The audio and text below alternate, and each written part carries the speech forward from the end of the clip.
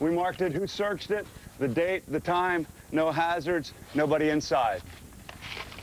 Great. Now we're moving on. House to house, Bear's crew lugs its gear in 90-degree heat. They work 20 hours a day, climbing and crawling through debris, outside and inside. Let's see if we can get in the garage. There might be an attic space like the last one. How do you feel about risking your own life to save others? You don't look at it like that. I mean, we're just here to do a job. It's like you coming to work for CNN. You know, it's the same thing. We got a job to do and we do it. This job may be just routine to Doug Bear, but it's reassuring to those he meets. In a community with little or nothing left, it's nice to know somebody out there cares enough to come looking. That was Randy Kay reporting from Diamond Head. Now, if you'd like to help the hurricane victims, relief organizations say cash donations are best. You can contact the American Red Cross, Operation Blessing, and America's Second Harvest at these numbers. You can also donate online. Go to CNN.com and click on the How to Help link. Private and corporate donations totaled more than $200 million by Friday. Most of that has been pledged to the American Red Cross. Well, we got much more straight ahead, but first, here's a quick look at the day on Wall Street. Yet to be recovered, and you hear stories of people talking about their neighbors that were lost, and I think over the next few days we should see those numbers going up, unfortunately. We're seeing video now, JJ, of people standing in line waiting for some type of assistance. I'm struck by the devastation of that area, just no standing structures left in that portion of Biloxi where you are. Where exactly are people going? Who are they staying with? Are there shelters? There are shelters here. Officials were saying just earlier this morning that they need to move people from those shelters into new ones because the sanitary conditions, it's getting unsanitary in them. They're in the midst of organizing, putting up a tent city, but that probably is days, if not weeks away from now. A lot of people that I've been speaking to have been staying with family, they've been staying with friends, and then very sadly there are some people that are just staying on the porches or in the front of what used to be their houses. I'm looking at this video. Where's the Red Cross?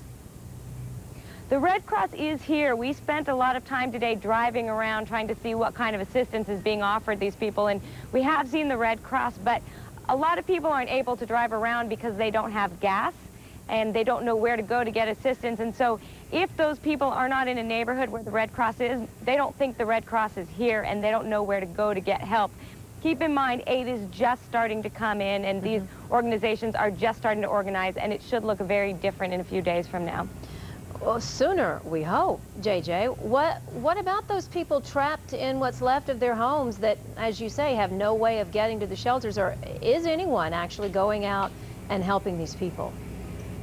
They're relying right now just on the goodwill of neighbors and of people who are driving around. I've seen a few people who just got in their cars. They came down here from other cities or other states, filled them up with food, and have just been driving around. But of course, that's not what anybody here wants to depend on, because you don't know that that's going to be here tomorrow or the next day. But that's what people are relying, or some people are relying on at this point. I don't know where the money is going to come from for these people who have nothing left to rebuild. The casinos are gone, the businesses are gone. What are you hearing from people there?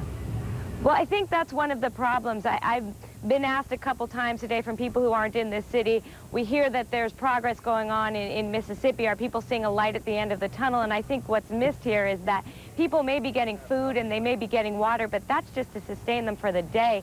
And there's so much more that needs to be done. So many people here just lost their homes, they lost their jobs, and they don't even know what they're going to do in a week or in 2 months from now. And so getting electricity is great, and it starts the process, of course, but there's so much more that needs to be done. And finally, JJ, we're not seeing anything in that area that we have seen in New Orleans, no type of looting or anything like that you've seen? We've seen some looting. We were actually just speaking to a policeman about that who was driving by here, but it's nothing like they've seen in New Orleans. This policeman who we spoke to said most of it is because people are hungry, or people are thirsty, though he has seen some other kinds of looting that's just taking advantage of the situation. But what we've seen here compared to what we hear reported from New Orleans, it looks like a completely different situation. And frankly, there's not too many structures left in that area to loot. JJ, thank you very much for that live report. We'll have much more for you when we come back. continue classes at other affiliates. This slide here, we're going to slide right a little bit to give you the angle on the part in front of the building.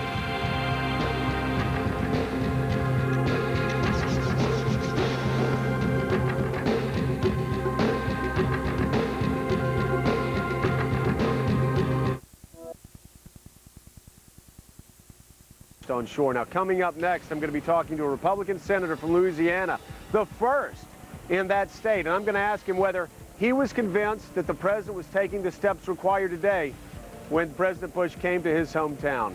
We'll be right back in a second with much more Scarborough country live from, I'll tell you what looks like a war zone. All the food I had, I have gave. Now I'm down to the last of mine, but I gave strictly to the elderly. I gave the cold drinks, I gave sandwiches, I gave chips, I gave candy.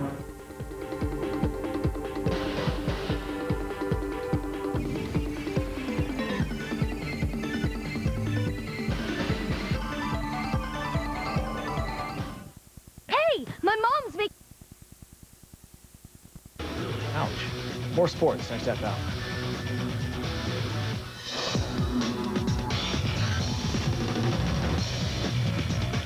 Well, just 4 days after the Iraqi people go to the polls to vote on their constitution, Saddam Hussein will stand trial. According to officials in Iraq, the trial will begin on October 19th. Saddam and 3 co-defendants are charged in a 1982 massacre of Shiites after a failed assassination attempt on the dictator. If convicted, Saddam could receive the death penalty. He's expected to face about a dozen trials for alleged crimes committed by his regime. Well, they've been prime suspects in the disappearance of Natalie Holloway, but will soon be released from custody. The 2 brothers, Deepak and Satish Kalpo, will be set free Saturday on the condition that they not leave Aruba. Thursday, the court ordered 18-year-old Jorn Vandersloot to be released under the same conditions. All 3 have denied any involvement. What would you do with $200,000 extra dollars? What if you had an extra $600,000? These huge savings won't last long. Buy now and save. Call U.S. Buildings today.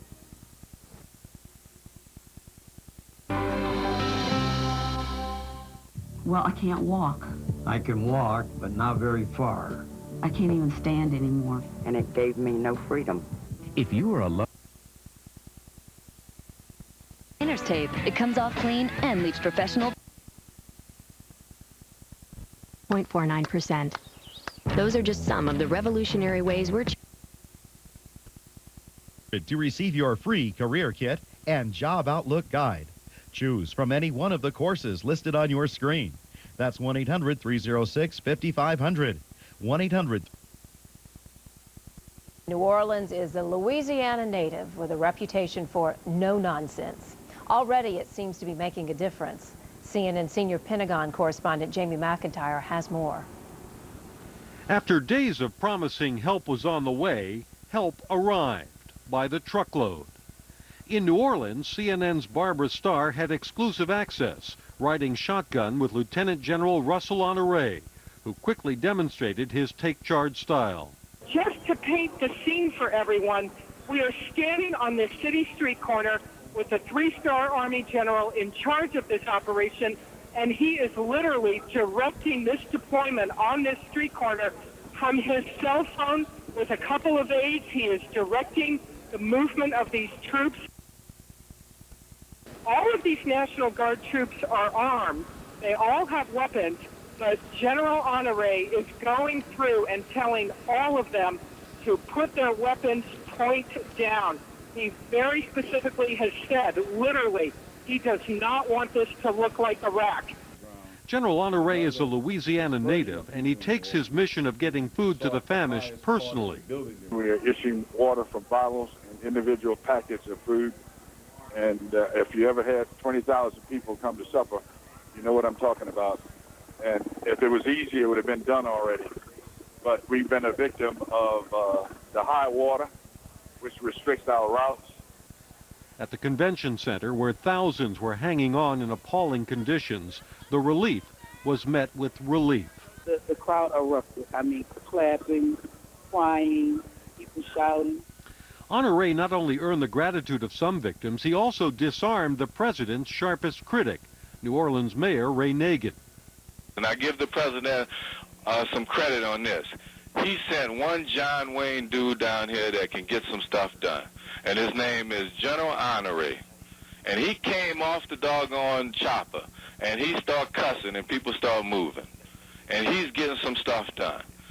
There are now some 15,000 National Guard troops in Louisiana, Mississippi, Alabama, and Florida, a number that will double to 30,000 within a few days. At the end of the day, there are still thousands of people desperately in need of help. But there is one difference. For the first time this week, there is a perception that perhaps things are getting better. Jamie McIntyre, CNN, The Pentagon. CNN's Nick Robertson on the streets of storm-ravaged New Orleans. When we come back, stay with us. We'll have his report.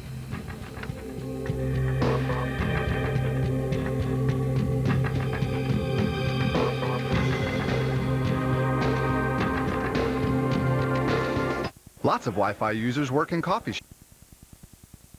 Tough to get in. With the sponge, you can use the in and out. There at all, and there won't be for weeks, so it's going to take some time to tell. But I hope you're right about us possibly turning a corner today. I personally sense that, including being with the president all day and having a very frank and productive meeting with the governor and him and the mayor and others on Air Force One at the airport before we took a helicopter tour. So I hope that part of your report, that suggestion, is proven out over the next few days as well. Everything we're hearing from the field suggests that it is, and of course, as you know, unfortunately, reporters have been more active in the city of New Orleans over the past couple days and reporting out intel than law enforcement officers. Let's go to Governor Bob Riley. Governor, I have obviously knew you as a friend in Congress, but in the state of Florida, I get to see you up close and personal every time a hurricane comes along. You are on top of it from the very beginning. Do you understand why residents of Mississippi and Louisiana feel like their political leaders let them down? Well, Joe, you've been through these hurricanes. You know exactly what we have to contend with down here. When we had Ivan come through last year, you lived through that, so you know exactly what we're having to deal with. You know, it's a tragic situation, but what I'm trying to get, you know, all of the southern states to do now is concentrate on how are we going to alleviate some of this suffering. How are we going to get these people from Mississippi and your area, get them over here and get them out and at least give them a place to go to sleep at night and get the kids back in school. So essentially, that's what Alabama's concentrating on today. Well, that's a good thing for Alabama to concentrate on. Obviously, I know you've been overwhelmed by the number of churches, faith organizations that have stepped up and said, we're going to do whatever it takes. I want to ask you, though, give us your read on the president today. Well, the president came down here. He was focused. He was intent. He walked in and basically said, you know, we're going to take the situation. What do you need? What can we do?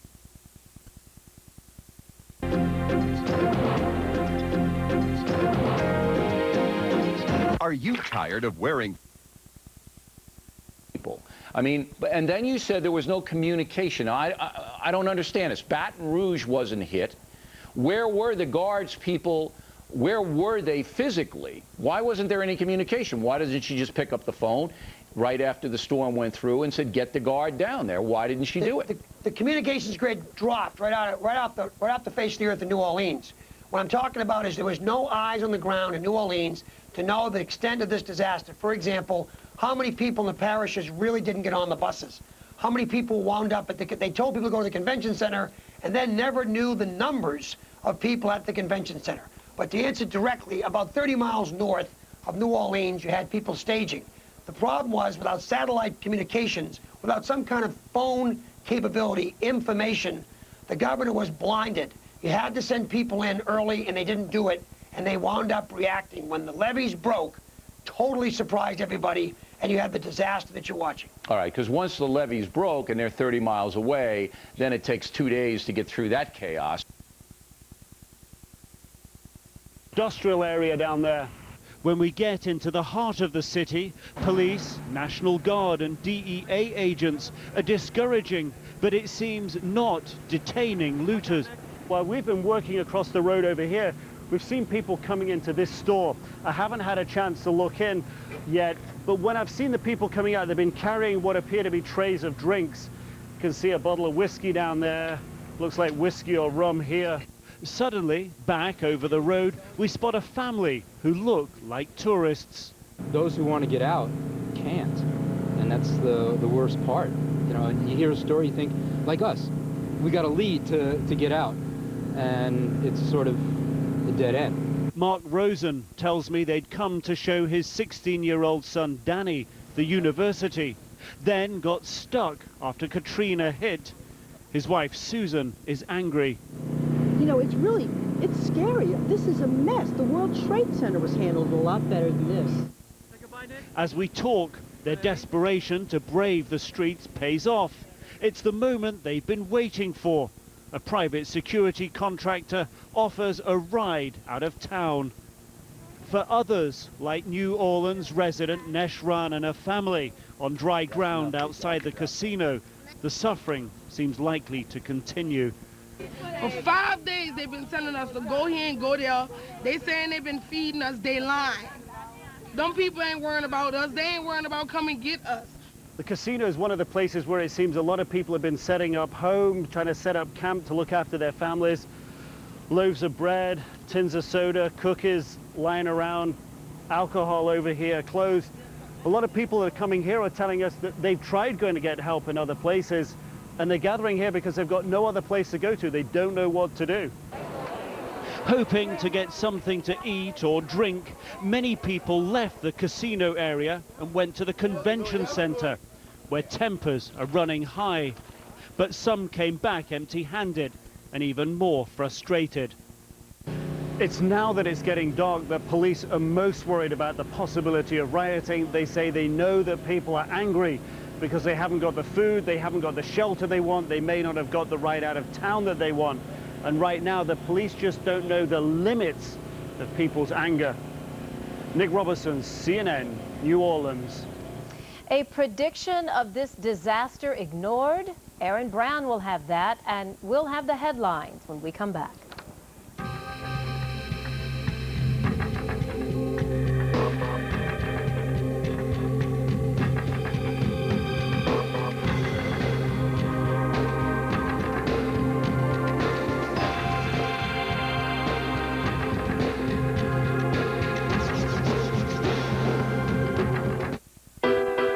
The GMC Yukon has the best V8 fuel economy in its...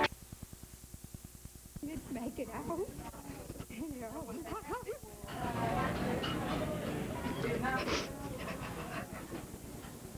What a week it's been. And moving on, another facet of this story, the U.S. Postal Service is making arrangements to forward mail to Katrina survivors at the Astrodome and other shelters. Right now, all New Orleans mail has been rerouted to Houston.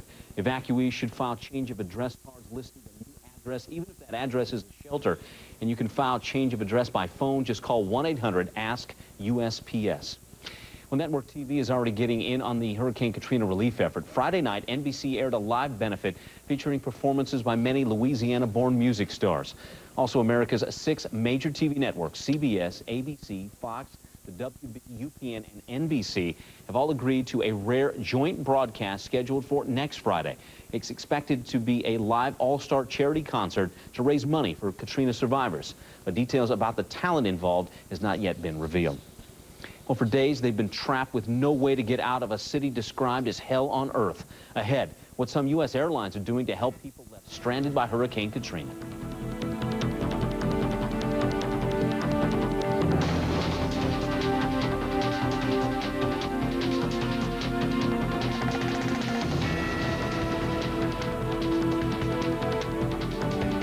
Congratulations, you've made it to the weekend.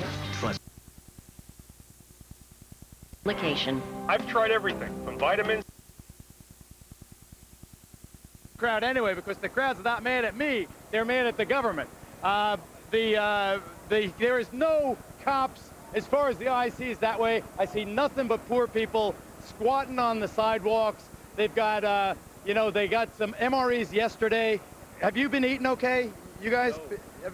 You have not? No, because one, if I've been eating okay, I wouldn't be having this baby in my hand, because this is not my child. Whose child is that? The lady who passed out over there. Oh, the lady who was unconscious on the... Yeah. On the All right. Bill, this is. All right, Geraldo, we're gonna. Like, I saw this. We've got the problem localized now.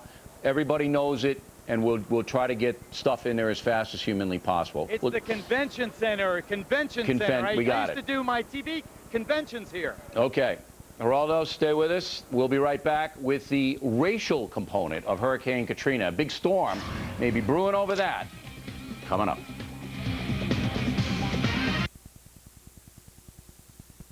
Well, indeed. That's because not long ago with...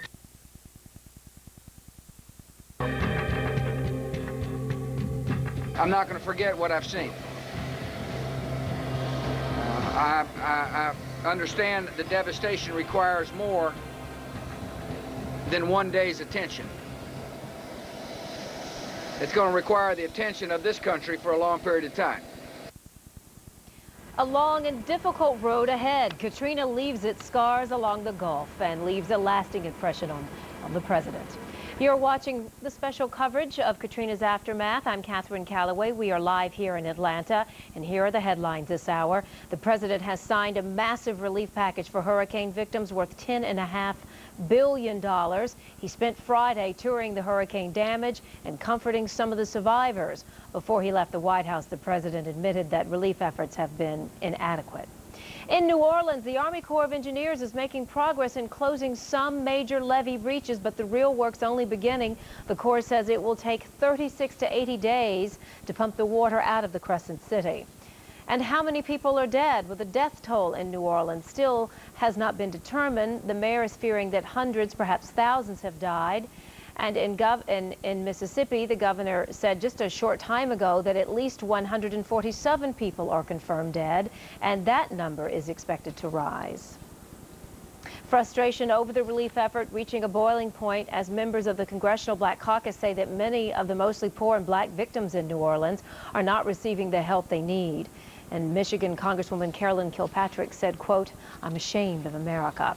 And finally, in the headlines, you can bet that they are glad to be out of there. Most of the refugees who sought shelter in the Superdome have been evacuated.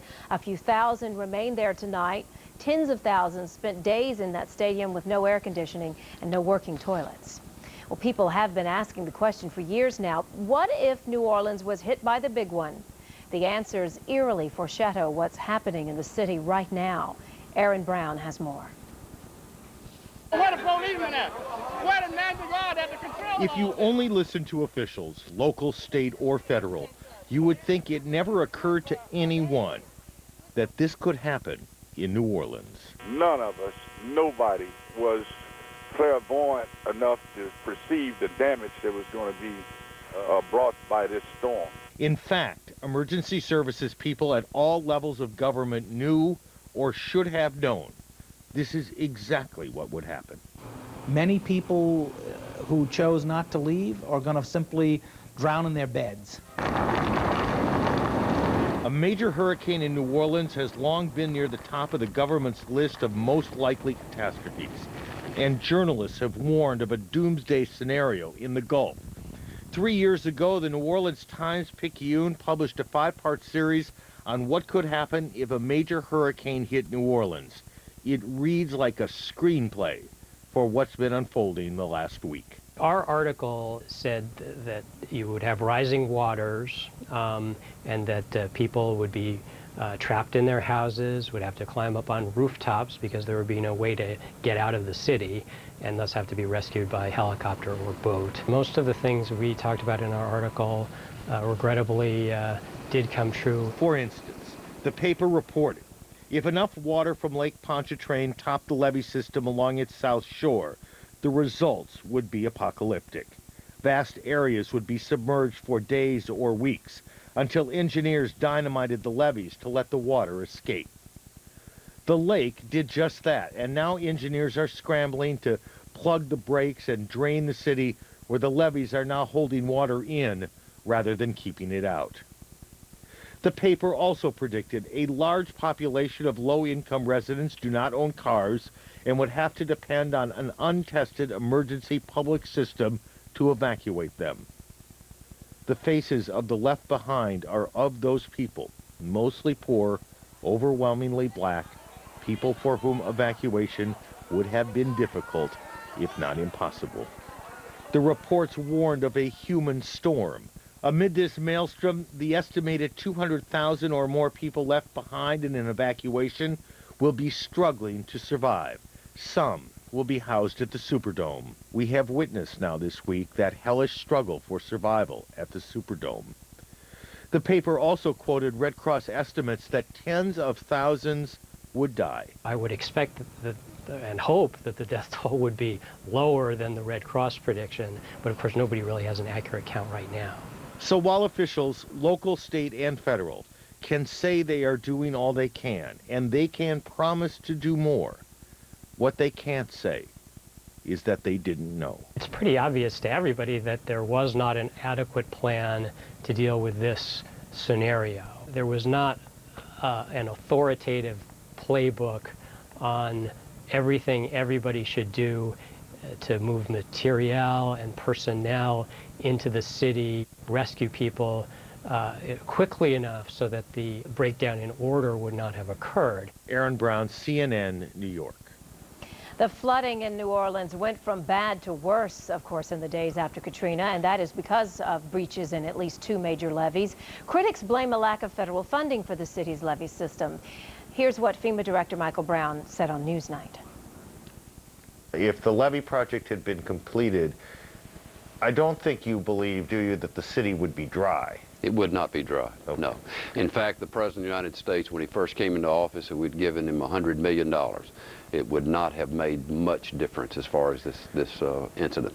Why would it not have made much difference? See, I thought the idea was to take it, sort of raise the level of its strength to withstand a Category 5 hurricane. But you have to understand, these projects are huge in nature, and they take a long time to build. I think we need to put it in perspective. Infrastructure is not something that we build for ourselves. We build it for our children and our grandchildren. Just like the infrastructure we have in place, we owe that, we own it simply because it was given to us by our parents and our grandparents. If you look in New Orleans in 1965, when Hurricane Betsy came through, the Congress of the United States passed legislation.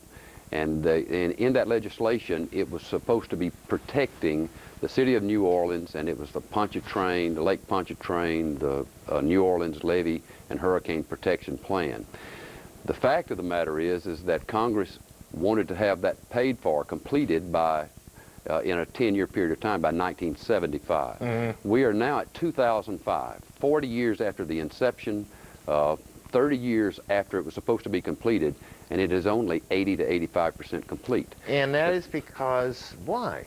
Well, there are a variety of reasons, and a lot of them the American people don't quite understand, because it's a little secret in Washington on how information gets to people.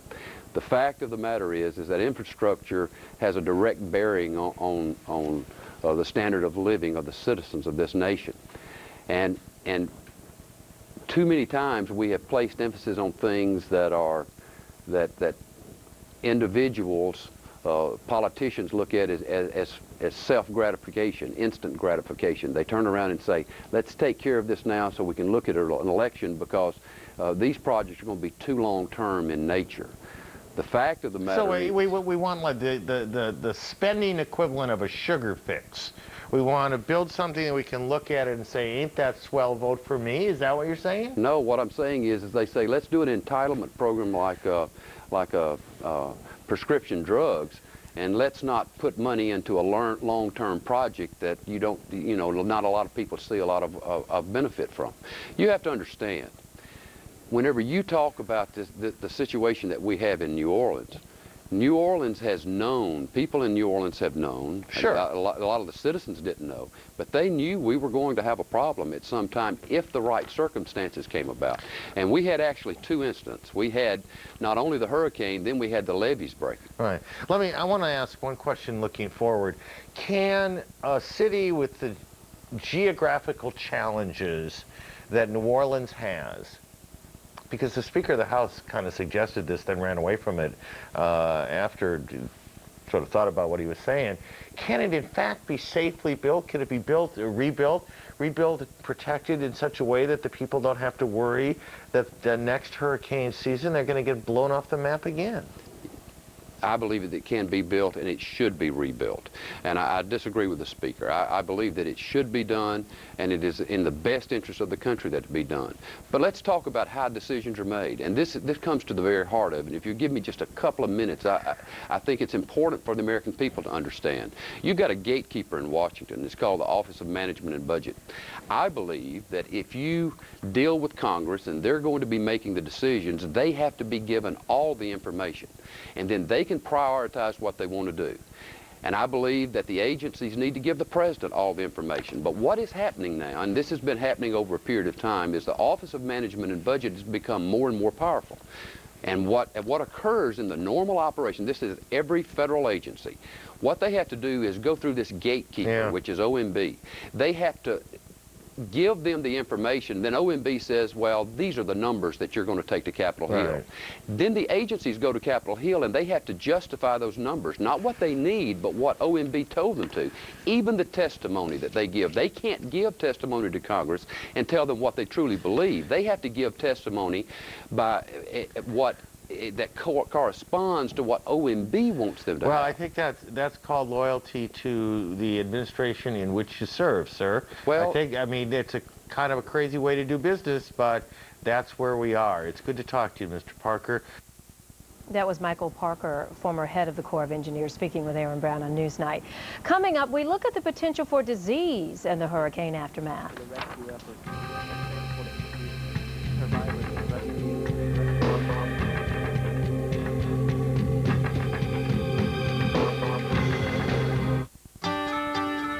There's a new piece of standard equipment on all our trucks, a special alert system called Road Watch, developed by Walmart, Qualcomm, and the National Center for Missing and Exploited Children, and soon to be shared with the world.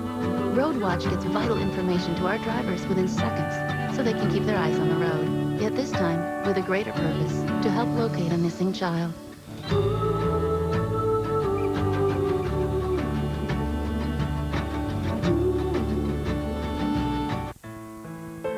Sadly, arthritis pain can mean the end of life's little pleasures. But not for people who use Aleve, people whose doctors have told them the good news about the strength and safety of Aleve.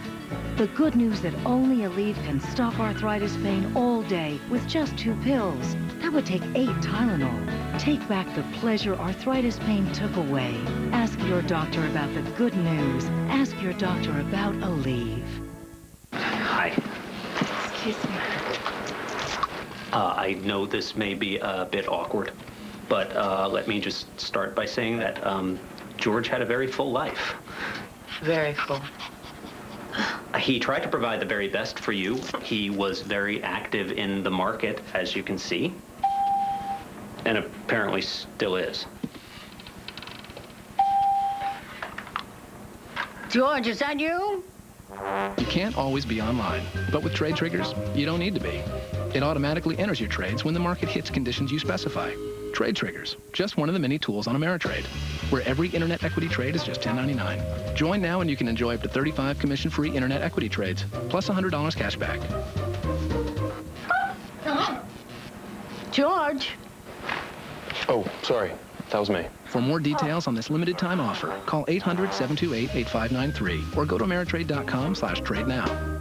We use a lot of paper around here. We print it. Then copy it. We file it. And transfer it. We lose it. Found it. We process it and turn it into more paper. And we wonder why our information flow doesn't actually flow. Very complicated.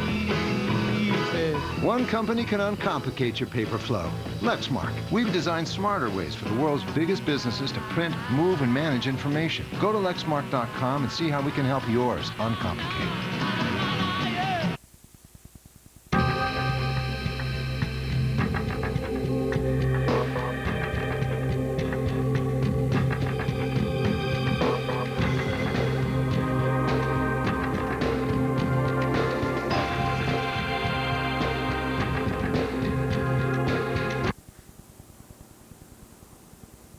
Welcome back, everyone, to our special coverage of Hurricane Katrina's aftermath. I'm Catherine Calloway at the headquarters here in Atlanta, and the Army Corps of Engineers says it could take up to 80 days to pump the water out of New Orleans.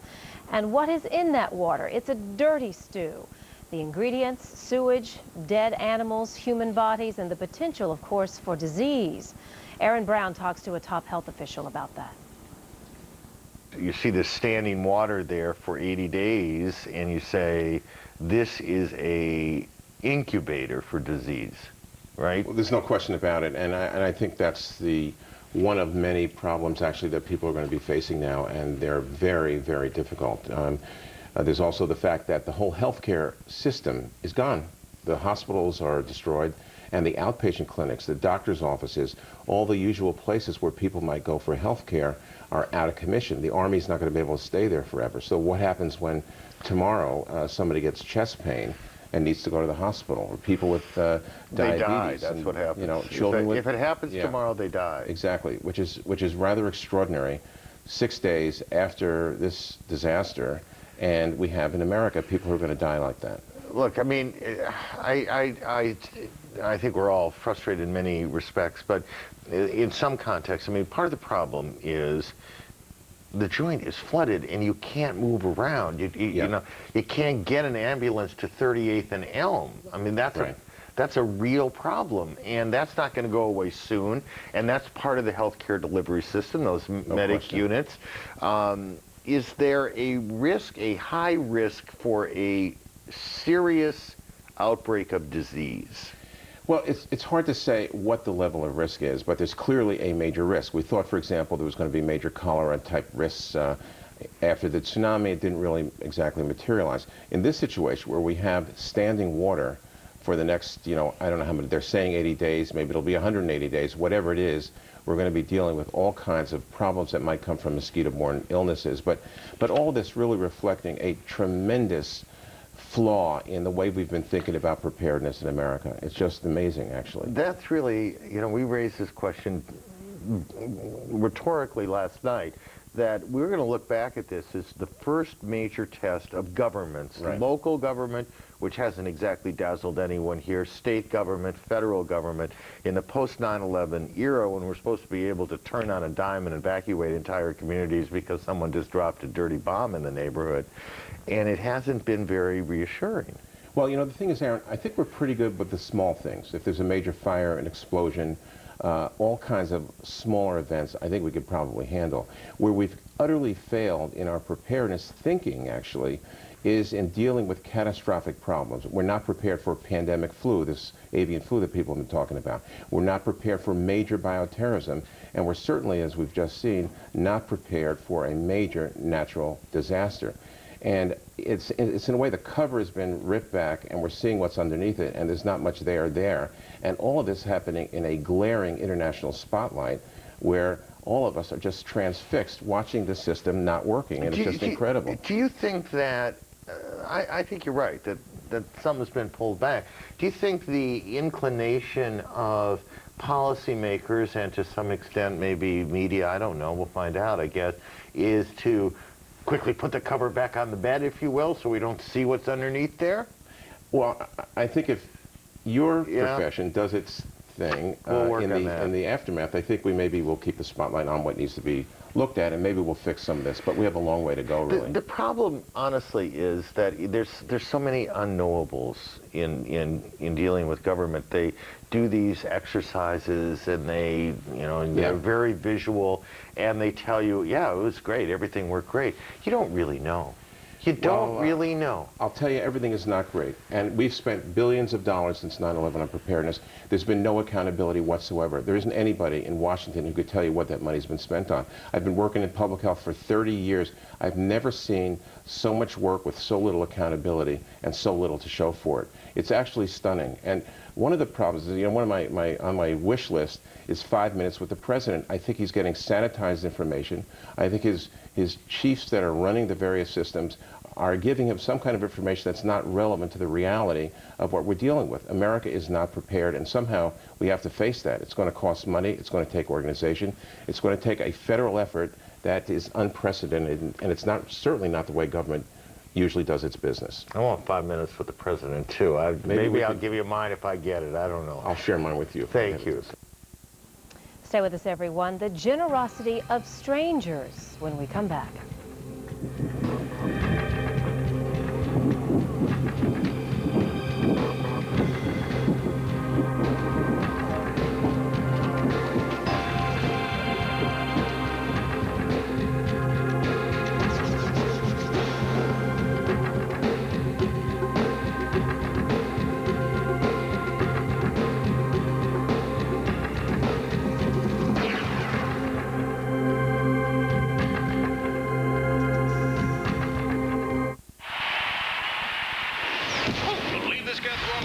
The nominees for the Major League Baseball Comeback Player of the Year Award, sponsored by Pfizer, are now online.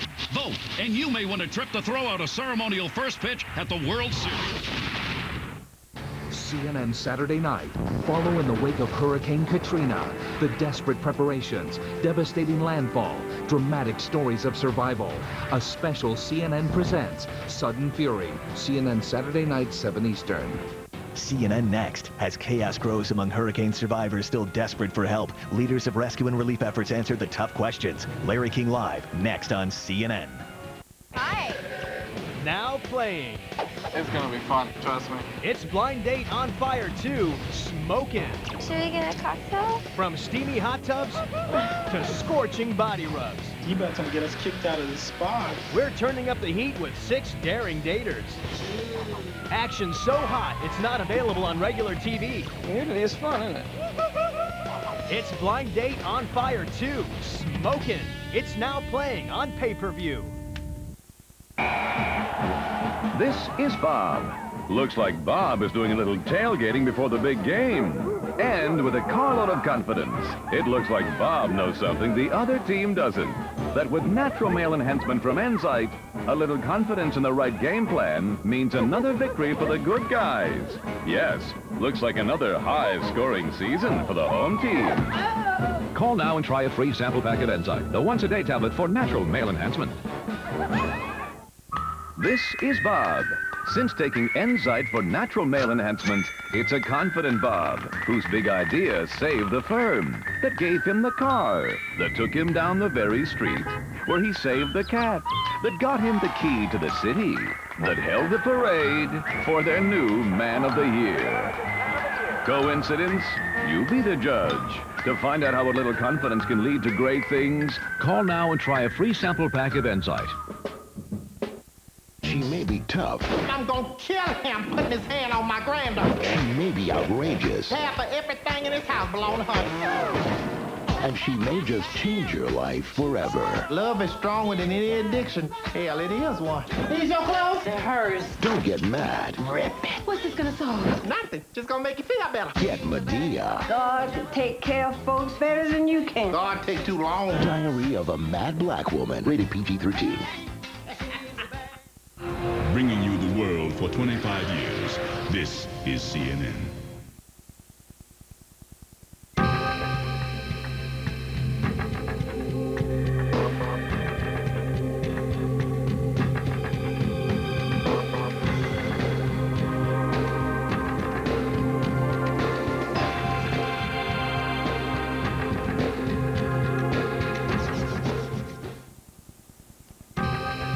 Amid the thousands and thousands of displaced people across the Gulf Coast, a lucky few have been taken in by kind-hearted strangers.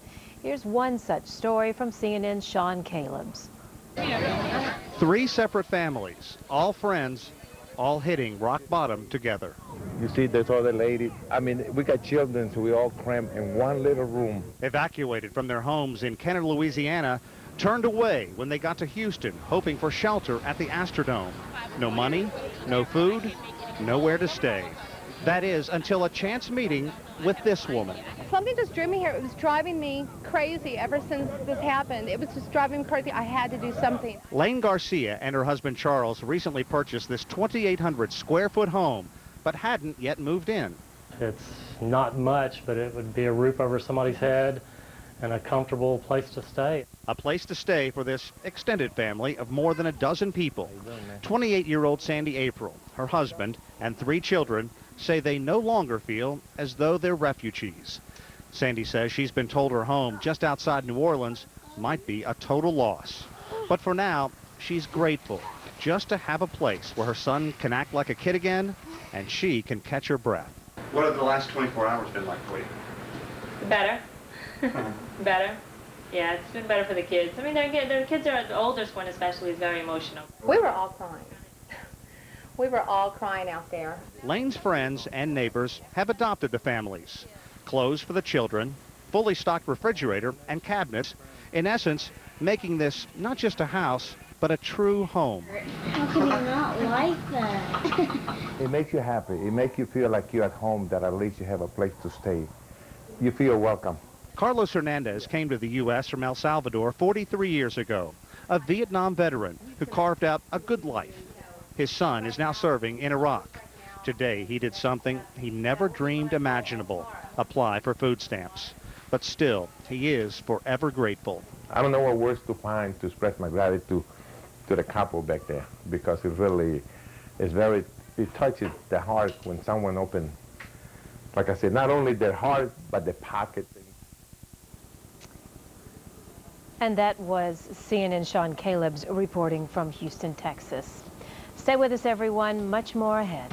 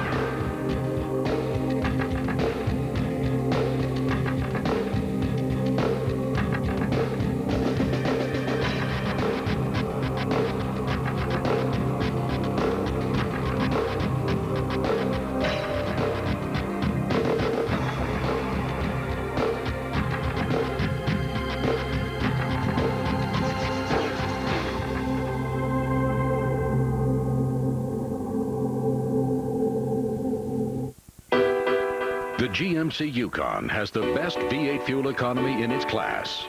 Because GMC engineering is all about going the extra mile. Literally, the GMC employee discount has been extended on 2005s and now includes every 2006 Yukon. Get an 05 Yukon two-wheel drive SLE for $28,687 with your employee discount. The total value promise makes it easy. No worries, no hassles, it's right on the window. See your GMC dealers today. Free time to make up for billable time. Hyatt Gold Passport's faster free nights. Every 2 stays earns you a free night at Hyatt Hotels and Resorts worldwide when you pay through MasterCard, now through November 30th. This is an American Red Cross Action Alert. Victims of the recent hurricane need help immediately. The Red Cross is on the scene with emergency shelter, food, and counseling. Your help is urgently needed. Call 1-800-HELP-NOW immediately or visit redcross.org. Your contribution provides vital services to disaster victims across the country. The next several days are critical. No amount is too small to help. This has been a Red Cross Action Alert. Hey, a new drink. Ingredients: high fructose corn syrup, inositol, pyridoxine hydrochloride, maltodextrin, glucurono something or other, and of course my favorite, caffeine. Or Florida orange juice. Ingredients: fresh air, rain, sunshine. A glass of Florida orange juice every morning is a natural way to get many of the nutrients you need. Florida orange juice. Healthy, pure, and simple. Lots of Wi-Fi users work in coffee shops, which aren't always the best places to work. Wouldn't it be great to work wherever you wanted instead of only in hotspots? Now you can with Verizon Wireless Broadband Access. Wi-Fi only works in limited locations, while broadband access is the nation's largest, fastest, wide-area wireless broadband network and is expanding coast to coast. Now get unlimited access at a great price, so you won't get stuck in a not-so-hot spot. Verizon Wireless, we never stop working for you. Now at CNN.com, Hurricane Katrina, the devastating aftermath. rescue and recovery, plus how you can help. Complete coverage of Hurricane Katrina's aftermath, now at CNN.com. CNN Saturday night. Follow in the wake of Hurricane Katrina. The desperate preparations, devastating landfall, dramatic stories of survival. A special CNN presents Sudden Fury. CNN Saturday night, 7 Eastern. In Katrina's aftermath, how you can help. CNN tomorrow night, a 3-hour Larry King special. How to locate the missing, donate your time and money, and rebuild. Plus, call in with your story. How you can help. CNN tomorrow night, 8 Eastern.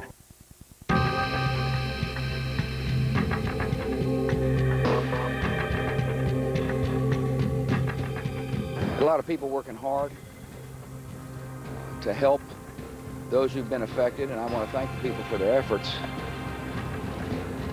The results are not acceptable. Candid words from the president as the government's hurricane relief efforts face a flood of criticism. Hello, everyone. I'm Catherine Calloway, live from the CNN headquarters here in Atlanta, and welcome to our special coverage of the aftermath of Katrina. Here's the very latest headlines now. More relief is on the way to the victims. The president has signed a $10.5 billion aid package, and earlier he took a day-long tour of New Orleans and parts of Mississippi and Alabama. Relief supplies are finally coming into New Orleans, but many flood victims are asking why it took so very long. In the meantime, there's yet another sign New Orleans faces a long recovery. The Army Corps of Engineers saying that it will take 36 to 80 days to pump the water out of the city. In neighboring Mississippi, as hurricane survivors scrounge for food, the death toll is rising. At least 147 people are now confirmed dead in the aftermath, and the governor, Haley Barbour, expects that number to rise. The Secretary of State, Condoleezza Rice, is planning a trip, but not overseas this time. She will head to her home state of Alabama on Sunday to get a glimpse of the hurricane damage. Also in Alabama, federal emergency officials plan to house Katrina evacuees at a former military base. Contractors are renovating dormitories at Fort McClellan in Anniston. And people around the country are opening their hearts and their wallets to hurricane victims. Our Larry King spoke to one survivor who thought that she'd run out of money and ran out of luck. One of our guests last night was Giselle, the lady who had one night left in a hotel. She was out of money, people missing her brother, missing, unable to contact people. Well, dozens of people called in after that show. How many called in? The hotel was able to pick up the tab for everybody staying there who had no money left based on your donations. We're going to start tonight. We've got a lot of guests with Mike Levitt, who's the Secretary of Health and Human Services. Mike comes to us from Washington. He's the former governor of Utah. Mike, are you going to go down there? Yes, I will be. We are working with every resource available to us to accomplish three things. One is to save lives, and the other is to prepare for a public health potential emergency that will come when you've got stagnant water and unsanitary conditions. And then we're settling in for the long term. We have health care to provide and facilities and assistance that will be there for weeks and months. What are you hearing about infections, one of the big problems we expect here? Well, it's a big worry for us. E. coli, hepatitis A, those are the kinds of things that come when you get unsanitary conditions, fecal matter floating in water, all of the things that are there. We know that. We're moving rapidly. We've deployed 24 teams of 20 people and essentially an entire health department into that region to work with state and local government to get ahead of this. Do you understand the anger? I think everyone is feeling enormously frustrated right now, but I think help is in fact on the way. Literally tens of thousands of people ready to swoop in there once that place is open, and I think we're making great progress. As the president said, I think we're going to get there. A lot of people are saying if FEMA knew that this was coming, a Type 5 code hurricane heading right for New Orleans, more should have been in preparation. How do you respond? In the height of a crisis this way, I think we're all feeling we wished we had done a lot of things, but we are now moving with every resource possible. This is a problem that's existed for a long time. It has not happened for a long time, but now it has, and we're doing everything that can be done to help those people, to save lives, to prevent disease, and to settle in for what I know is going to be a long time. You've declared it a federal public health emergency. What does that entail? It's a means by which we can move rapidly to deliver the services without any red tape, to get right to the heart of delivering services. I'll give you an example. We're going to be deploying up to 10,000 shelter beds for medical care over the course of the next several days. We now have 2,500 of them that are being fielded as we speak today. We've got these 24 teams that are going in. It'll allow us to cut any regulatory restriction that could in fact slow the services down by local and state governments. Mike is going to be with us throughout the hour. Dr. Gupta, can you hear me? Yes, Larry, I hear you fine. Where are you tonight? I made my way back to Baton Rouge. I was at Charity Hospital all day in downtown New Orleans, Larry. Where you reported to us last night. Mike Levitt is with us. He's Secretary of Health and Human Services. How bad is it on the ground? Well, it's significantly bad, Larry. First of all, a couple of things. At Charity Hospital, there are still a lot of patients at the hospital. I bring this up because there's been some reports out there that all the patients have been evacuated. In fact, there are still several patients there. What's most concerning, I think, is the possibility, and we talked about this, the possibility of a public health crisis. You have this moat of water, just a cesspool, bacteria, viruses, just very dirty and disgusting. You add to that the gasoline fumes, and people are just getting sick from sort of walking around. There's also people who are chronically ill, Larry. They have heart disease, they may have diabetes or something like that, and they've been separated from their medications. So you take people who are otherwise very functional, separate them from their medications, add all these insults such as the heat, such as lack of shelter, lack of water, lack of electricity, lack of plumbing, and it's a significant problem, Larry. Is this, Mike, Mr. Secretary, I call you Mike as well, is this, can you call this a surprise? No, this is what happens when people are stuck in the same place and in unsanitary conditions for a period of days. I've been spending much of the evening on the telephone with Dr. Kevin Stevens, who is the head of public health in the city of New Orleans, and we've been inventorying the things that we can do to bring relief there. But he emphasizes, as we do and as the President has, the best thing we can do is to get those people out of there and complete that evacuation. And I know that that's where the resources are going. We've secured the area now. We're moving the buses in, or moving the airlifts, the evacuations.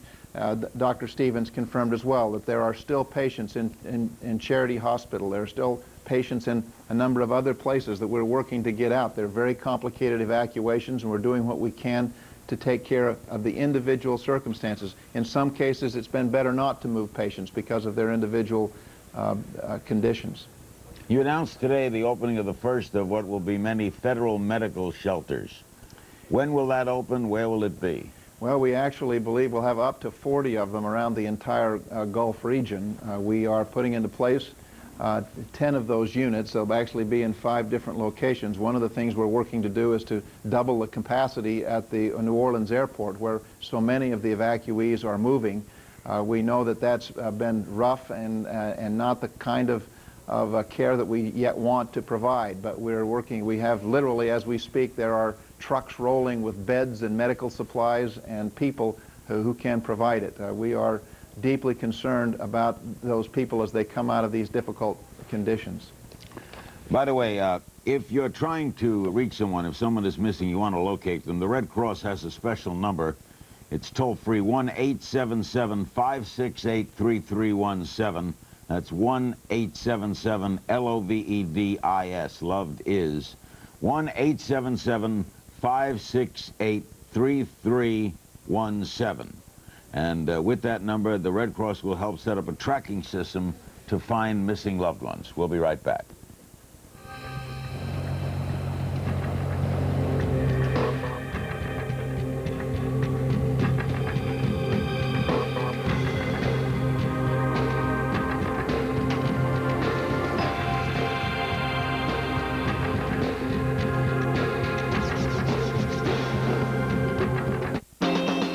Tired of being stuck with your old VCR? Well, good news. Now you can get a free Dish DVR equipment upgrade when you subscribe to Dish Network and get your first month of programming free.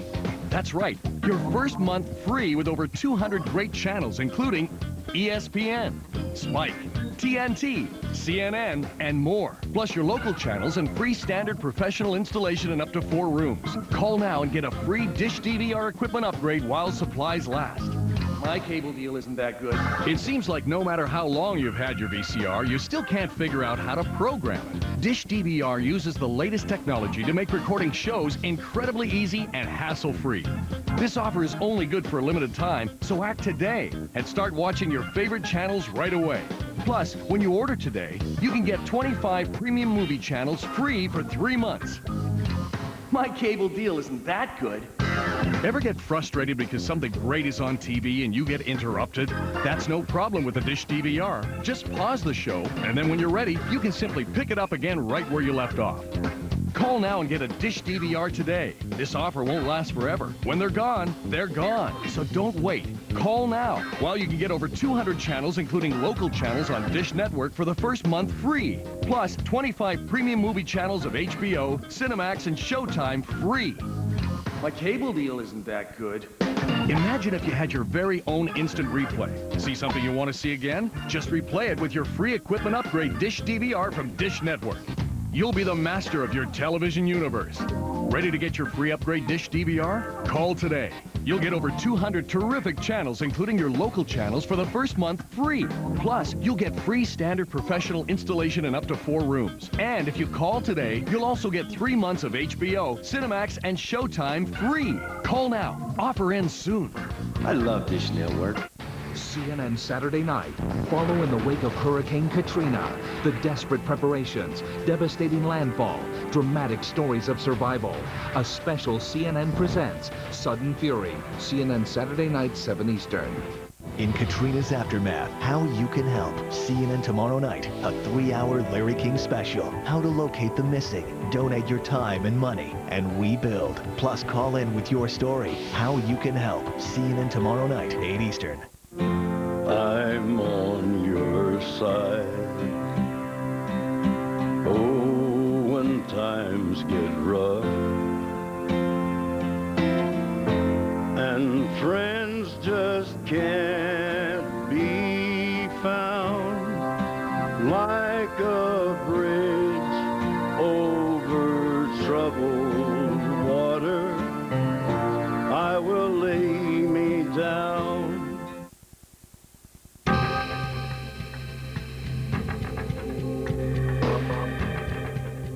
Del Ministerio de Inversión. An offer of help from an unlikely source in the wake of Hurricane Katrina. Cuban President Fidel Castro says that his nation is ready to send 1,100 doctors and 26 tons of medicine and equipment to the U.S. No response yet from the Bush administration. Welcome back, everyone, to CNN's coverage of Katrina's aftermath. I'm Catherine Calloway in Atlanta. The U.S. has had its own problems getting relief to the people who need it most. Convoys are finally heading into New Orleans with food, water, and medicine. And many people cheered as the supplies trickled in. Many others ask, what took you so long? Larry King takes a closer look at the massive relief effort. Joining us now in Washington is Marty Evans, the president and CEO of the American Red Cross. She traveled with the president today. The Red Cross is not in New Orleans. Why? Well, Larry, when the storm came, our goal was prior to landfall to support the evacuation. It was unsafe to be in the city. We were asked by the city not to be there, and the Superdome was made a shelter of last resorts. And quite frankly, in retrospect, it was a good idea because otherwise those people would have had no shelter at all. We have our shelters north of the city. We're prepared as soon as they can be evacuated.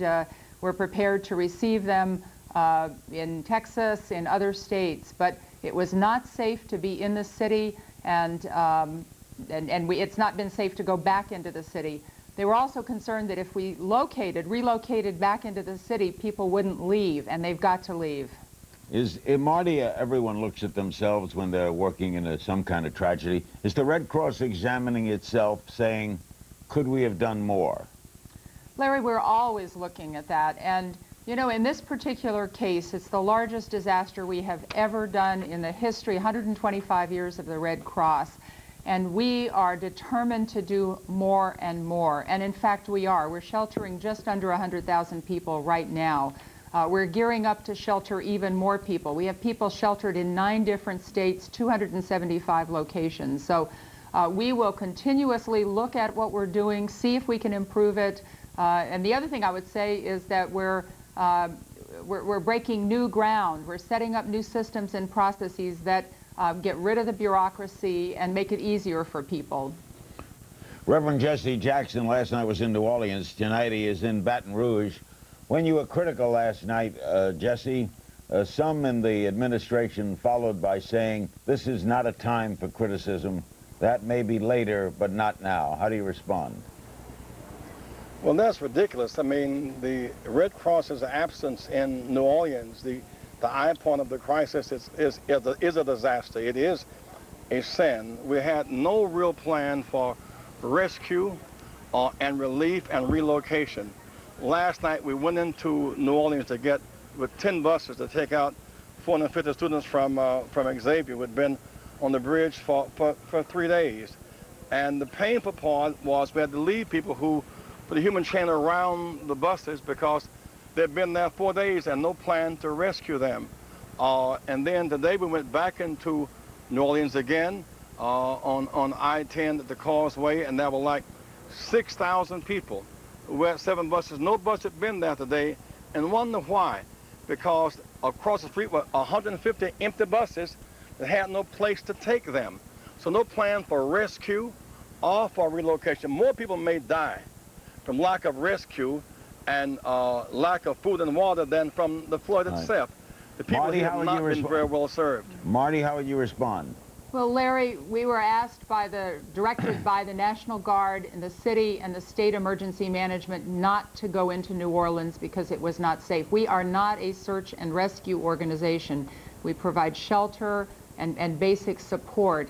And so we are depending on the state and the agencies to get people to our shelters in safe places. Joining us in the Astrodome is Shayon Green. She is missing her mother, her brother, her 2 sisters, and her baby's father. Shayon, how long have you been there? I've been here about 2 days.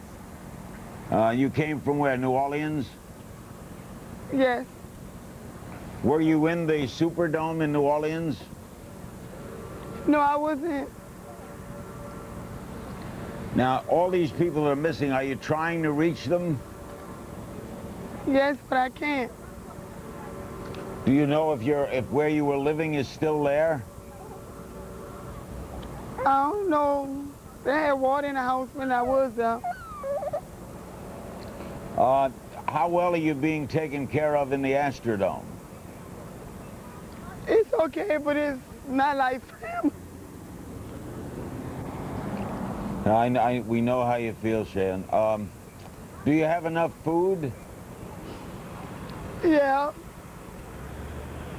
Is it air conditioned? Yes. All right, now who's missing? Who haven't you heard from? I haven't heard from none of my kin people.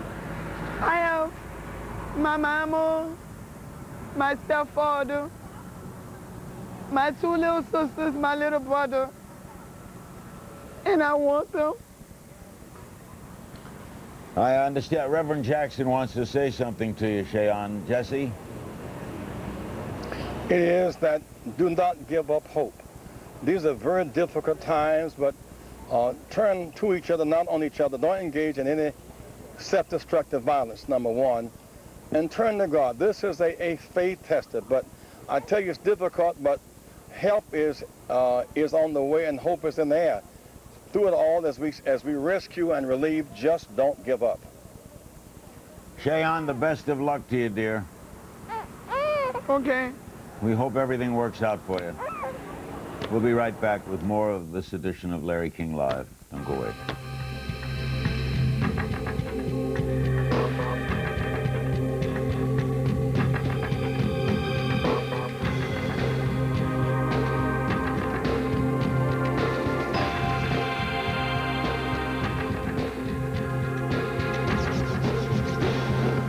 An important message for anyone over 50 with diabetes or risks for heart disease. You may have poor leg circulation that could be a condition called peripheral artery disease, or PAD. Dr. Torman, is PAD a serious condition? Yes, because it increases your risk of heart attack or stroke up to 6 times. You see, poor circulation in the legs can be a sign of poor circulation throughout your body, including your heart and your brain. There's information available to help you learn more. Now, doctor, does everyone with PAD have symptoms? Not necessarily. You may experience pain or heaviness in the legs when walking. If you're less active, you may not notice any symptoms. Is there a test for PAD? Yes, it's simple, and if you're diagnosed, treatments are available to reduce the risk of heart attack or stroke. Learn how to reduce your risk. Call 1-800-560-8263 today for your free information about PAD, diagnosis, and treatment options. CNN tomorrow on American Morning. The crisis after Katrina grows. Get the first news and pictures from overnight. American Morning, CNN tomorrow, 7 Eastern. The crisis after Katrina grows. Trust CNN and CNN.com. Find out how to help and get help. The information you need. Stay with CNN. Playing this month on Dish Network Pay-Per-View. You're the tape doctor. Oh. Have you seen your back? I just can't get my stuff right. Oh! Hitch. Curly. Tough ain't enough. What is the rule? Protect myself at all times. I got nobody but you, Frankie. Well, you've got me. $1 Million Baby. Take a break from routine TV. Order a movie from Dish Network Pay-Per-View. Attention professionals denied a disability claim by Unum, Provident, Paul Revere, or First Unum. If your disability claim was denied or terminated, you may be entitled to compensation. Again, if your disability claim was denied or terminated by Unum, Provident, Paul Revere, or First Unum, call 1-800-475-5308 now. That's 1-800-475-5308. We're standing by 24 hours a day to take your call. Don't delay. Sudden fury. In Katrina's deadly wake, CNN Saturday night, 7 Eastern.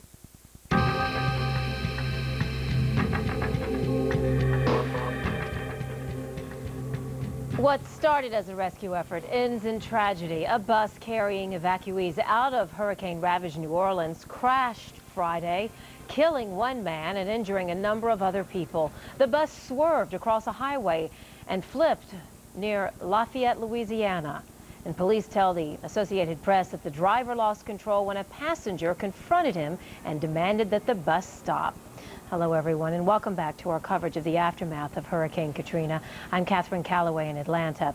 Louisiana and Mississippi have been dominating the hurricane headlines, but people in the state of Alabama are also struggling to recover from this hurricane. Our Larry King spoke to Governor Bob Riley. Joining us from Montgomery, Alabama, is Governor Bob Riley, the Republican of Alabama, who was with President Bush today. What was that like for you today? Well, it was good to see the president down here. It's good for him to show all the people on the Gulf Coast how concerned he is about what's going on and to see him fully engaged. What is this Golden Rule initiative you initiated? Well, Larry, I don't want the people of the South, especially Alabama, to lose focus. The Golden Rule initiative that we set up is an operation where the state is going out into every community. We're asking communities to open up as many shelters as we possibly can. When I talked to Mike Brown today, we've literally got hundreds of thousands of people that need shelter. You know, it seems like everyone's wanting to just assess blame today. What we need to be doing is trying to figure out a way to relieve some of that suffering. So we're opening old closed military bases for shelter. We're going into closed mental facilities that Alabama had closed last year. We're opening all of these back up. We're trying to just get Alabama to be able to take as many of these evacuees as we possibly can in the next few days. You know, Governor, we hear always about Mississippi and Louisiana. How bad was your state hit? Well, not anything like Biloxi or like Louisiana. I had an opportunity to fly in a helicopter, and we went over to Biloxi the other day, and it was just absolutely devastating. But on the other hand, in the southern part of the state, down around our barrier islands, we did lose A lot of houses on one island down there, we probably lost 45 or 50% of all the homes there. In Biola Battery, we probably got over 2,000 people that are homeless tonight. We're trying to provide shelter for them. But I think all of us need to focus right now. We need to focus, especially in the surrounding states, on opening up these shelters so we can take these evacuees. You know, we've told our Department of Education, if someone comes in and they've got a child that needs to go to school, we'll do the paperwork later. Let's go ahead and get them in school right now and let them get back to some semblance of normalcy in their life. Have people come to Alabama from Mississippi? We've got thousands, you know, maybe tens of thousands. They're all over the state. And Alabamians have always been this way. We have communities that are taking in 400 here, 500 there. The communities are literally adopting these centers. And what we're trying to do in Alabama is expand that so we can give as much aid to these people, especially from Mississippi, because they're migrating over. You know, Louisiana can go to Texas and Arkansas, but Mississippi basically is going to come this way or up into Tennessee. And we're just trying to, as much as possible, to be ready for as many people as we can. Thank you, Governor. Governor Bob Riley, the Republican of Alabama, who was with President Bush today. Joining us now in Washington is Lieutenant General Carl Strock, commander of the U.S. Army Corps of Engineers. General, what's been the progress in sealing the beaches on the levees? Sir, the progress has been very good. It's a combination of the approach we're taking of 3 different ways to go after it. We're going after it by land, putting causeways across the levees. We're going after it by air, lifting in sandbags. And we're going after it from the water to try to seal off the canal that's leaking by driving piles across. All of those efforts are working, sir. We feel the situation has stabilized now. And in fact, we stopped some of those operations because as the waters now begin to recede, we'll actually use those open areas to move water out of the city. So what's the number one problem, General, you say you face in this tragedy? Well, sir, I think we got our hands on the levee break, and that appears to be in check now. My agency, sir, is in support of FEMA on this exercise, on this response, and we do many things for them. We're responsible for debris removal, and over time, I think that will be our biggest challenge. We also are responsible for providing ice and water to FEMA through the states to the local people, and we also do temporary housing, roofing, and shelter. I think the temporary housing mission is probably going to be a real challenge for us too, and FEMA has set up a special task force to accomplish that mission. Are you responsible for temporary housing, the Corps of Engineers? Sir, we are. It comes under our function, but in this case, they've set up a special task force under FEMA, and we are part of that task force. The President has said that no one could have envisioned the levee breaches flooding New Orleans. Would you share that view? Sir, I think that that was a scenario that we thought could happen. These levees were designed to protect against the equivalent of a Category 3 storm. We recognize that a Category 4 or 5, which we did suffer here, could have made those levees vulnerable. That is the reason that the evacuation was ordered. The local officials understood the danger and made an informed decision to evacuate the city. This is the height of hurricane season. This is a what-if, General. What if, God forbid, another one came? Well, sir, we've gone out and done condition surveys on the levees. I might point out these levees are constructed in partnership with the local authorities and the federal government. But the local authorities operate and maintain them with some very, very committed and competent levee and drainage district people. The challenge in this case was that they were evacuated when the city was evacuated. They're now back in. We're conducting levee condition assessments of all the levees to ensure that we understand where there might be any weak points. As far as the breaches that are now open, that's one of the reasons we stopped work.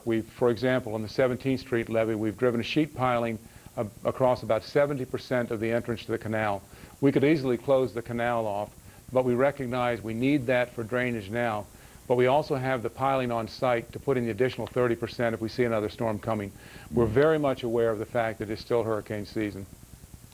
Thank you, General. Lieutenant General Carl Strock, Commander, U.S. Army Corps of Engineers. Let's go to Kenner, Louisiana, and CNN's Rick Sanchez. What's the condition there, Rick? Well, the reality is that across that 17th Street canal that we were just talking about or listening to, there are people who are stuck in their homes. And there's been a lot of conversation tonight, Larry, about evacuees and people who are trying to get out, and people going to Houston and Dallas and San Antonio. But the fact of the matter is there are still people who are here in New Orleans in their second floor of their homes screaming and hollering for someone to get them out. And because of a lot of reasons, they're still there. As there also are people on causeways, underneath overpasses, and near the convention center in New Orleans. So it's a tough situation, Larry, and it's a lot of people here who are still hurting, and for many reasons, it's been tough to get to them and get them out of here. Do you understand, Rick, the difficulty the authorities face? Oh, after covering as many hurricanes as I have and being there for many months with Andrew, I certainly do. Part of the problem is that the federal officials come in here after a problem, and the first thing they got to do is get a lay of the land, because they're not from here. The people who are from here are the police officers and the ambulance workers and the EMTs. And for the most part, they're devastated. Most of their equipment is gone, and it's hard for them to get around. So until the two come together, it's really tough to get the job done. Maybe the question, Larry, is, you know, you're from Miami. You spent a lot of time there. You've talked to a lot of people in the weather department and meteorologists. Every single meteorologist you talk to says this was the nightmare scenario, that if a Category 4 hurricane hit here, this would happen. Maybe the question is, why didn't we prepare for the eventuality of it? Well, we were warned. Rick Sanchez in Kenner, Louisiana. We'll take a break and come back in a moment. Don't forget, tomorrow night, How You Can Help. It's a 3-hour Larry King Live special that is like its title, How You Can Help. 3 hours tomorrow night, 5 p.m. Pacific. It will be repeated. It will be seen internationally and heard on CNN radio. We'll be right back.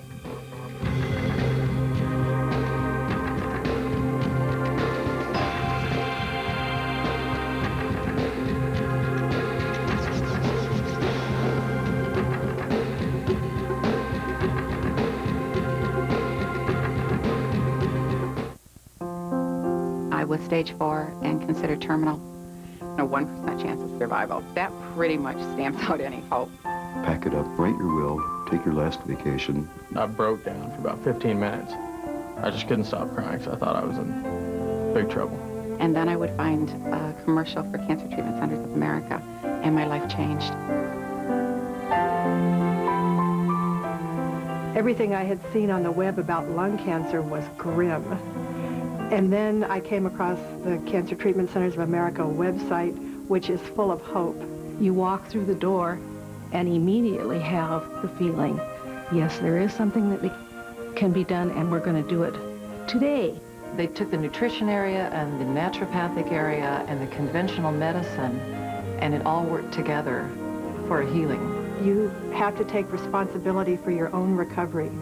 You may be scared and weak, but you have to get yourself in a position to get the best treatment that you can. There's always hope that it's possible to survive my kind of cancer. I saw people who did it. I cannot imagine raising my son without him. And if we had not gone to the Cancer Treatment Centers of America, I really don't think that we would have him here today. These courageous people found a place for hope, Cancer Treatment Centers of America. Our cancer information specialists are available 24 hours a day. Call now and they'll send you overnight this free life-changing video and cancer fighter information kit. In it, you'll see how state-of-the-art medicine combines with innovative complementary therapies to give you treatment options you may not even know exist in an environment that's supportive and compassionate. Please, call today. It is never too late. As long as we're breathing, it's not too late to seek another opinion. They give you a new lease on life. It's worth everything. CNN Saturday night. Follow in the wake of Hurricane Katrina. The desperate preparations, devastating landfall, dramatic stories of survival. A special CNN presents Sudden Fury. CNN Saturday night, 7 Eastern. In Katrina's aftermath, How You Can Help. CNN tomorrow night, a 3-hour Larry King special. How to locate the missing, donate your time and money, and rebuild. Plus, call in with your story. How You Can Help. CNN tomorrow night, 8 Eastern. Let's go to Biloxi, Mississippi, and CNN anchor Anderson Cooper. What's the story today? Larry spent the day in Waveland, Mississippi, going out on search and rescue operations with some search and rescuers, urban search and rescue team from Virginia. Today I didn't find any bodies with the team I was with, but you know, I spent the day basically just with them and also with people going through the rubble of their homes. And there's, you know, there's still a lot of anger on the ground here. A lot of people have questions, and they're not hearing answers. They're hearing responses from government officials. They're not hearing answers, and people want answers to some hard questions, and I haven't heard them, and no one here has heard them. Thanks, Anderson. Stay right there. Joyce Blackwell's in San Francisco. Her elder ailing Uncle Jimmy is missing in New Orleans. Other family members have been evacuated but are in serious need. Joyce, you live in San Francisco? No, I live in Oakland. Okay. When did you last talk to your Uncle Jimmy? He was last talked to and heard from, I think it was on maybe Monday. Nobody has heard anything since then. Does he live alone? Yes, he does. Jimmy is amputee. He's wheelchair bound. He has a heart condition. He's a diabetic. And as of now, we don't know, you know, whether or not somebody got him out of the house, or whether he has food, water, nothing. Now, the rest of the family, they were stuck for a while, and they're now in Alexandria, right? Well, no. Well, yes. Yes and no. The pictures that you're seeing now is my sister and her 2 children. They were stuck in the 9th ward. The house had water in it, and I have a brother-in-law that has a bad heart. 2 of the children there has asthma, severe asthma, and they were there without food, water, ever since the storm, or the hurricane, should I say. And that's the picture you're seeing now is a picture of my sister, myself, and my brother-in-law. What part of town do your uncle live in? Jimmy lives in the, you would say, the uptown area of New Orleans on the 2nd and Loyola. Are you fearing the worst? Yes, because nobody has heard from him. He is a type of man that he just didn't want, he doesn't leave the house. He doesn't really leave his house. Yeah. And I'm afraid that Reverend Jackson, where does Joyce's hope going to come from? Well, it would be well served for bureaucrats not to fluff what's happening. We're still in a rescue mode. There are perhaps 200,000 people that still yet need to be evacuated. And there is no place to relocate them if they in fact are rescued, but they have not been rescued. I thought Governor Riley made a wise recommendation. Rather than sending people from New Orleans to Dallas and Houston and Fort Worth, Arkansas, why not use some of these military bases where you already have an infrastructure for housing and for plumbing and for hospitals and for food. You can't take people too far away from home without having additional psychological damage and increased alienation. Joyce Blackwell, we wish you nothing but the best. We hope Uncle Jimmy's okay. We hope you hear from everyone. And Mike Levitt, and good luck, Joyce. Thank you. Mike Levitt, Secretary of Health and Human Services. Does Jesse have a good point? Well, as a matter of fact, that's where most of our medical facilities will be located, is on military bases. We have actually 4 that we're setting up as we speak, and we expect a lot of the evacuated persons to go there. They're also establishing, with the Red Cross and others, evacuation centers as close to their home as possible. We're deeply concerned about what's going to happen with the mental health of all of these people. We know that's going to be part of the long-term demand of this, is to help people reconstruct their lives. They will have lost their jobs, they will have lost their homes, they will have lost the things that are precious to them. Many of them, like our guests tonight, will have lost relatives. We have a very long and difficult stretch ahead of us, but we're resolved to help. We're all resolved, as he said, to unite and to pull together and to see the greatness of this country. I can tell you that immediately we've begun to feel the compassionate impulse of 290 people million people coming together to help with this. Yeah. It's a very difficult situation, but the country's coming together to solve it. We'll take a break and come back with more. Again, tomorrow night, a 3-hour special starting at 8 o'clock Eastern Time. How you can help. I'll host it tomorrow night. Back with more after this.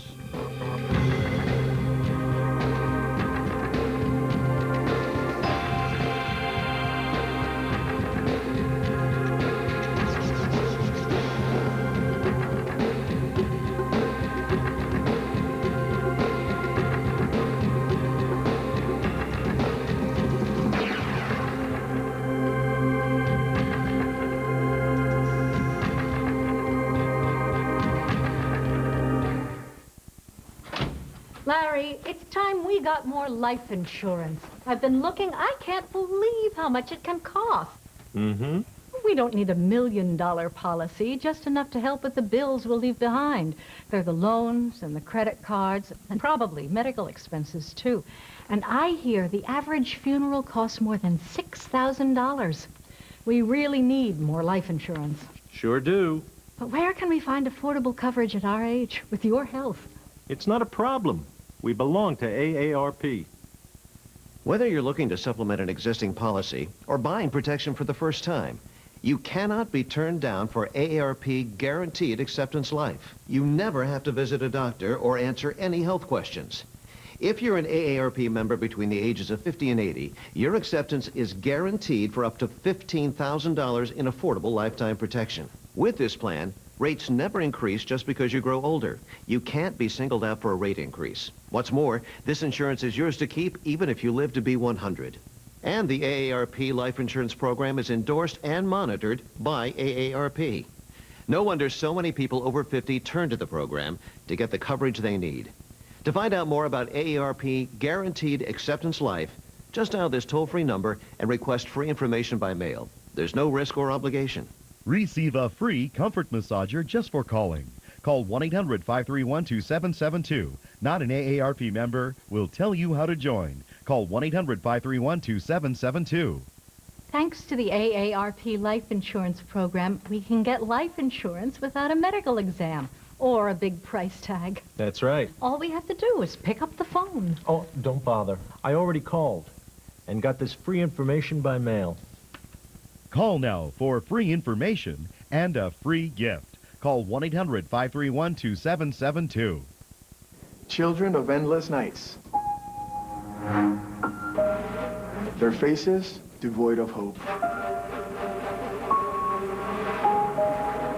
Their voices can no longer be heard. These are the slaves of a new era. Stop the sexual exploitation of children. It's time. React. In Katrina's aftermath, how you can help. CNN tomorrow night, a 3-hour Larry King special. How to locate the missing, donate your time and money, and rebuild. Plus, call in with your story. How you can help. CNN tomorrow night, 8 Eastern. Now at CNN.com, Hurricane Katrina, the devastating aftermath, rescue and recovery. Plus, how you can help.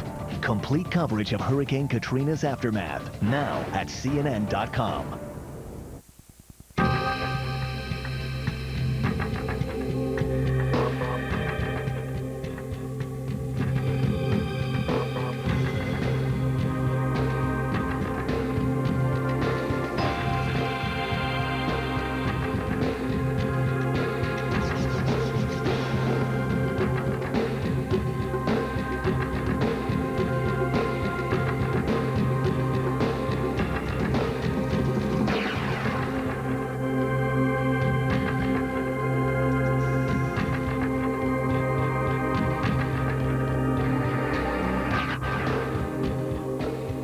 Welcome back, everyone, as we continue our live coverage of the aftermath of Hurricane Katrina.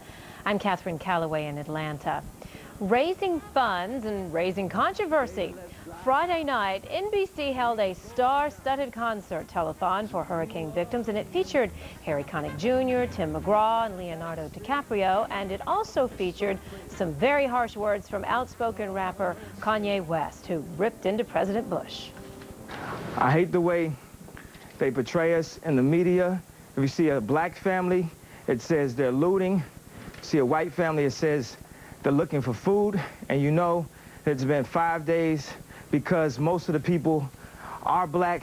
And even for me to complain about, I would be a hypocrite because I've tried to turn away from the TV because it's too hard to watch. I've even been shopping before even giving a donation. So now I'm calling my business manager right now to see what is the biggest amount I can give, and just to imagine if I was down there, and those are my people down there. So anybody out there that wants to do anything that we can help with the setup, the way America is set up to help the poor, the black people, the the less well off as slow as possible. I mean, Red Cross is doing everything they can. We already realize a lot of the people that could help are at war right now, fighting another way, and they've given them permission to go down and shoot us. And subtle, but in even many ways more profoundly devastating, is the lasting damage to the survivors' will to rebuild and remain in the area. The destruction of the spirit of the people of southern Louisiana and Mississippi may end up being the most tragic loss of all. George Bush doesn't care about black people. Well, the Reverend Jesse Jackson was more subdued than Kanye West, but he didn't let President Bush off the hook either. Jackson spoke to Larry King.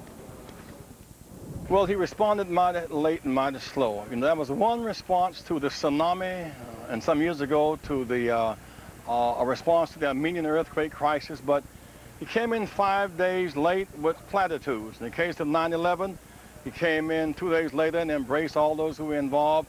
There's a sense of alienation, a sense of distance, and we don't feel good about it. I hope that there'll be renewed commitment, not to just involve Mr. Bush and Mr. Clinton, but why not involve people like Congressman Bennett Thompson from Mississippi and Senator Cleo Fields and Senator Vivian Figueres. But we need to feel a sense of being a part of this, and we're not. You don't think he doesn't care? Well, he does not show it, and that's the rub.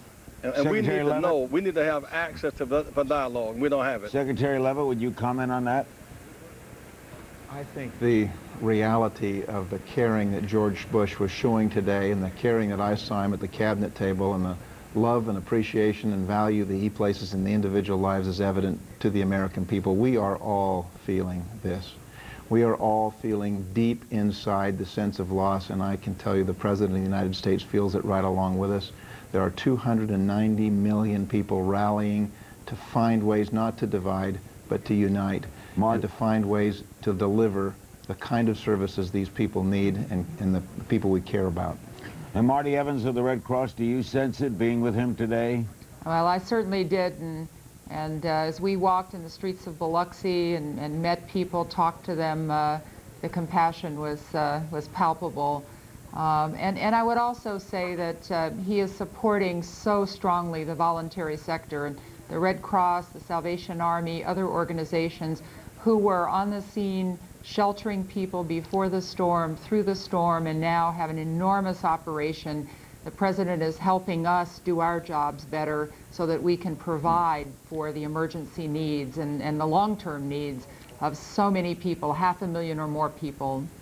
Thank you all very much. Mike Leavitt, Marty Evans, and Reverend Jesse Jackson. We may do more on the... Jesse, I got a time problem. Okay. We may do more tomorrow night. We've got 3 hours to do tomorrow night from 8 to 11 Eastern Time. The legendary Jerry Lewis is always with us on the Friday before Labor Day. That's the couple days before his annual telethon, which raises so much for muscular dystrophy. They're giving a portion of what they raise to relief in New Orleans. Jerry will be with us right after this.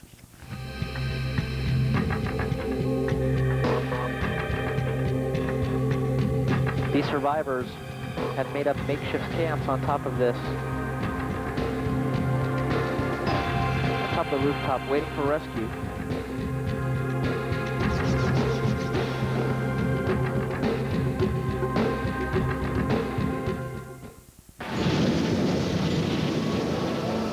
Tragedy can happen anytime, any place, to anyone. When the winds of disaster fade, one organization is always there. An army of compassion. Help turn tragedy into recovery. 1-800-SALARMY.org. Oh, I know. Tell me about it. That bang was so bootleg, I had it devout. Tell me about it. You may not understand your kids, but your kids understand you. Talk to them about drugs. Need help? Get help. Visit our website at drugfree.org. CNN tomorrow on American Morning. The crisis after Katrina grows. Get the first news and pictures from overnight. American Morning, CNN tomorrow, 7 Eastern. This is Bob. Bob is doing well. Very well indeed. That's because not long ago, with just a quick phone call, Bob realized that he could have something better in his life. And what did he get? Why, a big boost of confidence, a little more self-esteem, and a very happy missus at home. Call or go online now to get a free sample pack. Enzyte, the once daily tablet for natural male enhancement.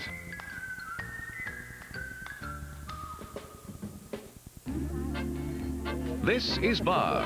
Bob is looking cool. And with a call to Enzyte about natural male enhancement, Bob is living large. In a few short weeks, Bob has a big new spring of confidence. A generous swelling of pride. And the one thing every man deserves, a little well-earned respect from the neighborhood. Call or go online now to get a free sample pack at Enzyte. Enzyte, the once daily tablet for natural male enhancement. Oh no, you're out of gas. Your kids need a restroom, or you want your favorite restaurant. Your map can't help you, so what do? Just ask Road Genie, your voice-activated travel guide. Gas. Shell. Shell exit in 11 miles. 11. Just tell Road Genie what you need. Rest area. Then Road Genie tells you how to get there. Exit in 17 miles. It uses digital mapping technology, so you get access to more than 85,000 services nationwide. Plus, Road Genie can give you your entire trip route. I-90A to I-77 south. A GPS that does all this costs over $1,000, but the voice-activated Road Genie is just 2 payments of $19.95. As a bonus, you'll get this carry case and 2-way headset, plus this handy car organizer. Call now to get this advanced speaker system that makes any cell phone hands-free. If you don't love Road Genie, return it and keep the organizer and the speaker system. You get it all for just 2 payments of $19.95. Call to get your voice-activated Road Genie with the free bonuses. Call 1-800-943-1440 now. How you can help Katrina's victims. A Larry King special. CNN tomorrow night, 8 Eastern.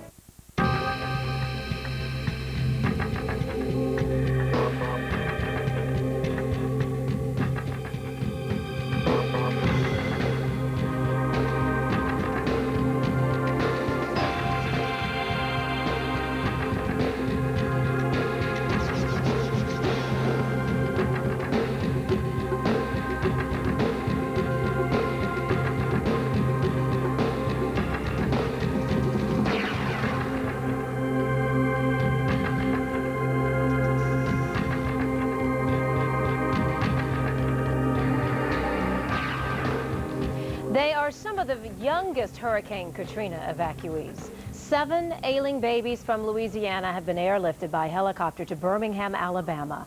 6 of the babies were taken from the intensive care unit at the New Orleans hospital. The helicopter had to land on the hospital's parking deck because the heliport was underwater. Now, the 7th baby, named Zoe, was taken from a hospital in Lafayette, Louisiana. She's doing okay, but her parents, grandparents, and great-grandparents are still stranded at the New Orleans Convention Center. We'll continue to follow their story for you. Thank you for joining us tonight. I'm Catherine Calloway. We're live in Atlanta tonight as we continue our coverage for you throughout the early morning hours. The Jerry Lewis Telethon, annual telethon that's been going on now for 39 years, will take place on this Sunday. And Jerry Lewis told CNN's Larry King tonight that portions of the money raised will go to the hurricane victims. Talking about children with Jerry Lewis, he hosts the telethon. This is his daughter Daniela, a year ago at 12. This is her now at 13. You got to have a problem.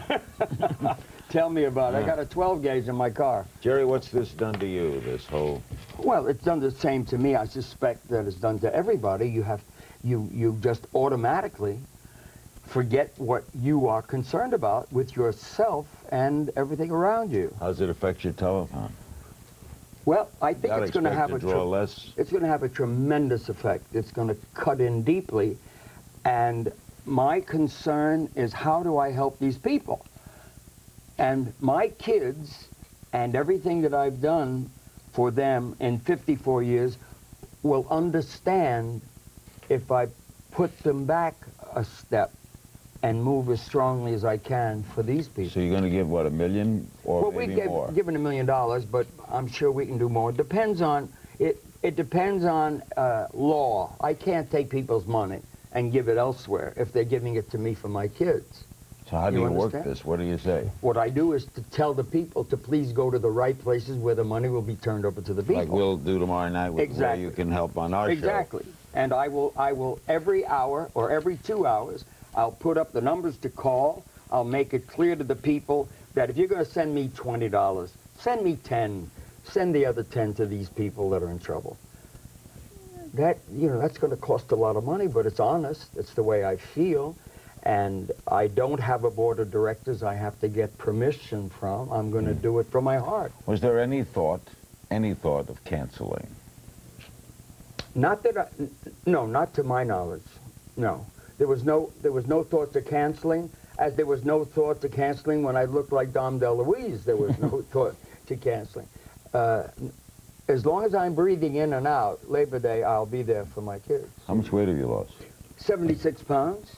I was up to 268, and I'm down now to 190. You were a Pillsbury Doughboy. You bet. But they took you off that drug, though, right? Prednisone, yeah. We get off the prednisone. It's a steroid.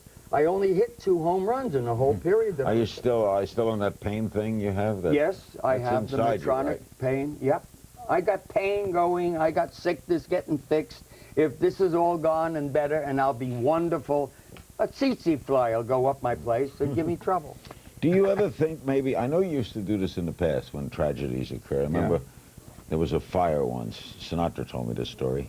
And he read about it in the paper, called you up, and you and him went to St. Louis or someplace and did a concert. Went to Rockford, Illinois, and did a concert for the wife and 4 children of the firefighter. Do you think you might do something for the people of this? If there was something to do, I would do it in a heartbeat. But, maybe like a show or something, or whatever could bring the people together and get dollars for them. I don't think clothing and all of the things that they're missing in their lives is going to do as much as getting some dollars. And then having the right kind of people, whether it's FEMA or otherwise, directing the money to the right place so that they get it.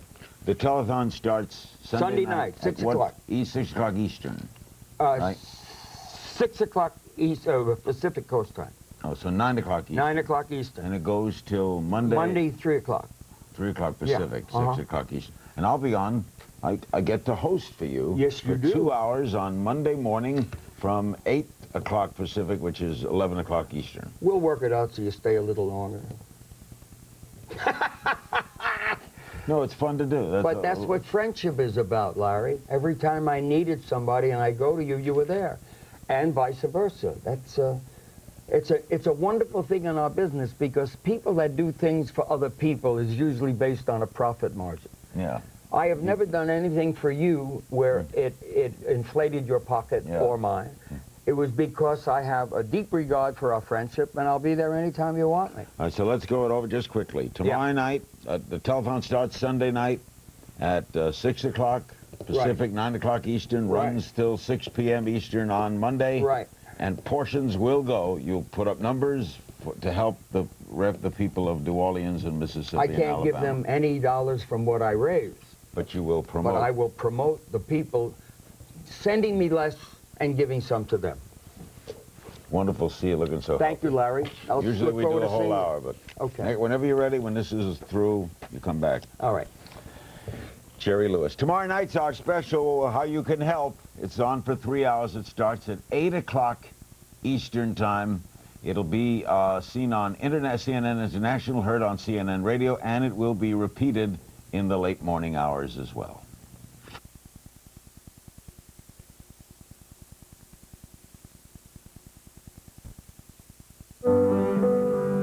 My mom has arthritis. Taking Bear keeps her music playing. My brother has a bad knee. Taking Bear keeps his game going. And what really amazed me was when Bear helped my father keep living. He took it during a heart attack. Bear helped save his life. Nothing else I know does so much. So when I'm in pain, what do you think I'm going to choose? Genuine Bear, like no other pain reliever in the world. I believe no one who asks for help should be turned away. I believe it's good to question. None of us are qualified to judge the lives of others. I believe a church isn't a building. When you truly embrace diversity, you embrace God. I can't believe there's a church that believes these things. We may not all believe exactly the same thing, but the people of the United Methodist Church believe in God and each other.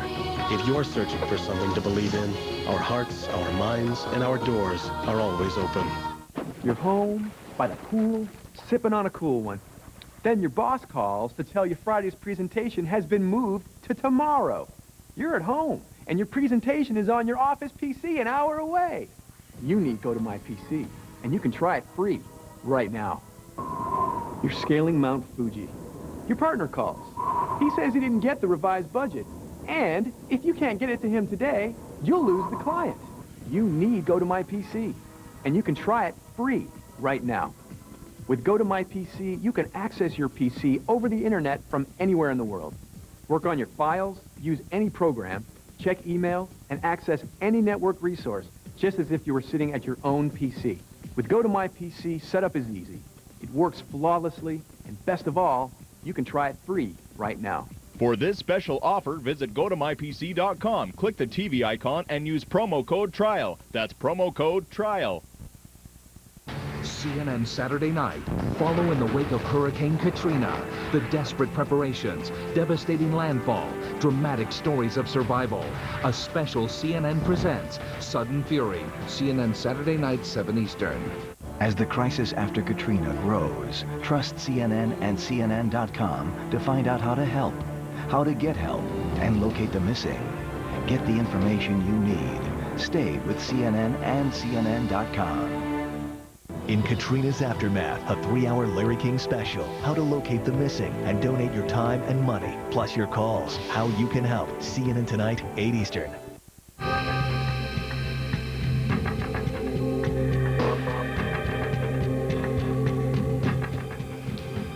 It's not too little, but it is too late. The blame game begins. Why did aid take so long to get there? And did race play a role in the response to the catastrophe? Welcome to our continuing coverage of Hurricane Katrina. I'm Catherine Calloway, and Lou Dobbs Tonight begins in a moment. Here's the headlines now. Hopes are fading that the Superdome will be evacuated by dawn. The Texas Air National Guard says the evacuation of Hurricane Katrina refugees has stopped, and that means 2,000 people still there could stay there until Sunday. We don't yet know why the evacuation was halted. Meanwhile, President Bush comforted hurricane survivors in Biloxi, Mississippi on Friday during a day-long tour of the Gulf Coast, and he promised them more help's on the way.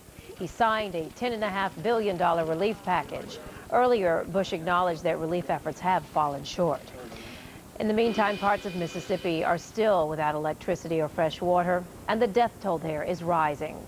Governor Haley Barbour is confirming now 147 people have died, and that number is expected to rise. It's not just an official trip, it's a personal one. Secretary of State Condoleezza Rice plans to tour hurricane damage in her home state of Alabama Sunday. In the meantime, officials are renovating a former military base to use as a shelter for evacuees in that state.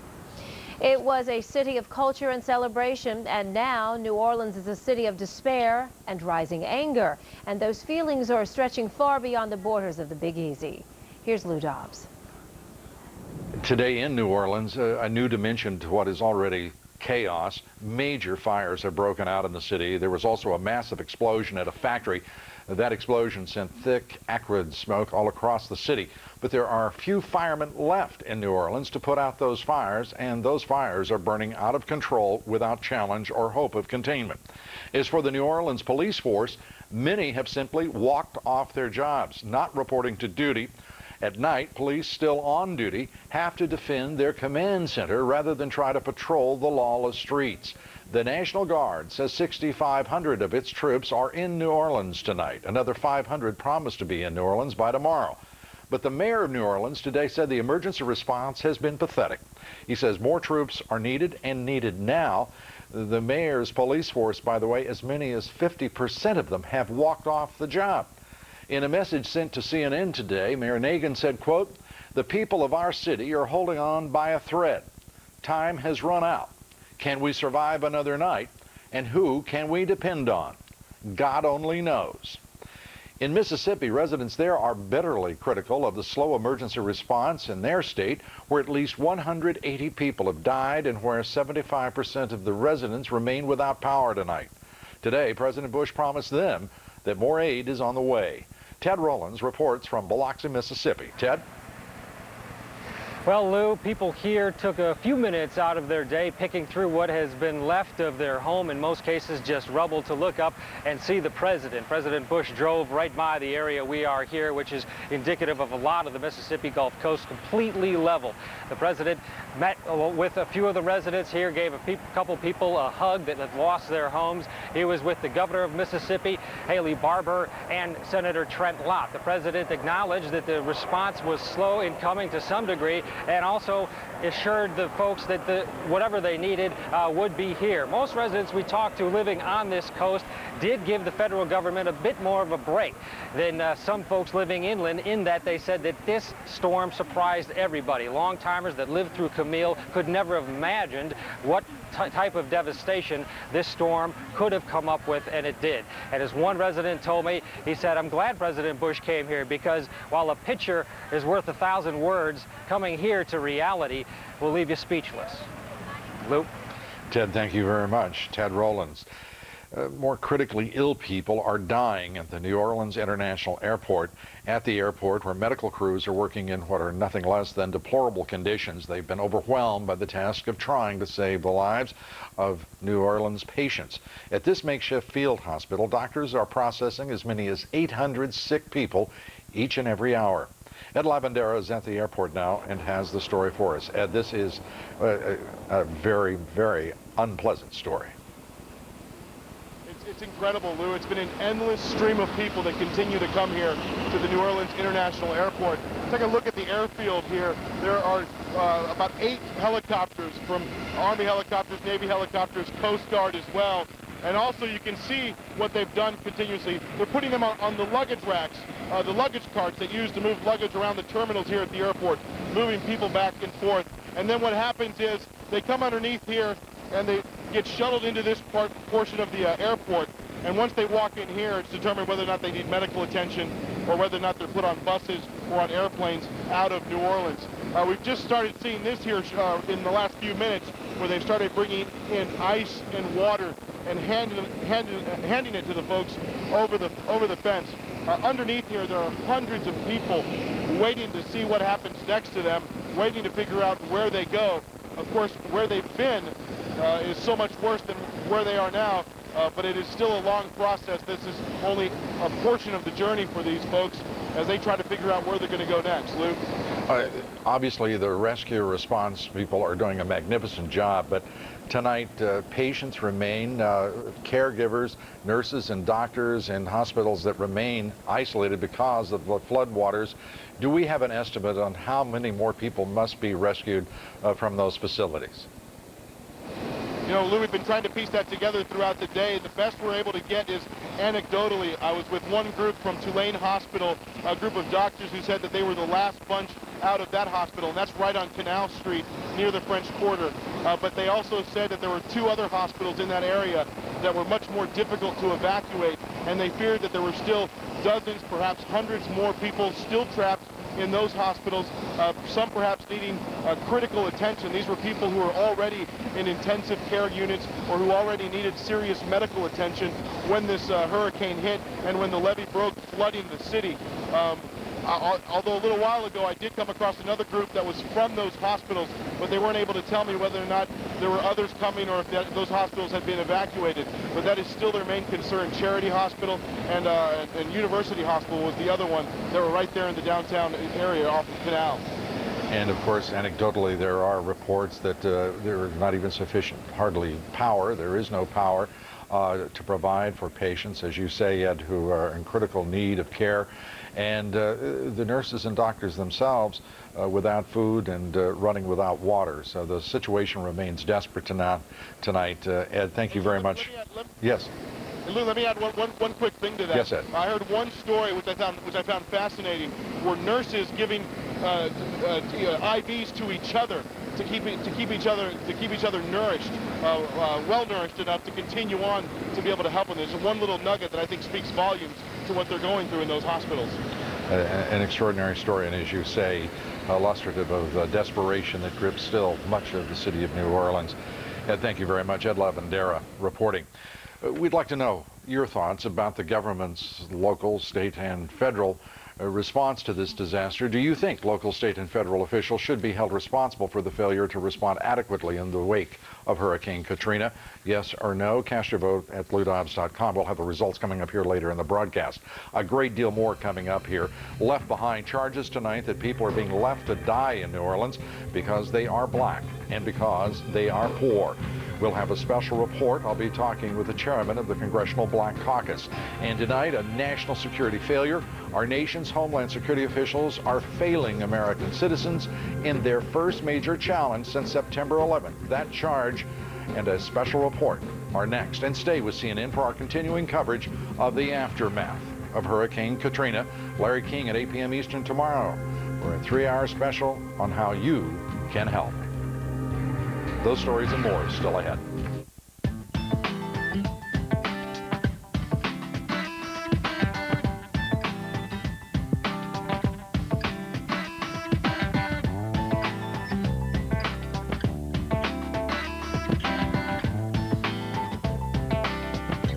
The Acura Certified Pre-Owned Vehicle Program. It's the shortcut to your dream car.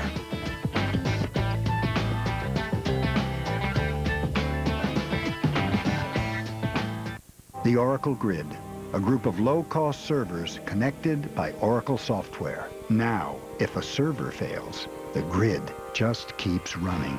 The Oracle Grid runs faster, costs less, and never breaks. Lunesta. People everywhere are discovering it. What are you waiting for? Talk to your doctor to see if Lunesta could make a difference for you. In 1932, during the darkest days of the Great Depression, the first Stanford company was established. Although times were difficult, Lotus Stanford found success through the simple philosophy of hard work, clear vision, and value for the client. Today, 73 years later, the Stanford Financial Group of companies still adhere to these principles. We build to last. Call us at 1-888-9-STANFORD or visit stanfordfinancial.com. For about a quarter a day, just $7.95 a month per unit, Colonial Penn offers guaranteed acceptance life insurance to people ages 50 to 85. These days, funeral costs alone average over $6,000. Now you can get help with no medical exam, no health questions. And the rate of $7.95 a month per unit is guaranteed never to increase. Call 1-800-529-5402 to receive free information in the mail. Call now. CNN Today on American Morning. As the crisis after Katrina grows, find out what's happening now and what's being done to help. Get the first news and pictures from overnight. American Morning, CNN Today starts 7 Eastern.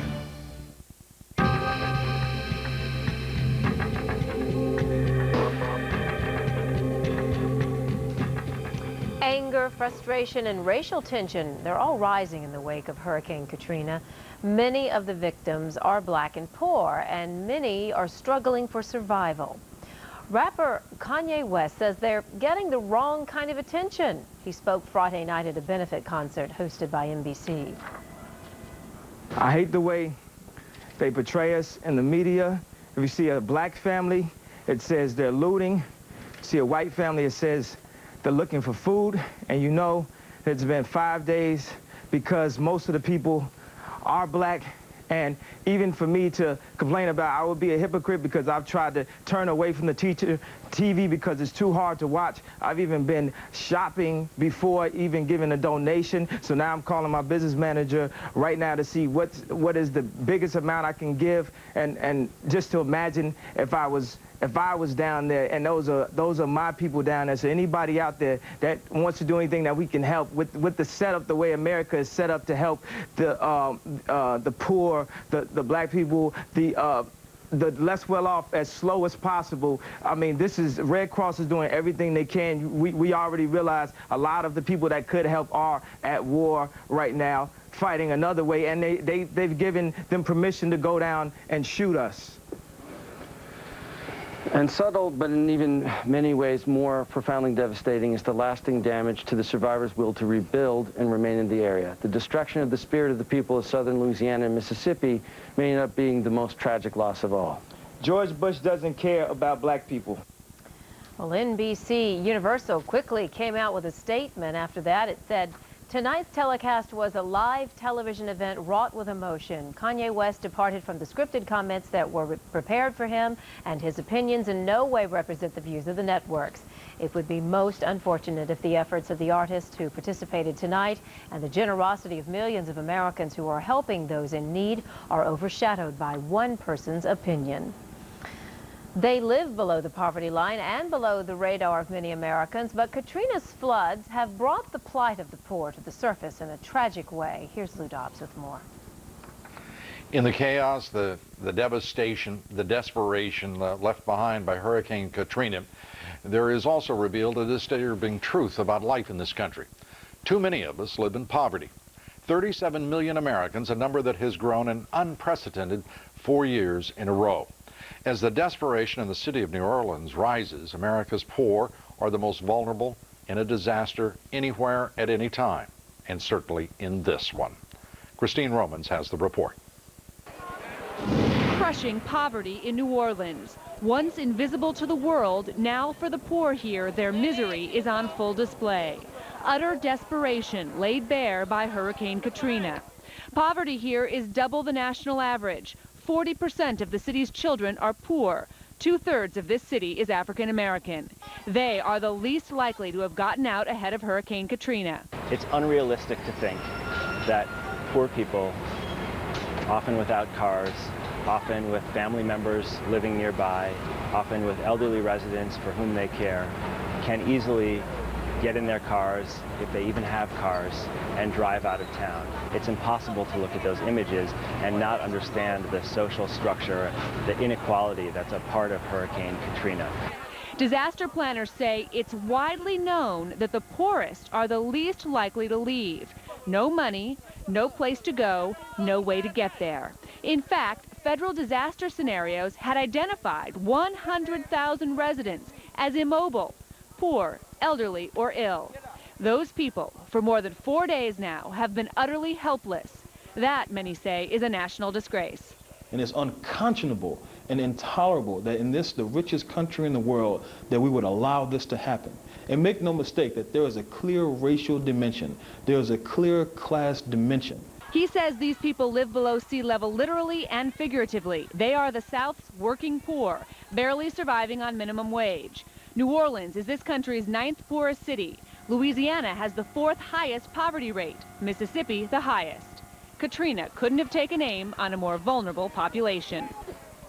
And now these tax-paying Americans left behind are away from their jobs at the casino, the wharf, the hotel. It could be months before they get paid again.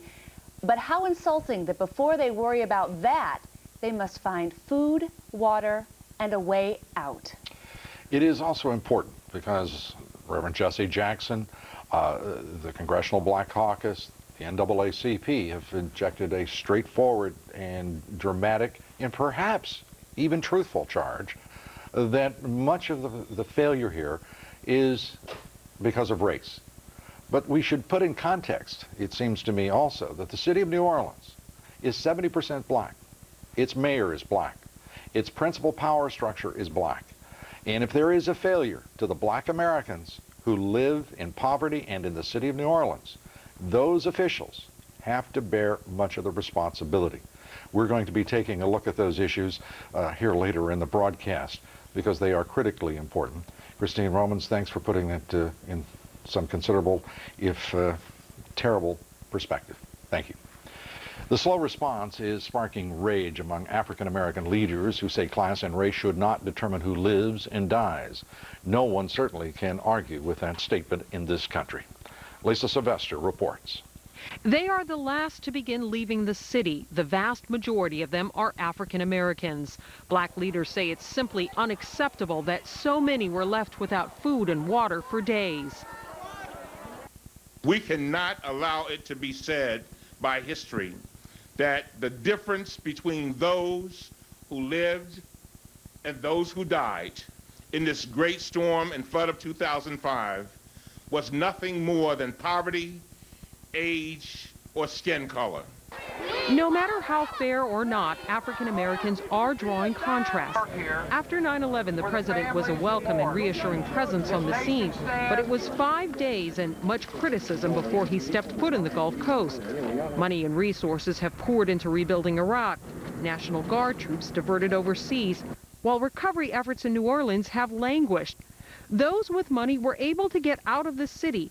The poor, many of them black, left behind. The state of emergency in New Orleans is threatening to rip open old racial wounds. There have been reports of boatloads of white Americans being transported out of harm's way, while African Americans were still left lingering, trying desperately to find assistance. Black lawmakers want to remind everyone that these faces, the people who are dying of thirst and heat, are American citizens who have been waiting for days for their own government to help them. Lives of women, children, the elderly, the frail are at stake as we speak. We're a better country than that. And I submit to you that as the richest country in the world, with those citizens who have paid taxes, we owe it to them to do no less. And our nation has been quick to help those in other countries in need, which is why many are asking the question, why has it taken so long to come to the aid of American citizens on our own soil? Why has there not been, from the Congressional Black Caucus, the NAACP, other certainly well-meaning groups focusing on the racial issues here, no mention of the fact that the mayor of New Orleans, who has to bear first responsibility in this, Ray Nagin, is himself black, that the power structure of the city of New Orleans is primarily black. The police department, the majority of which is black. Why has there been no focus on those facts and those responsibilities? Well, we heard the mayor earlier today, for instance, and he was very irate. The sense is that it's the federal government that has somehow dropped the ball. These politicians, the Congressional Black Caucus... Well, I don't think anybody would argue with that, Lisa, but why would not black leaders concerned about black poor people, in this case, who are the predominant victims here, who remain in their city stranded, why would they not also focus on a black mayor of that city and its black power structure? I think one of the reasons is at this point they're looking at this as in something needs to be done right now. I think that as the days go on, they will be looking around to see what happened, what went wrong. But at this point, they were very clear that they didn't want to point fingers because they realized they're still very much in crisis mode. But that's a very valid question, Lou, that down the road will need to be addressed. Well, if they don't want to point fingers, they sure have approximated doing so, and and the frustration is understandable. The charges may be well-founded. The responsibility, I suspect, will be much broader. Lisa, thank you very much. Lisa Sylvester. I'll be talking with the chairman of the Congressional Black Caucus about these issues and others. I'll be talking with Congressman Melvin Watt. Also ahead here, governors calling for a cap on gasoline prices. In the markets, prices moving back a bit. But in your neighborhood gasoline establishment, those prices, some of them are going up 20% overnight. We'll have a report tonight on how much you'll be paying for heating oil and gasoline. And then security failure, outrage over the government's slow response to this disaster, and new concerns about how prepared the United States would be for a terrorist attack. We'll have a special report, and thousands are in critical condition being treated at the New Orleans airport. We'll have a live report for you from the field hospital there. A great deal more still ahead. Please stay with us. Jim Gibson. He looks healthy on the outside, but on the inside, something serious is going on that he isn't even aware of. Jim has poor circulation in his legs that could be a condition known as peripheral artery disease, or PAD. It's serious because poor circulation in the legs can mean poor circulation in the heart and brain as well, putting him at a 6 times higher risk of heart attack or stroke. Learn how to reduce this risk. Call today and get the inside story on PAD, diagnosis, and treatment options. If you're over 50 and you have risks for heart disease or pain or heaviness in the legs, you may have PAD. Call now for your free information kit. Call 1-866-821-8130. Don't wait. Get the inside story on PAD. Call 1-866-821-8130 for your free kit today. CNN Tonight. Follow in the wake of Hurricane Katrina, the desperate preparations, devastating landfall, dramatic stories of survival. A special CNN presents Sudden Fury. CNN tonight, 7 Eastern. In Katrina's aftermath, a 3-hour Larry King special. How to locate the missing and donate your time and money. Plus your calls. How you can help. CNN tonight, 8 Eastern. This is what only 5 pounds of body fat looks like. 5 pounds. How much extra body fat are you carrying around every day? This is propylene, clinically proven to reduce body fat, and so powerful that its active ingredient was issued a patent by the United States government for weight loss.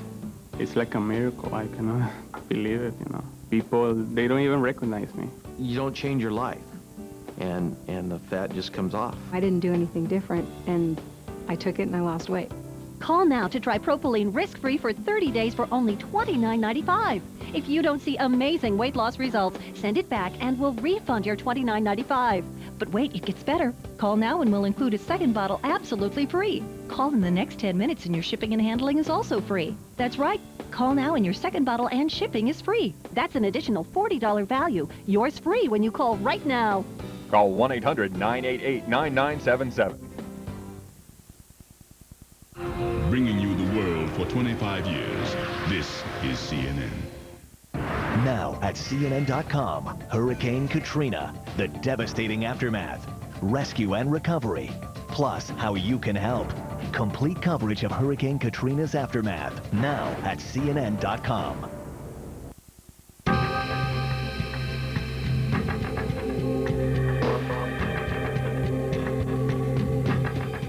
You're watching special coverage of the aftermath of Hurricane Katrina. I'm Catherine Calloway, live in Atlanta. Well, thousands of hurricane victims are asking the federal government the same question. What took you so long? They needed relief in the hours after the hurricane, but instead they waited for days to get it. CNN's Kitty Pilgrim filed this report on Lou Dobbs Tonight. It looks like a bomb went off. Even the president said so. It's as if the entire Gulf Coast were obliterated by the worst kind of weapon you can imagine. In the first real test to the Department of Homeland Security since the terrorist attacks of September 11th, 2001, many are asking, why did it take 5 days to get relief on the ground? The mayor of New Orleans railing against the agency Thursday. I've talked to the head of the Homeland Security. I've talked to everybody under the sun. I keep hearing that it's coming. This is coming, that is coming. And my answer to that today is BS. Where is the beef? Yet, the head of the Department of Homeland Security was in congratulatory mode yesterday, even as the situation deteriorated. It is a source of tremendous pride to me to work with people who've pulled off this really exceptional response. Too slow was the charge from some in Congress as it convened today to pass a $10.5 billion emergency supplemental bill for Hurricane Katrina relief efforts. And heads should roll, quite frankly, because it is unconscionable that we are standing by and not responding. In the weeks and months ahead, those of us charged with oversight of Homeland Security issues will be asking hard questions about the effectiveness of the Department of Homeland Security. For it is nothing short of outrageous that in this country, where we talk of 9/11 every day, we still haven't dedicated enough resources to improving our emergency response capabilities. And yet, the Department of Homeland Security has a near $41 billion budget. Now, the ranking member of the House Committee on Homeland Security, Benny Thompson of Mississippi, put it this way. Our government failed in both its preparedness and its response to the disaster. If terrorists, rather than a hurricane, had attacked, the result would have been no different. Lou? I think that is precisely, Kitty, the subtext that is within the minds and the hearts of most Americans as we sit here watching 50,000 of our fellow citizens stranded now for 4-5 days in many cases, having to endure this without a response that is something that should make us proud rather than disgusted and frustrated and even angry. I would expect that this is being discussed at every dinner table in America tonight. Well, it sure, I hope, will be discussed as we, as Americans, hold accountable our elected officials from both parties and local, state, and federal. It's time for government to begin working for the people of this country rather than a few special interests. We're seeing here, in my opinion, the result of what has been a curve, a downward slope for some time, because politics is overwhelming public service, I think, in too many instances. Certainly in this one, there's a lot to be answered for. Kitty, thank you. Kitty Pilgrim. The disaster in the Gulf Coast comes as President Bush's approval ratings are at the lowest levels of his presidency. President Bush today responded to criticism that the federal response to Hurricane Katrina has been unacceptable. Suzanne Malveaux reports. Suzanne? Well, Lou, 5 days after Hurricane Katrina hit, President Bush arrived at Ground Zero, New Orleans today. President Bush facing blistering criticism for his administration's slow response, promised and pledged robust federal help. Friday, the president toured the obliterated Gulf region from the air and the ground in a series of photo ops designed to reassure victims the federal government was on top of things. I'm trying to find my house. In Biloxi, Mississippi, he comforted women who lost their home. At a Coast Guard hangar in Mobile, Alabama, he bowed his head and vowed to do more. We have a responsibility to help clean up this mess. He also praised his disaster point man, FEMA Director Mike Brown. And Brownie, you're doing a heck of a job. The FEMA director is working 24 hours. Earlier at the White House, Mr. Bush did express some dismay at the federal government's efforts to maintain order in New Orleans. The results are not acceptable. But the president later defended the response time. Levees broke on Tuesday in New Orleans.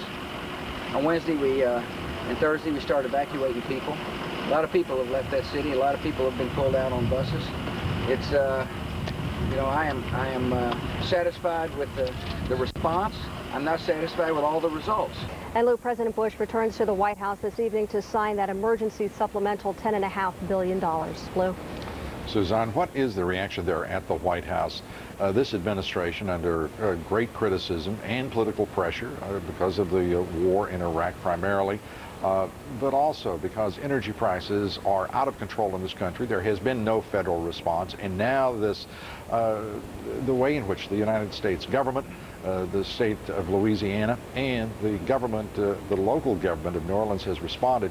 There has to be some concern within the White House staff, the political advisors to the president tonight. Lou, all you have to do is take a look at those pictures that were really set up, designed, and orchestrated today to show that the administration, to show the president out there saying, look, that this is a person, this is an administration that wants to meet the needs of these people, to know and to realize that this is a White House that is very much aware that it is under a great deal of criticism here for responding too slow, perhaps responding too late. They're very much aware of that.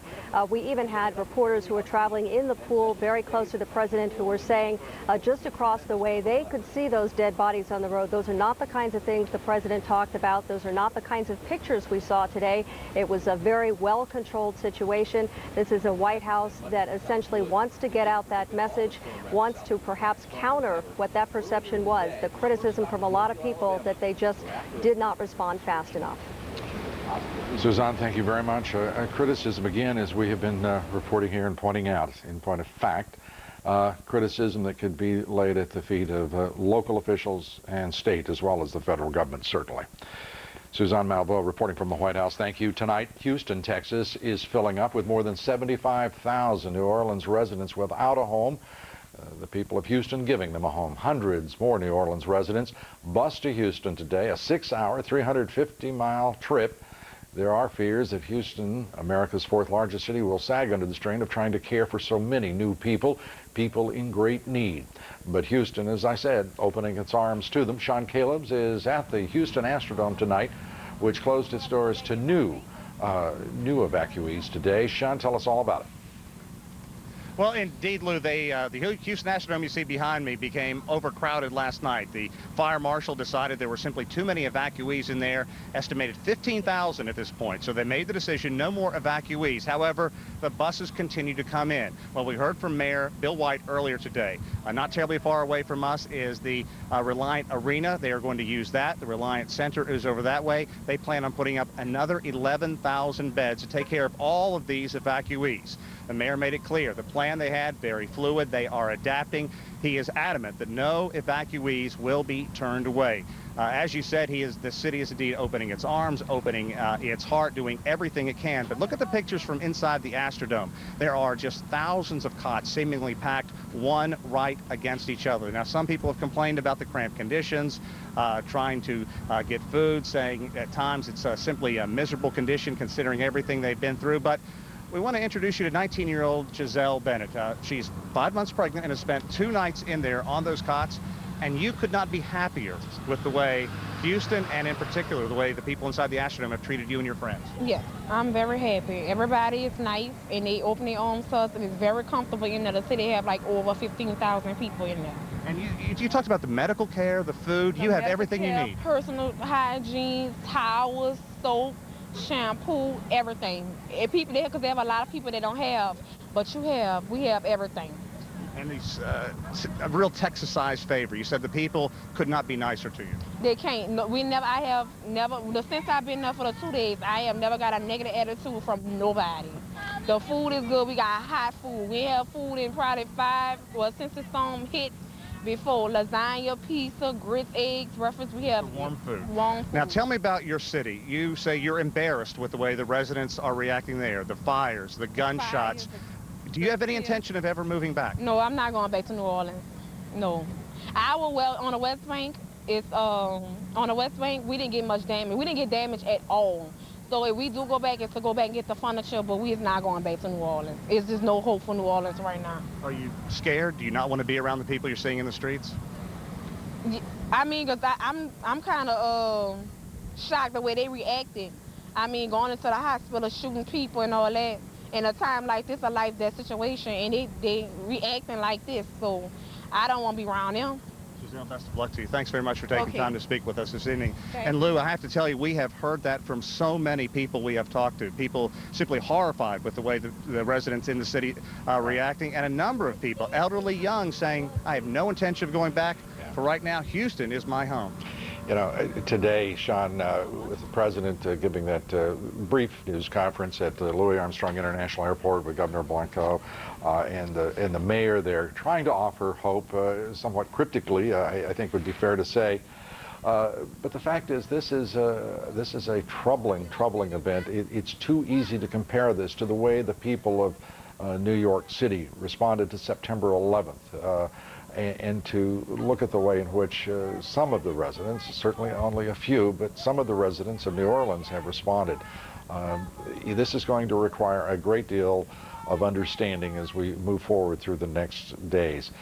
Sean, thanks for bringing us that important story, and a story that I hope I put a smile on the faces of a few people who are obviously concerned about the residents, our fellow Americans, still suffering in the city of New Orleans. Coming up next here, doctors are treating 800 people an hour at the New Orleans International Airport under makeshift conditions, under terrible conditions in many cases. We'll be going back there live, and a former New Orleans mayor will be joining me. He's criticizing the response to this crisis. He's our guest. And evacuees from New Orleans are now being turned away from the Houston Astrodome, as Sean Calebs has just reported. We'll have a live report on where nearly 500,000 New Orleans residents are now being cared for and provided shelter for. And stay with us for continuing coverage here on CNN of the aftermath of this terrible Hurricane Katrina. Larry King, 8 p.m. Eastern tomorrow, a 3-hour special on how you can help. Stay with us.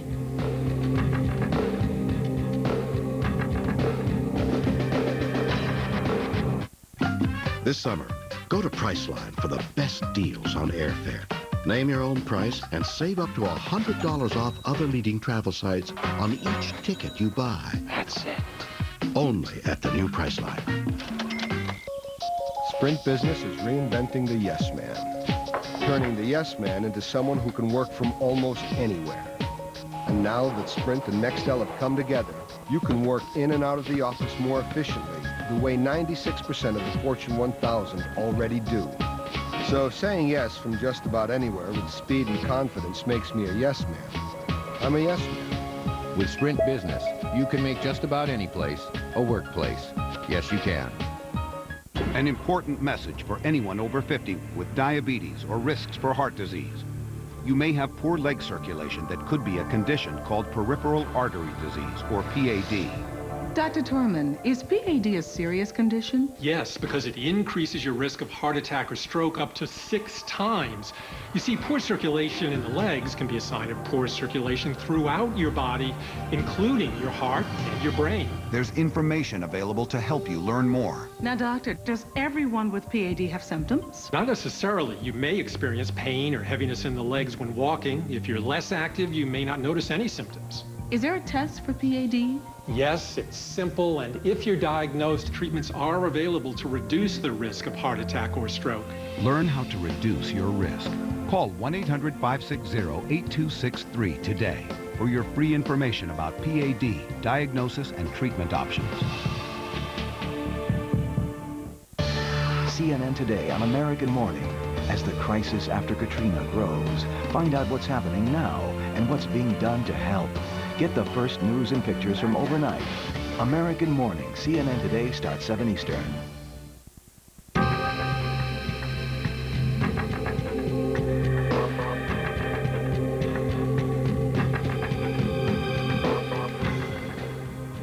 Hopes are fading that the Superdome will be evacuated by dawn today. The Texas Air National Guard saying that the evacuation of refugees has stopped. And that means 2,000 people still there, may be there until Sunday. We still don't know at this moment why that evacuation was halted. Here's the other news on the headlines today. President Bush comforted survivors in Biloxi, Mississippi Friday during a day-long tour of the Gulf Coast. He promised them more help's on the way, and he signed a $10.5 billion relief package. Earlier, he acknowledged that relief efforts have fallen short. Parts of Mississippi still are without electricity and fresh water, and the death toll is rising. Governor Haley Barbour is confirming now 147 people have died, and that number is expected to rise. It is not just an official trip, it's also a personal one. Secretary of State Condoleezza Rice plans to tour damaged areas in her home state of Alabama Sunday. In the meantime, officials are renovating a former military base in Anniston to be used as a shelter for evacuees. Will New Orleans ever again be the city it was before? And why has Hurricane Katrina spawned so much chaos there? Lou Dobbs posed those tough questions to a former mayor of New Orleans. My guest tonight was among the first to criticize the federal government's response to the disaster in New Orleans. Sidney Bartholomew was mayor of New Orleans from 1986 to 1994. Joining us tonight from Atlanta. Good to have you with us. Thank you, Lou. You have family still. You're not certain of their whereabouts in New Orleans, right? No, my wife's mother is infirmed, and we're still trying to find exactly where she's located at this time. That is unfortunately the case for tens of thousands of people with relatives who may be stranded or simply in care centers that where they don't know where they are. The city of New Orleans itself, how did it, in your judgment, did it respond to this crisis? It was overwhelmed. They really have let a lot of people down. When you hear half the police department walking off the job, that's amazing. That is unbelievable. It really is unbelievable, because most of the people there are good people. I think a lot of hope was lost, and I think that's the biggest problem with the slow response, is that people have lost hope. They didn't see any help coming. They only saw things getting worse. Then they saw thugs and hoodlums taking over the streets. It was heart-wrenching. It's heart-wrenching, and the city is rendered perhaps permanently. Sean Caleb is reporting a lot of people he talks with who have been evacuated to centers, particularly in Houston, are saying they're just not going back because they're embarrassed by the way some of the residents, some of the citizens of New Orleans have behaved, that they want no part of a city that permits such a thing. How do you react to that? I really am very, very saddened. I think that the majority of the people in New Orleans are good people. The majority of the people who were left behind are really good, decent citizens.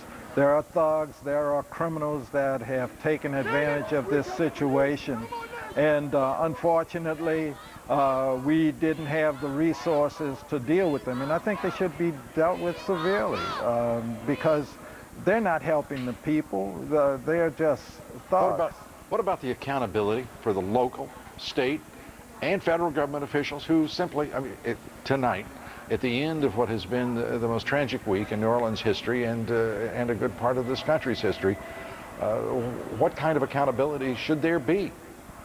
I think there's got to be accountability. You know, somebody should have seen this happening the way that they did. If you recall, I called for federal intervention this Tuesday and said that this problem was greater than the ability of the local government or state government, that it had to be the federal government. Sidney Bartholomew, we thank you for being here, former mayor of New Orleans. Let's hope that hope remains in New Orleans. I'm hopeful, and I think the majority of the people are going to be hopeful. We're going to rebuild that city. You know, we're Americans and we have a long tradition of winning and overcoming disaster. There's no reason for New Orleans not to be in that long historical line of return to success and betterment.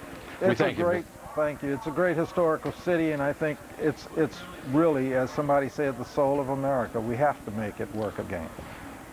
Mr. Mayor, thank you very much. Thank you. Coming up next, members of the Congressional Black Caucus are blasting the federal government's response, or lack of it, to Hurricane Katrina. I'll be talking with the chairman of the Congressional Black Caucus. He's my guest here next. And then, an energy crisis. Gasoline prices rising all around this country, while the markets tell us that prices should be going down. Gasoline stations, in fact, some of them running out of gas altogether. And certainly they're not running out of chutzpah. Some stations raising gas prices by 50 cents overnight. Americans are demanding that the White House take action, and take action now. We'll have that story and why that action isn't being taken, and a great deal more still ahead. Stay with us. I can love you like that. Time Life presents Country's Got Heart. When I said I do. Get Country's Got Heart on 2 CDs for just $26.99. I don't know how you do what you do. I'm so in love with you. But wait, use your credit card and we'll take $10 off. You had me from hello. That's 2 CDs, 32 country love songs.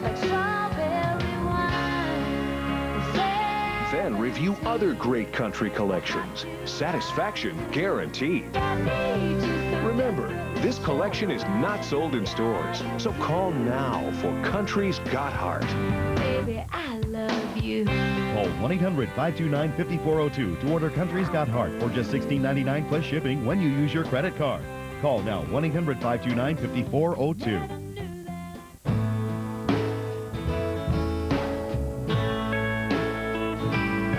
The extra hours you dedicate to your students, we think you deserve some extra credit. TIAA CREF, serving the retirement needs of those in the academic, medical, cultural, and research fields. Visit us online to find out how we can serve you. TIAA CREF, financial services for the greater good. The Oracle Grid, a group of low-cost servers connected by Oracle software. Now, if a server fails, the grid just keeps running. The Oracle Grid runs faster, costs less, and never breaks. TNT this Monday. The summer's biggest series has its biggest episode ever. It's a serious charge. It could end up taking Brenda off the force. Kira Sedgwick is the closer. Don't miss a special 70-minute season finale, Monday at 9 on TNT.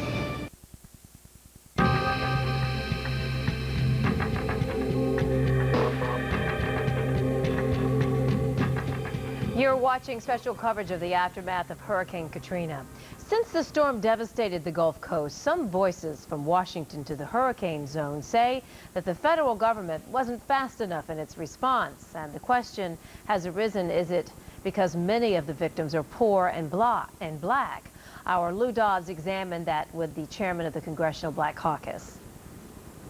In most cities, the poor people are disproportionately African American, and the people who have the ability to get out in a situation such as this before the disaster hits typically upper income people. So what you end up with is a class situation more than a race situation. Either one is disturbing. What I hear you saying is that you don't believe this was an issue of race, rather it was a question of socioeconomic condition, i.e. just poor people who simply weren't provided for nor planned for in an emergency like this. That's right. I don't think God visited this hurricane only on black people. He visited on New Orleans, and the people who were in New Orleans, black, white, or otherwise, were victims of it. The ones who were able to get out, whether they were black, white, or otherwise, were not victims, at least not in the short-term way that the ones who remained there are. Congressman Watt, I think, though, that you would agree with most assessments right now of the critics of the local, state, and federal response here. It has been abysmal. Well, to what degree do you think we should hold accountable the officials who have failed a sizable portion of the population, of the citizens of New Orleans, and frankly, embarrassed a very proud nation? Frankly, Lou, I think we're focusing on the wrong issue. The accountability comes at a later point in the process. Right now, I think we should be focusing on making efforts to alleviate the pain and suffering that's going on there. There'll be plenty of time to look back and assess who was at fault and try to make a determination of what accountability they should have for that. Do you think the federal government has responded adequately then at the end of this week? No, I don't think anybody has responded adequately, but the federal government, I think, just didn't anticipate the like of a local structure. The difference here, it seems to me, was in New York, everything around the affected area of 9/11 was still intact. Right. This is a whole city that's lost its infrastructure, and the local authorities really had no capacity to respond.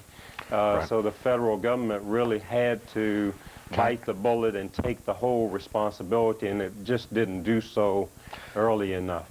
Congressman Melvin Watt, we thank you for being here, the chairman of the Congressional Black Caucus. Come back soon, and hopefully in the days ahead we'll have much happier things to talk about, including significant progress in helping the people who remain stranded and trying to survive in the city of New Orleans. Thank you, sir. Thank you. When we continue, President Bush visits one of the hardest hit areas of the Gulf Coast. I'll be talking about what he saw and what we're likely to experience with three of the country's top political journalists here next. Stay with us. In Katrina's aftermath, a 3-hour Larry King special, how to locate the missing and donate your time and money, plus your calls, how you can help. CNN Tonight, 8 Eastern. Hi. Now playing. It's gonna be fun, trust me. It's Blind Date on Fire 2, Smokin'. Should we get a cocktail? From steamy hot tubs to scorching body rubs. You about to get us kicked out of the spa. We're turning up the heat with 6 daring daters. Action so hot, it's not available on regular TV. It is fun, isn't it? It's Blind Date on Fire 2, Smokin'. It's now playing on pay-per-view. This is Bob. Bob is doing well. Very well indeed. That's because not long ago, with just a quick phone call, Bob realized that he could have something better in his life. And what did he get? Why, a big boost of confidence, a little more self-esteem, and a very happy missus at home. Call or go online now to get a free sample pack. Enzyte, the once daily tablet for natural male enhancement.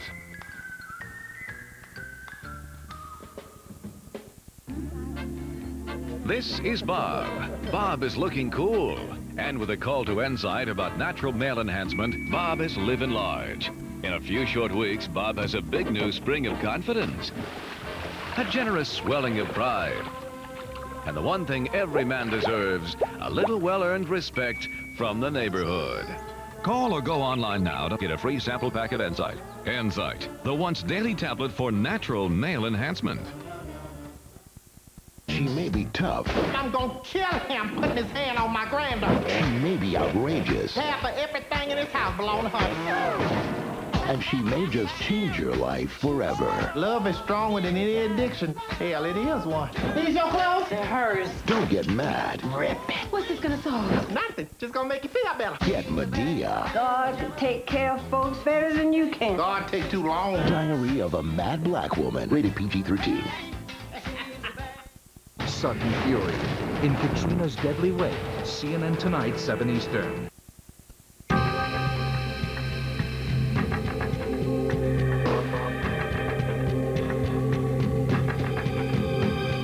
Welcome back to our special coverage here on CNN. Hurricane Katrina brought deadly floods to the Gulf Coast, and it brought political fallout to the nation's capital. Here's Lou Dobb with more. Joining me now, our regular Friday night panel, three of the country's very best political journalists: Karen Tumulty, Time Magazine; Ron Brownstein, the Los Angeles Times; Roger Simon of U.S. News and World Report. Why did I say among the best? You are the best. Good to have you all here. Let me start, Karen. This disaster response has been, by nearly every measure, a disaster. What will be the impact on, first, the mayor of the city of New Orleans, Governor Blanco, and President Bush? Well, I think that there's not going to be a lot of glory being passed around to anybody's response for this. New Orleans allowed development for decades that actually weakened the barrier islands, encouraged erosion. It clearly did not have an adequate evacuation plan, even though the city was fully aware that over 100,000 people there don't have cars. And the president's response, today he began by saying that the effect has been unacceptable, but by midday he was praising the head of FEMA as having done a terrific job. You don't get a sense that anybody is willing to sort of wrap their arms around this even yet. Ron Brown, I mean, what is the fact of the matter is that that you've got Mike Brown, the head of FEMA. You've got Michael Chertoff, the head of the Homeland Security Department, basically responsible for this response from the federal level. How did they do? Real simply. Well, real simply, it has been one of the worst weeks for the federal government in my adult lifetime. I think, the natural instinct of any administration when facing the kind of criticism that the Bush administration is now under is to, rally around each other, to circle the wagons and to say we did as much as we could, as quickly as we could. Look, reality bites. And in this case, the president would be better served to be the one out there, the first one out there, acknowledging what Americans are seeing every day. This has not been adequate. It's been far from adequate, and he should be the one asking the toughest questions. Because obviously, as you suggested before, the underlying subtext here is if we were not ready for this, a catastrophe which was among the most studied and anticipated of anything on the books, how would we respond 4 years after 9/11 to another terrorist attack? And the answer, Roger Simon, is not a favorable one. Former House Speaker Newt Gingrich said, if we can't respond faster than this to an event we saw coming across the Gulf for days, then why do we think we're prepared to respond to a nuclear biological attack? I was struck by the mayor of New Orleans saying on radio in New Orleans, I don't want to see anybody do any more goddamn press conferences, his words, put a moratorium on press conferences. And as we look at the parallel here between preparedness for a terrorist attack and what's happened in New Orleans, I think American people may be getting tired of these so-called press conferences and posing on issues without being able to back up a reality, whether it's a border security or whether it's port security or with the response to a federal disaster. Roger, do you? No, the mayor's had a tough week. He should get some more sleep and stay off TV himself. It's been a tough week for America. And as you say, it shows how unprepared we are for a national attack. This is one medium-sized city, 489,000 people, and we couldn't handle the problem there. The federal response was inadequate, and it remains inadequate. Our hearts here, as I know everywhere across the country, go out to the people who still suffer within the city of New Orleans because of these floodwaters and the chaos they endure. We hope the weeks ahead bring far better results. Tonight, let's take a look at our poll. 89% of you say local, state, and federal officials should be held responsible for the failure to respond adequately in the wake of Hurricane Katrina. And that was CNN's Lou Dobbs. And our special coverage of the hurricane aftermath will continue on CNN in just a moment. I'm Catherine Calloway in Atlanta.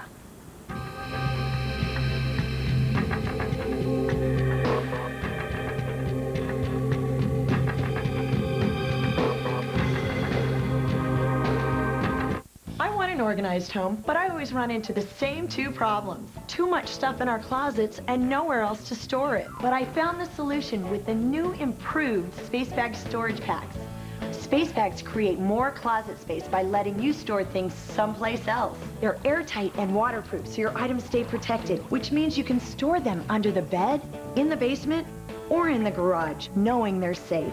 Just pack your items into the space bag, seal the patented watertight zipper, then take any vacuum with a hose and vacuum out the air. Look how my kids' bedding stays compressed and protected. And later when you need it, everything comes right back to life, as fresh and clean as the day you put it in. They're see-through, so storing and finding things has never been easier. And unlike plastic bags, space bag storage packs are made with nylon. They're guaranteed to lock out dirt, bugs, and moisture. Plus, you can use them over and over and over again for things like moving, dorm rooms, and seasonal items. There's a space bag for every need in your house, from your bulkiest bedding to smaller items that can be stored in drawers. Good Housekeeping calls space bags a smart solution for cramped closets. You can get space bag storage packs at retail stores nationwide, but you can only get this special offer through TV. We'll send you 1 extra large, 2 large, and 2 medium bags for just $19.95. Call now and we'll give you another extra large for the same low price. And we'll include the travel space bag free. Altogether, that's 7 bags, a $47 value. You still pay only $19.95. And we guarantee you'll be satisfied or your money back. Think small. Think safe. Think space bag. Call 1-800-304-2868 for this special TV offer of 7 space bags for only $19.95. Call 1-800-304-2868. Call now. CNN Tonight. Follow in the wake of Hurricane Katrina. The desperate preparations, devastating landfall, dramatic stories of survival. A special CNN presents Sudden Fury. CNN Tonight, 7 Eastern. In Katrina's aftermath, how you can help. CNN Tonight. A 3-hour Larry King special. How to locate the missing, donate your time and money, and rebuild. Plus, call in with your story. How you can help. CNN Tonight, 8 Eastern.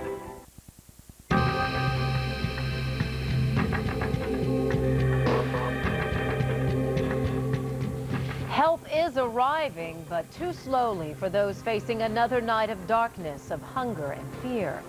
The rebuilding is yet to begin, but the finger pointing has already commenced. What went wrong? CNN's special coverage of the aftermath of Hurricane Katrina continues now. I'm Catherine Calloway, live at the CNN headquarters in Atlanta this morning. And Paula Zahn will begin in just a moment, but first we have the headlines for you. Not acceptable. That's how President Bush describes the government's response to the disaster. He toured hurricane damage all day on Friday and then signed a $10.5 billion relief measure. Aid convoys are coming into New Orleans now, but hurricane refugees are asking why it took so very long. And at the Superdome this morning, the National Guard has halted the evacuation of refugees. There is no word yet on why. About 2,000 people are still inside. They could be there until Sunday. Most of the Superdome evacuees are under a new dome. Thousands of them have been taken to Houston's Astrodome, which is now filled to capacity. Houston is opening its convention center and an exhibition hall to hold more evacuees. In the meantime, New Orleans remains waterlogged and could stay that way for a long time. The Army Corps of Engineers says it could take up to 80 days to pump the water out of the city.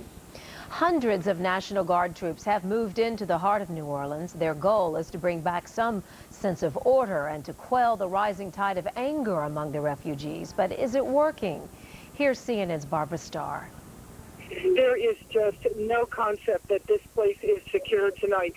In fact, it is really just the opposite at this hour. Within the last few minutes, senior New Orleans police officials have privately expressed their great concern about possible unrest in the next several hours because the thousands of people that have been living here in the streets outside the convention center with mountains of trash, with the street basically becoming an open sore, these people are becoming just absolutely desperate. What they are trying to do here tonight is give these people some hope. They have established food distribution outside the convention center. They have also established a medical evacuation point for those who are the most seriously ill. They are also going to try very desperately in the next hours to get some buses in here and at least try to move some of these people. There is absolutely no indication at this hour, Paula, frankly, that this convention center is secure inside or outside. There are now tonight hundreds of people milling about in the street, the people that have been here for days, the refugees, and there is just a great deal of unease and unrest here tonight, Paula. Barbara, I wanted to share with something that we learned while you were traveling with these troops, and that is that the chief of the National Guard is now saying that some of these National Guard soldiers that are coming to New Orleans are, quote, highly proficient in the use of lethal force. He pledged to put down the violence in a quick and efficient manner. So you're just saying things are not under control, that there is fear of unrest. So there clearly is this expectation there will be more violence? Well, not an expectation, a great concern about it, I think. They certainly have put the personnel in here that are the most capable of dealing with it. But what we have seen during the day is General Honore, who are traveling with us, senior military commander, insisting time and again that the National Guard troops keep their weapons slinged over their backs, their guns pointed down. He is trying very hard to set the tone. This is a humanitarian relief operation. It is not a military combat operation. They want to get the relief moving before something does happen. Certainly the New Orleans police, the other law enforcement officials on the scene tonight are prepared. No one wants it to happen, Paula. Barbara Starr, thanks so much for that update. Get this, less than an hour ago, we got word that Fidel Castro is offering to send 1,100 Cuban doctors and 26 tons of medicine to help out the U.S. There's no word on how the administration is reacting to that offer, but at last right now, we can finally report that New Orleans is getting substantial amounts of help. Let's turn to Nick Robertson, who joins us by video phone with more on that. Nick?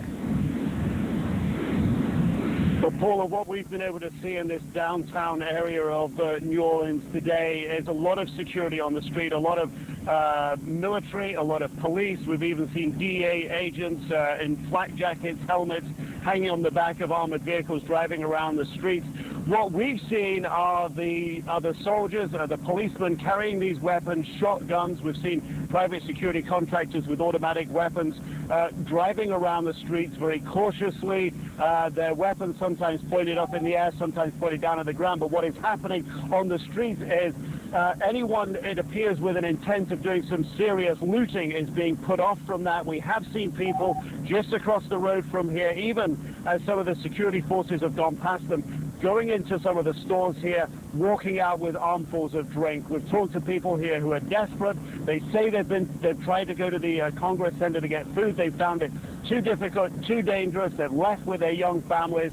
They say they really don't know what to do, and that's why they say they've been going into these stores to get some of the food. We've also seen a lot of helicopters up in the air today, particularly when President Bush came into the city. There was an awful lot of helicopter activity, overflying, reconnaissance, perhaps bringing in relief to some areas, but a very, very, very strong security presence in the center, and no whole-scale looting from what we've seen. And one silver lining to somebody's cloud today, I talked to a family from New York. They've been stranded here for 5 days. They came down to show their son the university. They came out of their hotel. They were desperate to find a way out of town. They've been told to go to various places. While we were talking to them, a private security contractor offered them a ride out to Baton Rouge and on their way, that is putting them on their way back to New York tonight, Paula. Nick Robertson, thank you so much for telling us what's going on in New Orleans at this hour. Just a reminder that we are told by this time tomorrow night there will be some 7,000 National Guard troops on duty in New Orleans. This week it is no exaggeration to call New Orleans hell on earth. People are outraged and they're asking, how could this happen in America? I want to warn you, the images you're about to see, you're going to find disturbing, and the anger is raw and sometimes profane.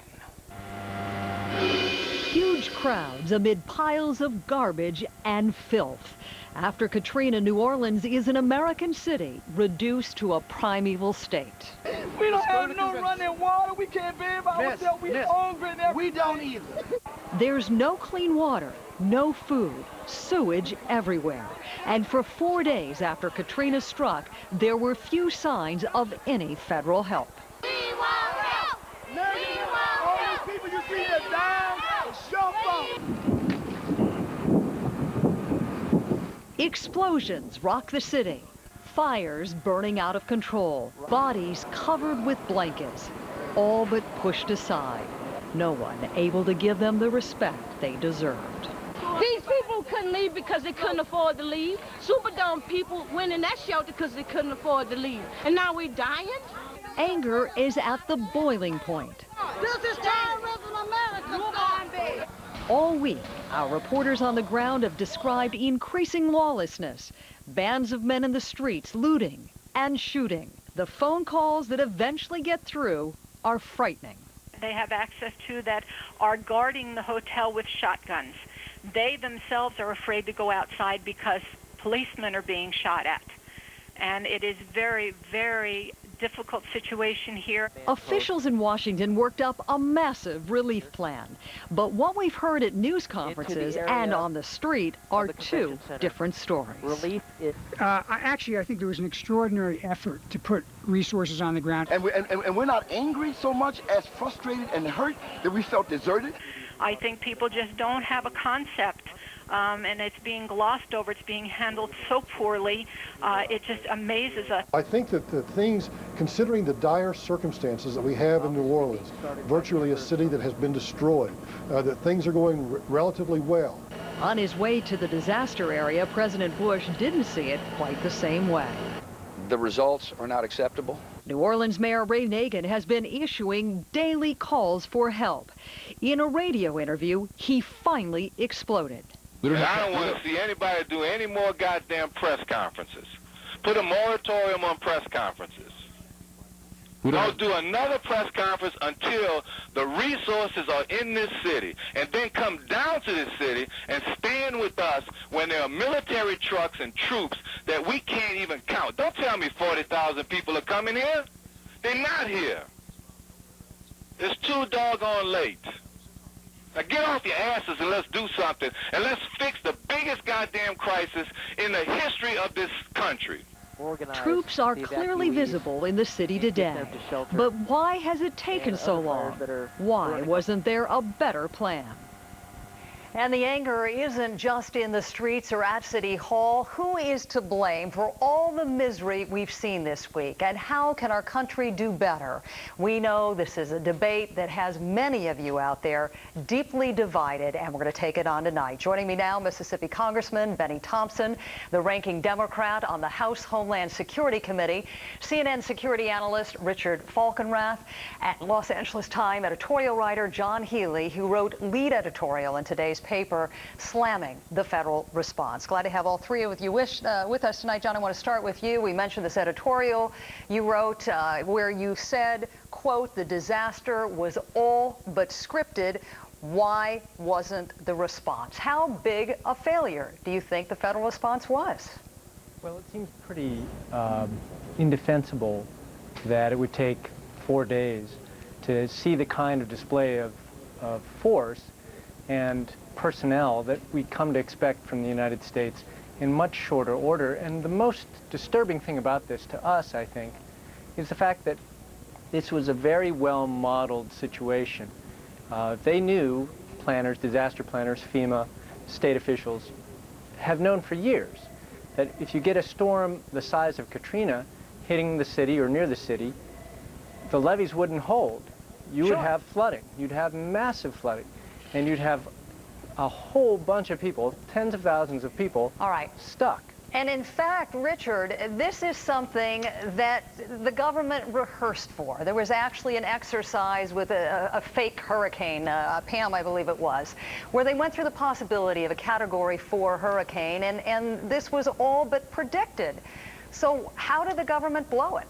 Well, Paul, it's right that certain parts of this were predicted. The exercise that you referred to didn't model anything nearly as bad as what actually happened here. And we don't know exactly why it took so long to get federal forces on the ground in New Orleans yet. But why do you think it is? You've been involved with emergency work at the federal level. I think it's two things. First, I think there was a cascading failure of public infrastructure there that we really didn't expect. We didn't plan for or expect the simultaneous failure of all the transportation systems, all the energy systems, all the communication systems, and all the sanitation systems. And that was just sort of beyond the planning parameters that the federal government had. Second, it was the combination of the flood plus the breadth of the hurricane. Which is not just New Orleans. I mean, we're focused on New Orleans in this conversation, but that's not the extent of this disaster. This disaster extends down the Gulf Coast. And so again, the flood was predicted. People knew that this was a serious risk, but having it occur simultaneously with a horrific hurricane down the coast all the way to Alabama almost was, I think, beyond the planning parameters for the federal government. Congressman Thompson, have you found any part of this effort on the federal government's part adequate? No. To be quite honest with you, Paula, the response is real late.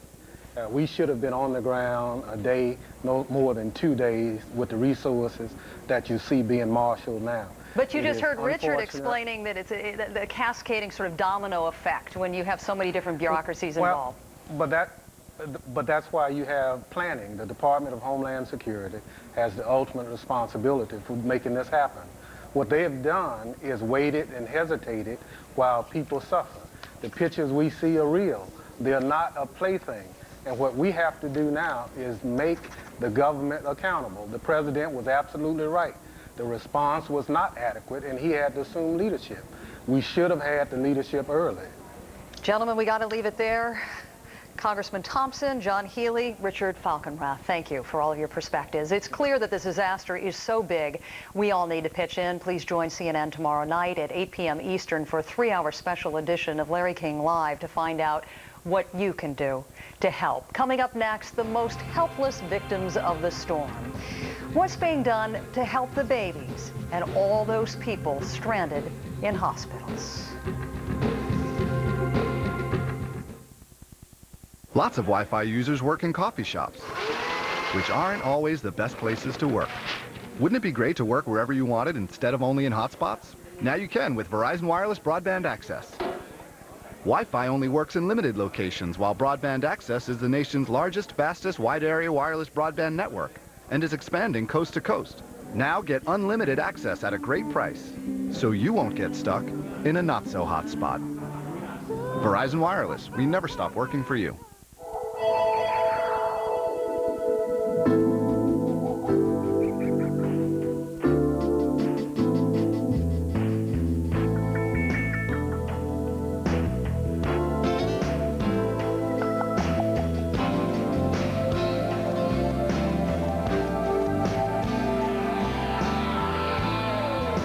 Find your path and share the journey. The people of the United Methodist Church. Women, they want to feel their power. They want to flex their muscles. They want to be strong and sweet forever. And they want to enjoy their calcium. One delicious Viactive Soft Calcium Chew twice a day has the same bone-building calcium as those big, chalky pills. Viactive Soft Calcium Chews, because women should get exactly what they want. At Geico.com, you can handle all your car insurance needs online. It's so easy, a caveman could do it. Seriously, we apologize. We had no idea you guys were still around. Yeah, next time maybe do a little research. Gentlemen, are we ready to order? I'll have the roast duck with the mango salsa. I don't have much of an appetite, thank you. Geico. 15 minutes could save you 15% or more on car insurance. CNN tonight. Follow in the wake of Hurricane Katrina. The desperate preparations, devastating landfall, dramatic stories of survival. A special CNN presents Sudden Fury. CNN tonight, 7 Eastern. In Katrina's aftermath, how you can help. CNN Tonight. A 3-hour Larry King special. How to locate the missing. Donate your time and money. And we build. Plus call in with your story. How you can help. CNN Tonight, 8 Eastern.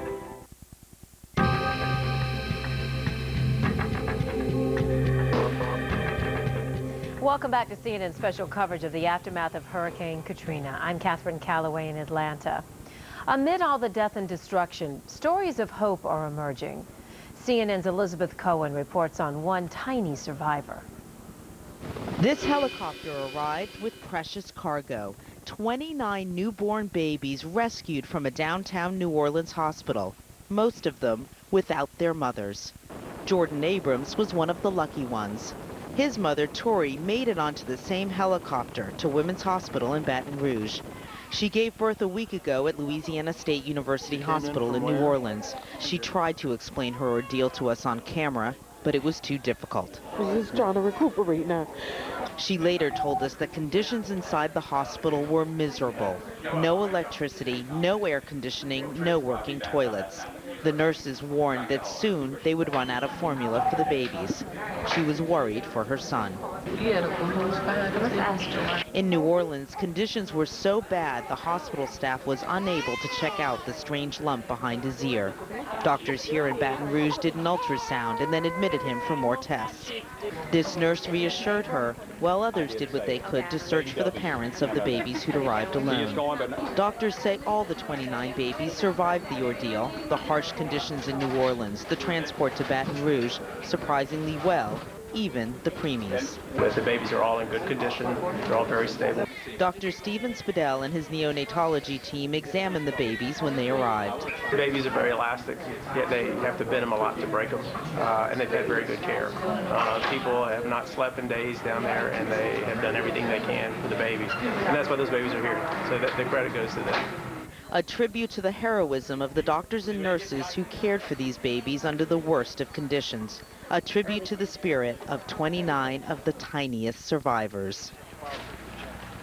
Now here's another piece of good news. 2 nights ago we told you about a woman named Rosina Jefferson. While she was in labor, she jumped out of her window from her home in New Orleans. She swam 30 minutes while having contractions, all to get help for her 5-year-old son who was having asthma attacks. She then got separated from her son. It turns out that a family friend took this son to safety in the Astrodome in Houston. She saw our story, and she then got in touch with Rosina Jefferson, who soon will be reunited with her son. Paula? What a lucky woman, Elizabeth Cohen. Just a reminder to all of you out there what these heroic doctors and nurses are up against at a hospital in New Orleans. We have learned that nurses are actually giving each other IVs to be able to survive. There is no more room at the Astrodome. What are the conditions like there now? And where else can the evacuees go that are getting turned away? We're going to take you live to the Houston Astrodome.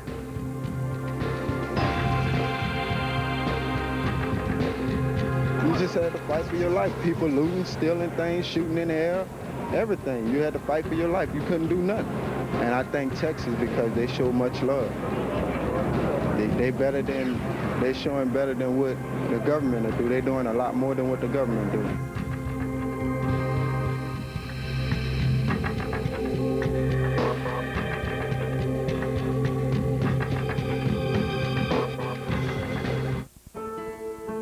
Big people, little people, older people, younger people. All kinds of people need medicines but don't have prescription coverage. It's personal to them, so it's personal to us. That's why we offer help at Pfizer Helpful Answers, with all kinds of programs to help all kinds of people get the Pfizer medicines they need. No matter what your age or income, if you don't have prescription coverage, you can save on Pfizer medicines. You may even get them for free, depending on your income. So call us at 1-866-706-2400 to get personal help. One call for your Pfizer medicine and for your family's medicine. Call Pfizer Helpful Answers at 1-866-706-2400 or visit PfizerHelpfulAnswers.com. Because if you don't have prescription coverage, now one call fits all. Pfizer participates in the Partnership for Prescription Assistance, a way to get help paying for your other medicines. We showed this grandfather how he could count on long-term care insurance to be there for him.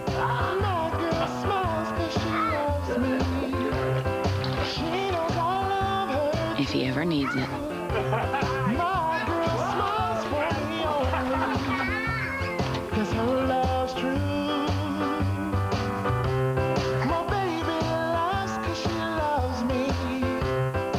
CNN Today on American Morning.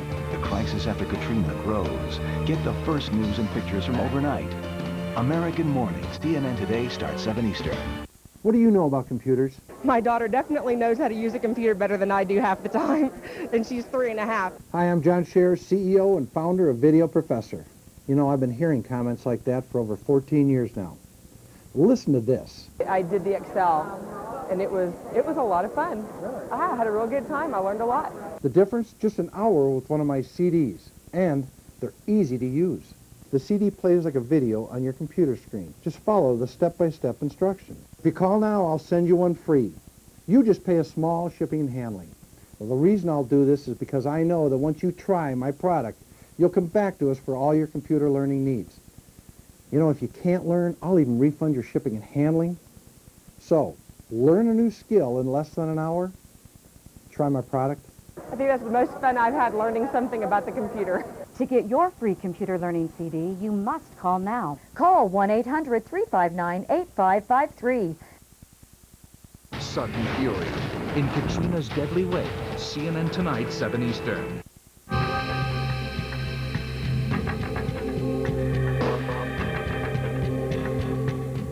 As dawn breaks this morning in New Orleans, about 2,000 people who had hoped to be out of the Superdome are still there. We don't know why yet, but the evacuation of the Dome in New Orleans has been halted. Those left behind could be stuck there until Sunday. Thousands of other refugees have been taken to Houston's Astrodome, and our Sean Calebs gave a progress report on the conditions there. It is extremely crowded. We have some pictures that show you the floor of the Astrodome, and this is a cavernous facility. They actually brought us in before any of the cots went down, and it just seemed enormous. You go in now, and you feel almost claustrophobic. They have about 15,000 people on the floor of the Astrodome. FEMA told us they could put as many as 24,000 in the Astrodome. That's what people planned on. When buses arrived here last night, however, they were told the fire marshal says it is simply overcrowded and there is a danger. There's a concern of danger, so they did not allow any more people into the Astrodome. However, in the ensuing hours leading up to dawn, they were able to work out some kind of agreement. To my right is the Reliant Arena. To my left is the Reliant Center. Throughout the day, they've been able to put up 11,000 more cots in those two facilities. So they have continued to process people. Paula, it is important to point out they have not turned away anyone. Now, both the center and the arena, with the 11,000 cots, that is going to be very short term. We're talking perhaps 24 to 36 hours before they try to move those evacuees out to other cities here in Texas, including San Antonio, Dallas, as well as Huntsville. Paula? But, Sean, we've just been alerted that Houston could expect perhaps as many as 100,000 more evacuees from Louisiana. So what's going to happen to those people? That could be a conservative number. In fact, the mayor thinks there could be significantly more than 100,000 evacuees here right now. Hotels are completely overburdened. Now, today the mayor came out and he basically pleaded with the citizens of Houston to open their doors, to help people right now. If you have an extra room, if you have an apartment over a garage, help these people. And we have seen stories like that. But one thing that really comes back, Paula, over and over, the trauma that people suffered during Katrina and coming here. We have seen, we've talked to psychologists, people are suffering from depression, anxiety. They're separated from families. Dozens of people come up to us throughout the day with pictures, with names, with phone numbers, eager to try and reach their loved ones or tell their loved ones that they are alive and well. It is a tragic scene that is playing over and over. This is kind of a clearinghouse. What we've heard everybody else talk about it, the death and destruction everywhere. People here are just emotionally and mentally drained. We hope they get the help they need. You know, Sean, I was captivated by that picture of all the shoes on the floor, because at one point this afternoon, I heard a report that suggested that 1 in 5 of the evacuees didn't have shoes on at all. Pretty stunning. Go ahead. Indeed. Well, what we heard from people, they tried to bring as much as they could to the Superdome, but when they crowded on the buses, they even pared down what little they did have into basically a small backpack. So many people arrived here with virtually nothing. We've seen people with briefcases saying, this is all I have in the world, and that is it. They are finding new clothes here, they are finding shoes, but it is tough. Sean Calebs, thanks so much. Inside the Astrodome, harrowing stories of escape from a hurricane and a city under siege. Carol Scott is an evacuee who was rescued for her home in New Orleans. Thank you so much for joining us. You were rescued from the window of your apartment building. You had to leave your 5-month pregnant daughter behind. Do you know anything about her welfare? No, at this point I haven't heard anything about her. And she's pregnant with twins. You must be a nervous wreck. Yes, I am. I'm looking for her. And my sister says all of us were together. Your family couldn't have it any worse. You traveled with your mother to Houston. Your mother has been fighting diabetes for a long time. Describe to our audience what happened to her. Well, we thought she was doing okay. After we got her out the window, just the fact that she was airlifted, we thought it would be a serious problem, but we made it here safely. But last night after we got here, she just started sweating and she wasn't feeling good. And she told me to call my brother. And we went and got one of the policemen and they put her on a cart. And she was holding her chest. And when she took her little belongings out of her pocket, because she was still in her pajamas, she said, here, take this. And I just felt like she knew she wasn't coming back. Are her grandchildren asking about her?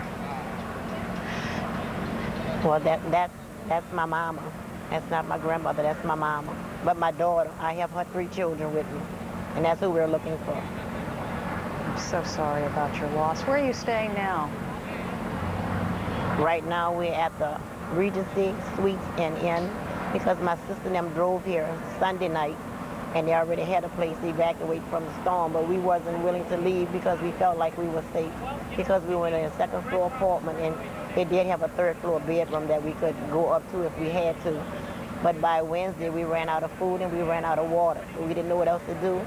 So my son-in-law and my brother were doing SOS signs to the helicopters because they were picking up so many people. And eventually they came to the window and it really frightened us that they actually realized what we were doing and they were there to get us. So we just had to start moving. We were running around and my mom didn't have any shoes on her feet, and that's the way we brought her here. Our hearts go out to you. Carol, thank you for sharing your story with us tonight, and we hope you do get some good news about your pregnant daughter. If you would like to help the hurricane victims, please join CNN tomorrow night at 8 p.m. Eastern for a special star-studded 3-hour edition of Larry King Live. We're going to check the other headlines in a minute. Guess what the storm is doing to gasoline prices? Well, for those of you traveling over this holiday weekend, you already know. Ouch. Also ahead, how one woman found her father alive. A special reunion coming up. Not one time did I see, or anybody see, an official step out here and talk to these people.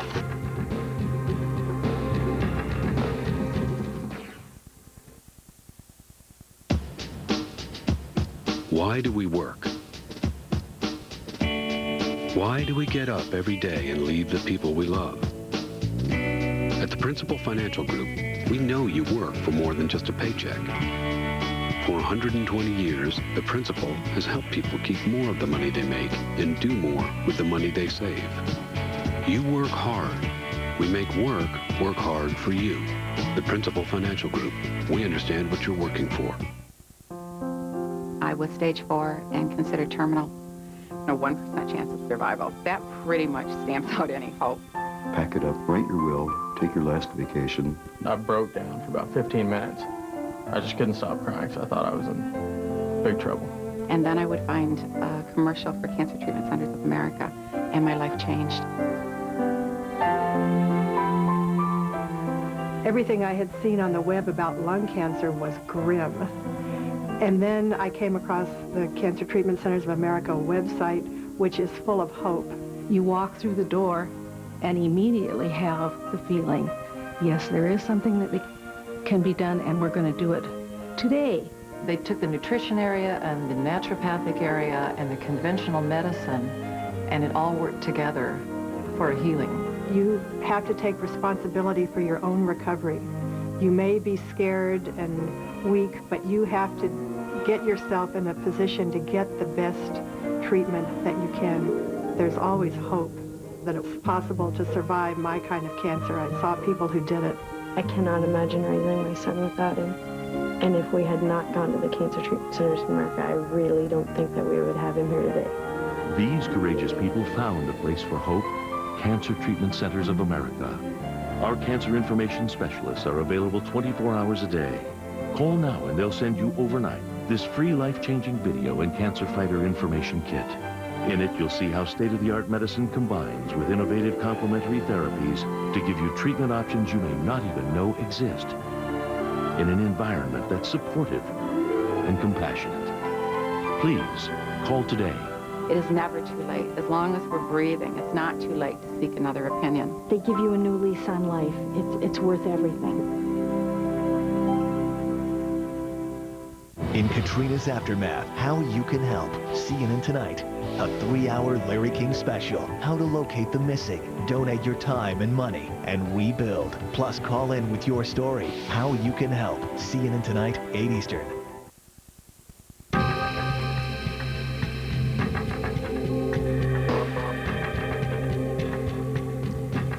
CNN special coverage of Hurricane Katrina continues now with the latest information. Fire burned in some parts of New Orleans while the rest of that city remains waterlogged. The Army Corps of Engineers says it could take up to 80 days to pump the floodwaters out. In the meantime, the National Guard has halted the evacuation of refugees from the Superdome, and there is no word on why yet. The 2,000 people that are still inside could be there until Sunday. Parts of Mississippi are still without power or fresh water, and some people are scrounging for food. The death toll is rising. It now stands at 147 and is expected to climb. In Alabama, authorities plan to use a former military base to house Katrina evacuees. Secretary of State Condoleezza Rice will visit her home state of Alabama on Sunday. Houston's Astrodome is all filled up after taking in thousands of evacuees. The city's now making room for more. It's turning the convention center and an exhibition hall into shelters. And if you're traveling this Labor Day weekend, you may feel Katrina's impact at the pump. The damage done to Gulf Shore oil rigs has sent gas prices higher. In response, President Bush has ordered the sale of 30 million barrels of crude oil from the government's emergency stockpile.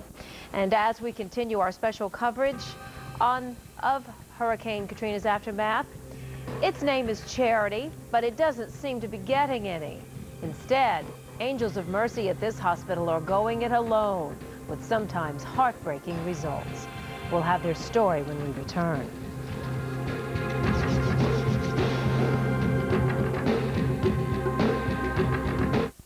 Hi, I'm John Scherer, CEO and founder of Video Professor. You know, after 18 years of teaching millions of people how to use their computer, I'm amazed that there are still people that haven't tried my product. Many of you still need to learn Windows, word processing, the internet, and more. If you're looking for that new job, or maybe it's just balancing your budget, or even helping your kids with their homework, these aren't handy skills to have, they're essential. If you're having trouble learning computers, I'm going to help you out with a lesson of your choice from Video Professor. Let me show you how easy this is. You put the CD in your CD drive. The lesson plays like a video on your computer screen. Just follow the step-by-step instructions that guide you through learning the software. The lesson always stays on top of the program you're learning. You see what to do, and then just do it yourself. You can't make a mistake because you see the results right in front of you. You can pause or rewind the lesson to learn at your own pace. You know the best part about this offer? This is free. You see, I know that if you try my product, you'll never fumble through a big, thick manual, you'll never go to a seminar or a class. I know this, but the only way you're going to know it is if you try my product. So I'm going to make you this incredible offer. You try my product, and if it doesn't do everything I say and you don't learn with it, you simply send it back to me, and I'm going to send you $10. So call right now to get your free CD lesson. And if you can't learn with my product for any reason, or you think there's a better way to learn, simply send it back to me, and I'll send you $10. And I'll even refund your shipping and processing. So now what are you waiting for? Try my product. Call Video Professor now for your free lesson. Choose from Windows, Word, Quicken, the Internet, and many more. Call now and this free gift will be yours. The Anytime Organizer is the calendar, diary, address book, and journal on your PC. Call now to get your free lesson and the free gift. And remember, if you are not completely satisfied, return it and we'll send you $10. Call 1-800-416-7881. Now at CNN.com, Hurricane Katrina, the devastating aftermath, rescue and recovery, plus how you can help. Complete coverage of Hurricane Katrina's aftermath, now at CNN.com. As the crisis after Katrina grows, trust CNN and CNN.com to find out how to help, how to get help, and locate the missing. Get the information you need. Stay with CNN and CNN.com.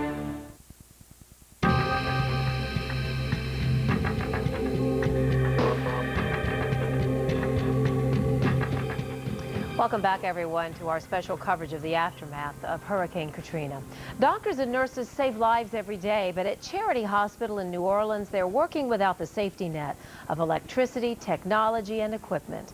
Our senior medical correspondent, Dr. Sanjay Gupta, saw their efforts close up. I love you. I need you to survive. Any hospital would have a difficult time in a disaster like this one, even one with the name Charity. At New Orleans' largest public hospital, the goal of the staff today, that nobody dies. We are their only hope, and we are trying as hard as we can to get them some help. What's going to happen to some of these patients if you don't get them out of here? 2 of them have already died here on this ramp waiting to get out in this very spot. There's no electricity, no water, no food, but more than 200 patients, and it's been this way for days. So this is what a charity hospital looks like in the middle of a natural disaster. We're in downtown New Orleans. This is actually an auditorium that we're standing in now. At one time held up to 40 patients all around this place. Several patients still remain here as well. We are at the point where it's developing nation medicine, probably without the power, without light. It's like a third world country. We know the risks, and we're just doing the best we can. But this is the United States. Tuesday, the governor said this place would be evacuated. 3 days later, we watch as medical personnel at Tulane, right across the street, were picked up by helicopters, while Charity's patients, some on ventilators being worked by hand pumps, waited in this parking garage. Last night, this hospital had a good night because nobody died. Fortunate because the morgue, which is in the basement, is flooded. The dead have to wait in the stairwell. At the hospital named Charity, it takes good doctors, quick thinking, and a lot of faith. Because victory today is mine. And of course, there's a lot of concern about medical workers' health as well. They have no water to wash their hands with. Some of them actually giving each other IVs because they are so dehydrated, not having any food or water in that hospital since Monday. That was Sanjay Gupta reporting. Tonight, the evacuation of Katrina's victims continues, and when we come back, we're going to tell you a little bit more about those that are in shelters in 9 different states, many still out of touch with loved ones, and CNN is doing what it can to help, and Carol Lynn has the very latest on that in Atlanta. Paula, we have heard from so many different people, and we at the Victims Relief Desk will be here all weekend gathering stories and emails and giving updates. But we want to talk about the people who need help, and too many people can't get it.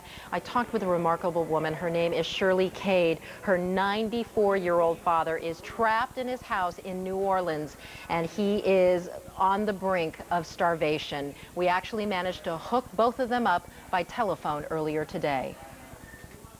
Dad, we love you. We want you to hold on. We know you're a tough old bird. Hold on. We are doing everything we can. I am holding on, baby, and I'm completely depending on what y'all can do for me to get me out of this situation. You say you're going to do this, you do that, and nobody you get do anything. I know, but... And my food is dwindling, I mean dwindling. We know, Daddy, we know. Shirley Cade's 94-year-old dad has only a few gallons of water and a dozen eggs. He is eating once a day to conserve food. Shirley says her father and others are the untold stories in this disaster. They're focused on the convention center and the Superdome, but there are citizens trapped inside their homes who are alive. For Jennifer Watson, the internet and a link to a CNN story gave her the first confirmation that her father is still alive. We weren't getting a lot of information up here, and then I just happened to come across him on video. Well, I was like, I saw you on TV, and I see you're doing good. If you're looking for information about loved ones or relief efforts or how you can help, check out cnn.com/help center. And if you want to send us information letting people know that you're okay or ask about people who are missing, send an email to hurricanevictims@cnn.com. We want to share your stories. We want to help people find people, Paula. Certainly have helped so far. Carolyn, thank you. Now, more on the situation in downtown New Orleans when we come back. We just heard from Barbara Starr, who was embedded with some of the troops coming into the city, that there's great concern about tension there tonight and the possibility of violence. We'll take a short break.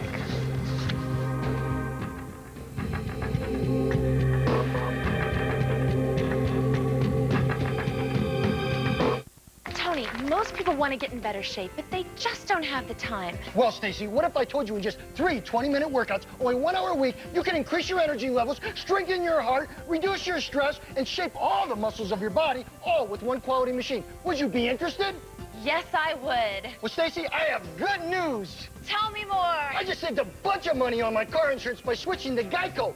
Yeah, baby, you can do it. Geico. 15 minutes could save you 15% or more on car insurance. CNN Today on American Morning. The crisis after Katrina grows. Get the first news and pictures from overnight. American Morning. CNN Today starts 7 Eastern. Hi. Now playing. It's gonna be fun, trust me. It's Blind Date on Fire 2, Smokin'. Should we get a cocktail? From steamy hot tubs to scorching body rubs. You about to get us kicked out of the spa. We're turning up the heat with 6 daring daters.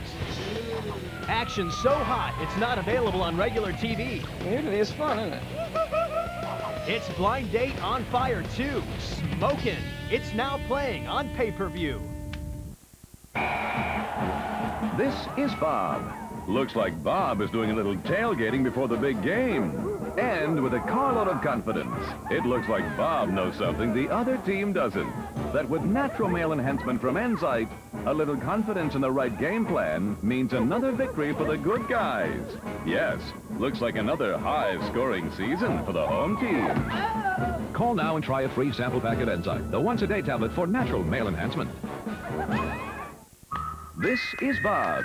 Since taking Enzyte for natural male enhancement, it's a confident Bob whose big idea saved the firm, that gave him the car, that took him down the very street, where he saved the cat, that got him the key to the city, that held the parade for their new Man of the Year. Coincidence? You be the judge. To find out how a little confidence can lead to great things, call now and try a free sample pack of Enzyte. She may be tough. I'm gonna kill him putting his hand on my granddaughter. She may be outrageous. Half of everything in this house belongs to her. And she may just change your life forever. Love is stronger than any addiction. Hell, it is one. These your clothes? They're hers. Don't get mad. Rip it. What's this gonna solve? Nothing. Just gonna make you feel better. Get Medea. God take care of folks better than you can. God take too long. Diary of a Mad Black Woman. Rated PG-13. These days, who can you trust? Lou Dobbs tonight, CNN Monday night, 6 Eastern.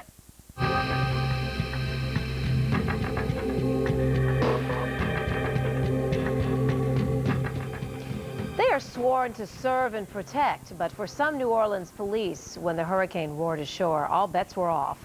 Most officers remain on their beat, though, and as our Chris Lawrence found out, right now their primary concern is survival.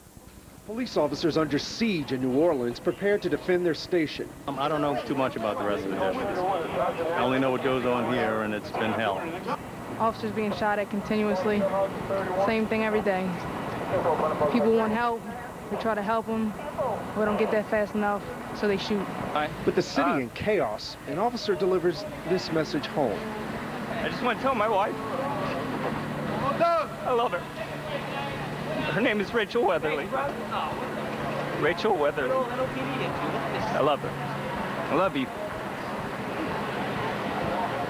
The police are undermanned and often overwhelmed. I want to have something to say, and if y'all can get it out, I want you to get it out to them. All the cowards that are here on the New Orleans Police Department that fled this city in a time of need, when you raised your right hand, you were sworn to protect these citizens. Police say a third of the force deserted after the hurricane. For all you cowards that's supposed to wear the badge, can you truly wear the badge like our motto say? Evidently you can't. Anybody up on the roof? On me! It's pitch black when they take their posts. We got guys out here, you know, shooting at the police. Like I said, raping kids and women. One officer compares the catastrophe to September 11th. I think just the number of people dead is going to be worse. And we're not going to...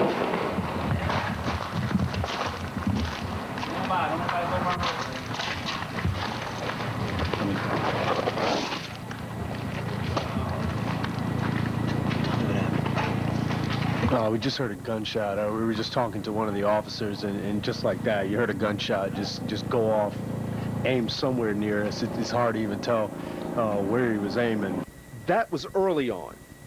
This came later. We had 3 people shooting at us from the project. I picked up the flash on the last shot, and I put about 5 shots over there and quieted down. Just as the night winds down, a chemical fire explodes off in the distance. I'm getting everybody off the roof, getting them downstairs, and that's about all we can do right now until we get further orders. Finally, the sun rises through the smoke, and police offer some perspective on Hurricane Katrina. I don't think the real story is finished yet. This is only part 1. Part 2 is where we are right now, dealing with all of this.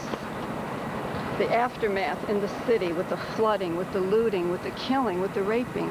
Part 3, that's the story that isn't finished yet. What's going to happen to the city? We're going to rebuild. Questions right now with no answers. We will survive, I know that, but we need to do more than that. We need to go back to living with faith and with hope and even with compassion for some of the people who didn't have any for us.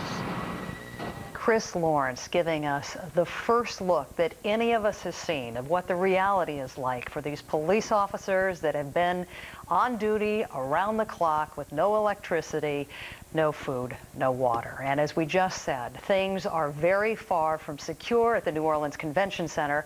Our Jeff Kanangi is there. He joins us now by video phone. How tense are things there right now, Jeff? Paula, picture this, walking into a refugee camp in a third world country, only this is the most powerful country on the planet. It was very tense when we walked into that convention center. Thousands of people gathered outside, despite the fact that thousands have already been transported to the Astrodome in Houston. People are angry, people are calling on the government saying, why was this allowed to go so far, Paula? So, what is the fear tonight? We understand from Barbara Starr's reporting that troops, obviously, I guess 1,000 of them are in place tonight. By this time tomorrow night, 7,000 National Guards troops in place. What are they prepared for?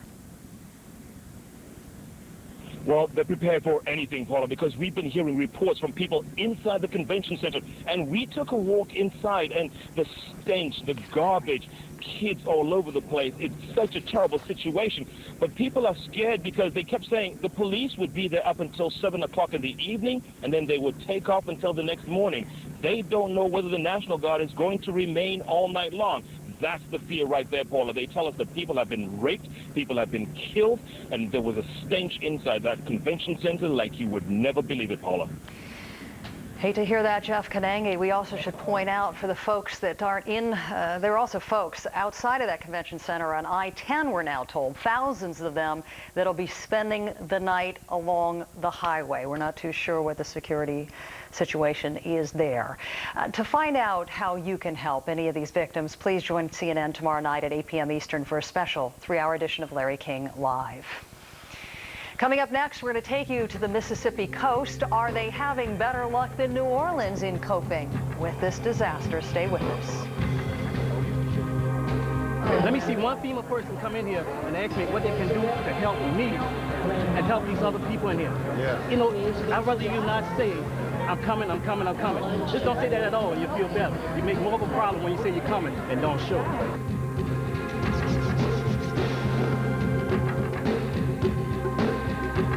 Lots of Wi-Fi users work in coffee shops, which aren't always the best places to work. Wouldn't it be great to work wherever you wanted instead of only in hotspots? Now you can with Verizon Wireless Broadband Access. Wi-Fi only works in limited locations, while Broadband Access is the nation's largest, fastest, wide-area wireless broadband network and is expanding coast to coast. Now get unlimited access at a great price, so you won't get stuck in a not-so-hot spot. Verizon Wireless, we never stop working for you. Big people, little people, older people, younger people. All kinds of people need medicines but don't have prescription coverage. It's personal to them, so it's personal to us. That's why we offer help at Pfizer Helpful Answers, with all kinds of programs to help all kinds of people get the Pfizer medicines they need. No matter what your age or income, if you don't have prescription coverage, you can save on Pfizer medicines. You may even get them for free, depending on your income.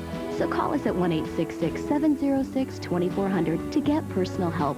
One call for your Pfizer medicine and for your family's medicine. Call Pfizer Helpful Answers at 1-866-706-2400 or visit PfizerHelpfulAnswers.com. Because if you don't have prescription coverage, now one call fits all. Pfizer participates in the Partnership for Prescription Assistance, a way to get help paying for your other medicines.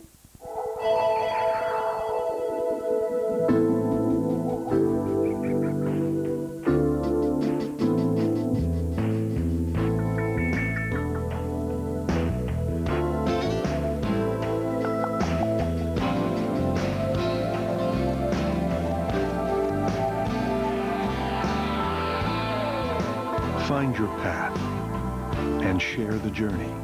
The people of the United Methodist Church. This is the Mantis Tiller Cultivator. It weighs only 20 pounds, but packs more power than you might have thought possible. The Mantis Tiller digs in at 240 revolutions a minute, and optional attachments handle all kinds of gardening chores. This is a remarkable machine. And here's a remarkable offer. Purchase a Mantis Tiller direct from the factory, use it for a year, and if you don't absolutely love it, send it back and we'll refund your money. For free information, call 1-800-306-5300. CNN Tonight. Follow in the wake of Hurricane Katrina. The desperate preparations, devastating landfall, dramatic stories of survival. A special CNN presents Sudden Fury. CNN Tonight, 7 Eastern.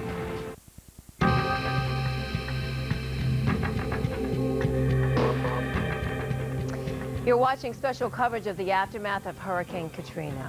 Rescuing hurricane victims is not a job for the military. Dozens of civilian rescuers are also on the scene, and they don't know the people they're looking for. Sometimes they don't even know their way around, but as our Randy Kay reports, that's not stopping them.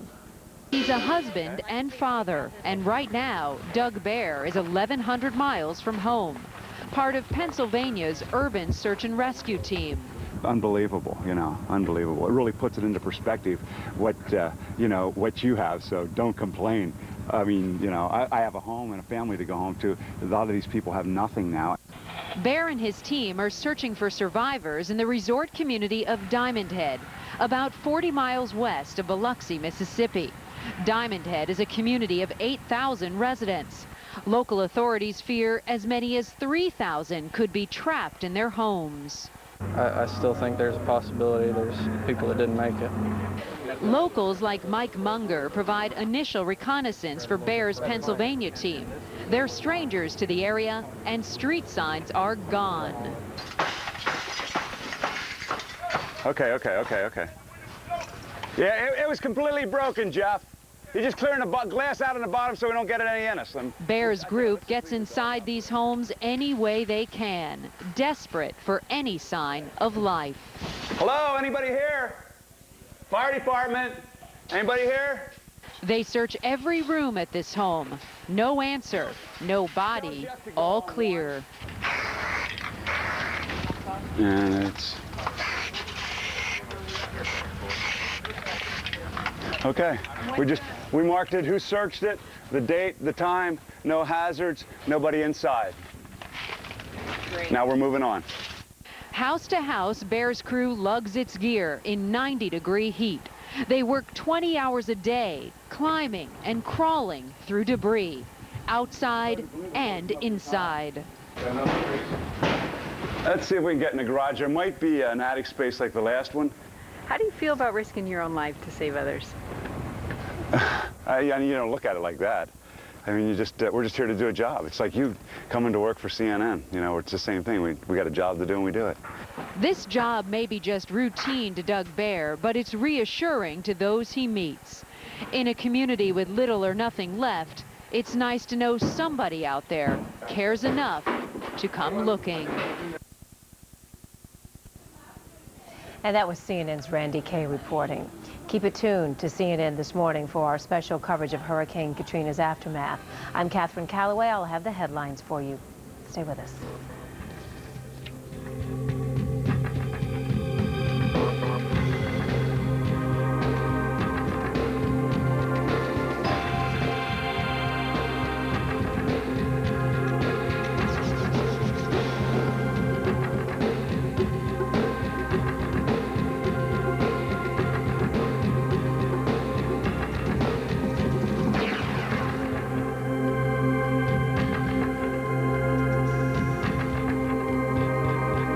Lots of Wi-Fi users work in coffee shops, which aren't always the best places to work.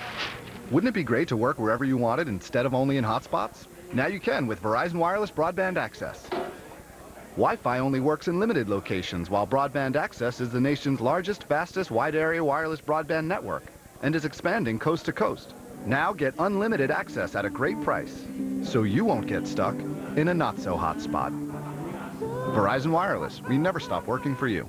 We're for puppies. A wet nose, a warm belly, and a wagging tail. And we're for helping them grow up healthy and strong. We want to make sure that you're right for our daughter. Are you safe? Reliable? Don't buy a used car without a Carfax history report. Now with the buyback guarantee. For details, ask your dealer or go to Carfax.com.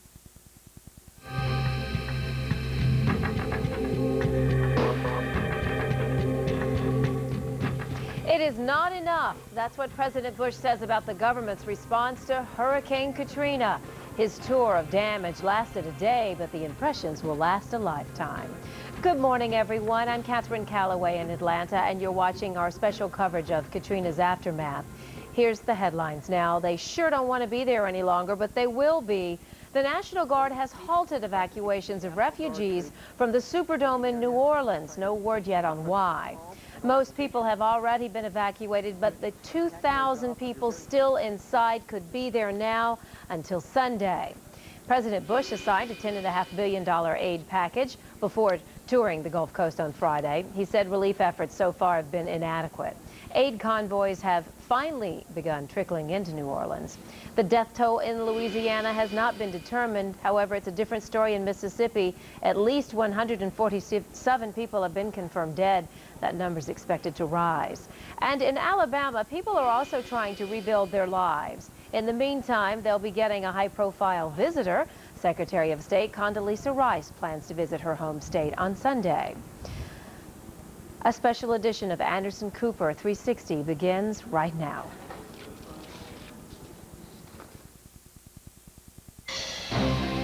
The mayor of New Orleans explodes in a radio interview. Now get off your asses and let's do something, and let's fix the biggest goddamn crisis in the history of this country. And President Bush, before heading to New Orleans, admits efforts to help have fallen short. The results are not acceptable. Tonight, thousands still trapped, desperate, no food, no water, no way out. Help us, please. If we could have got out, we would have. We need help. Again tonight, Anderson asks the hard questions. Why so late? Is this enough? The role of race? Amid the flood of criticism, a growing trickle of hope. Military supply trucks now rolling through flooded streets. But what about crime and chaos? Emergency care, the nightmare when doctors and hospitals' needs are critical. Amid the devastation, the stunning power of the human spirit. It's just fantastic. We can go get our little boy. Parents reunited with their missing newborn. This is a special edition of Anderson Cooper 360. Hurricane Katrina, state of emergency. Welcome back. We are live in Waveland, Mississippi, the same town we were in last night. A small town, but a town we think worth staying in because, well, the people here are suffering and they need the world's attention as much as possible, all along this coast. People need the attention. I want to just show you a few shots around me, this street that we are on, just the complete devastation. Frankly, we could have picked any street in this entire swath from the beach to the railroad tracks here in Waveland. Whatever camera angle you are looking at it from, this is what Katrina has left behind, and days after the storm has left, all of this remains. There have been some bulldozers here, some roads have been cleared, and that is certainly good news, but there is much that still needs to be done. The question tonight, is enough being done? Was enough done ahead of this storm to prepare? Some tough questions that need answers tonight, and the people here want answers. First, what happened over the last 24 hours? It's hard to know if things are getting better on the large scale when you're here in a town like Waveland where you can't get much information. It doesn't feel often like things are getting better because the adrenaline is gone from the storm, from surviving the storm, and now the realization is setting in. What lays ahead? The difficult, dangerous, dark days ahead. CNN's Rick Sanchez takes a look at if things are really getting better. If New Orleans looks like a war zone, it is because it is a war zone. We waded in that water, dirty, filthy water, and we dirty. This is not the way we live. It was horrible. Human waste, animal waste, rodents, anything you could possibly imagine. That's what we had to deal with. For 5 days, tens of thousands of people have waited to be saved. For some, it was too late. A woman had a baby last night with no medical attention, but the baby didn't make it. We're suffering. This afternoon, help finally arrived. A row of amphibious vehicles loaded with relief supplies rolled through the flooded waters of downtown. Their destination, the convention center. There, armed National Guardsmen filed past men, women, and children in dire need of food, water, and medicine. Last night, before help arrived, the mayor vented his frustration. I don't want to see anybody do any more goddamn press conferences. Put a moratorium on press conferences. Don't do another press conference until the resources are in this city, and then come down to this city and stand with us when there are military trucks and troops that we can't even count. Don't tell me 40,000 people are coming here. They're not here. It's too doggone late. Now get off your asses and let's do something, and let's fix the biggest goddamn crisis in the history of this country. And to make matters worse, the mayor says that the city's last functioning clean water facility is breaking down. Another ominous sign, fires, including a huge chemical explosion, difficult if not impossible to fight effectively with many streets flooded and water pressure non-existent. Congress has approved $10.5 billion in emergency funds for the stricken area. Leaders of the Congressional Black Caucus hailed the move while harshly criticizing the pace of the administration's response and expressing concern that the money would be put to the best use. I'm ashamed of America. I'm ashamed of our government. And as a member of the Appropriations Committee, I want to make sure, yes, we should approve the $10.5 billion, but it's got to go right to the people. The stress is now spreading to Houston, where many of the New Orleans evacuees have been relocated. Promised a bed at the Astrodome, thousands who traveled hours there have nowhere to call home. You're doing a heck of a job. Today, President Bush went to the Gulf Coast. He was briefed live on camera about the growing human catastrophe. The federal government's job is big and it's massive, and we're going to do it. Where it's not working right, we're going to make it right. Also, the First Lady thanked Americans for opening their hearts and homes and urged people to volunteer. I want to urge people who have the ability to be able to come to Louisiana or any of the Gulf Coast states that were affected and volunteer to try to do that. If you can't do it this week, there will be next week and the next week, and it's going to go on for a long time. Later, the president toured New Orleans, where evacuees are being removed. He called the $10.5 billion relief package passed by the House and Senate just a down payment, and assured everyone that more is on the way. Meanwhile, the airlift and the busing continues by the thousands. This is the latest group. They're from Tulane University Hospital. They've been stuck there for several days. They all come with their individual stories, but none perhaps like this. Hospital officials are telling us that many of the nurses resorted to giving themselves IVs just to remain hydrated. Rick Sanchez, CNN, Louis Armstrong International Airport, New Orleans. Well, you heard the mayor of New Orleans on that radio interview a little bit ago, just outrage, blasting the idea of having press conferences. We've got some new pictures in right now of the Astrodome. I want to show you these images. We are just getting them into CNN. These are the first time we are seeing these images. The situation there, obviously chaotic. It is, well, just several days after this storm. It is extraordinary. All of this is still going on. A night to remember for Chris Lawrence last night. Last we talked to him, he was on the roof of a police station in New Orleans, barricading himself onto that roof with the police officers there in New Orleans who are working around the clock, trying to do as best they can. Chris, what was the night like? Just an incredible night, Anderson. I got to tell you right now, first things first, all those police officers are okay, but it was a scene you would never expect to find in any major American city. Police officers having to defend their own police station, taking fire at night, having to return fire. Just an incredible scene. As we stood up there on the rooftop, you could hear gunshots, you look down on the ground, entire neighborhoods were flooded around them, and undermanned and overwhelmed. These men and women decided to stay the course and continue to defend that station. Police officers under siege in New Orleans prepared to defend their station.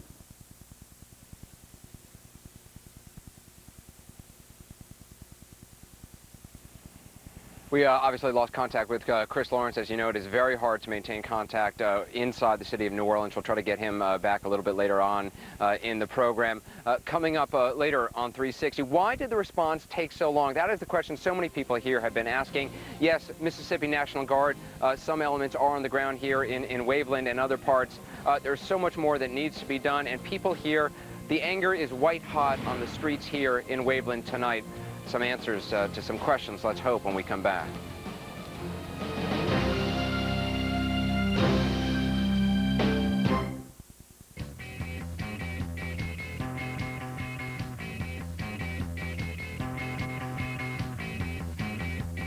Anderson Cooper 360 is brought to you by Bud Light. Fresh, smooth, real Bud Light. It's all here.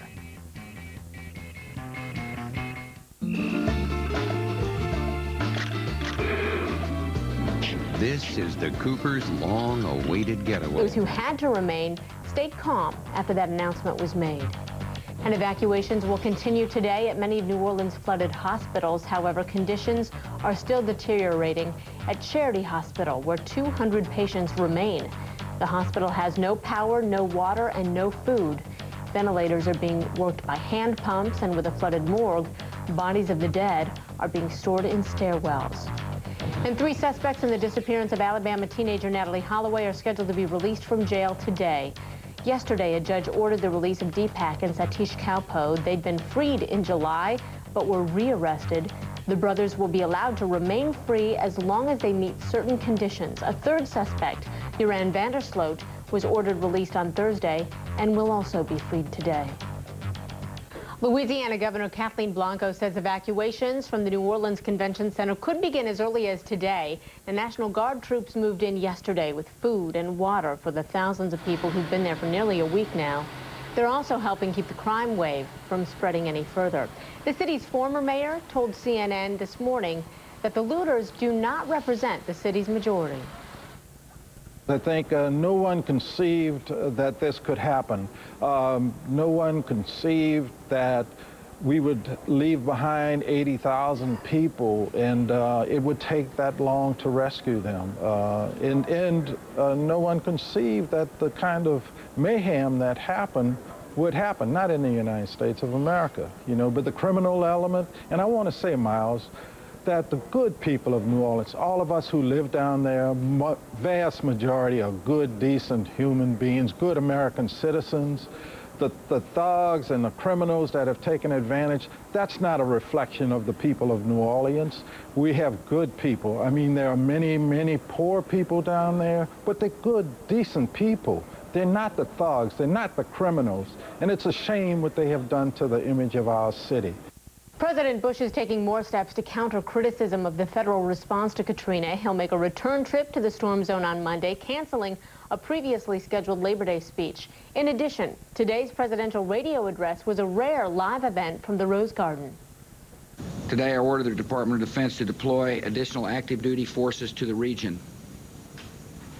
Over the next 24 to 72 hours, more than 7,000 additional troops from the 82nd Airborne, from the 1st Cavalry, the 1st Marine Expeditionary Force, and the 2nd Marine Expeditionary Force will arrive in the affected areas.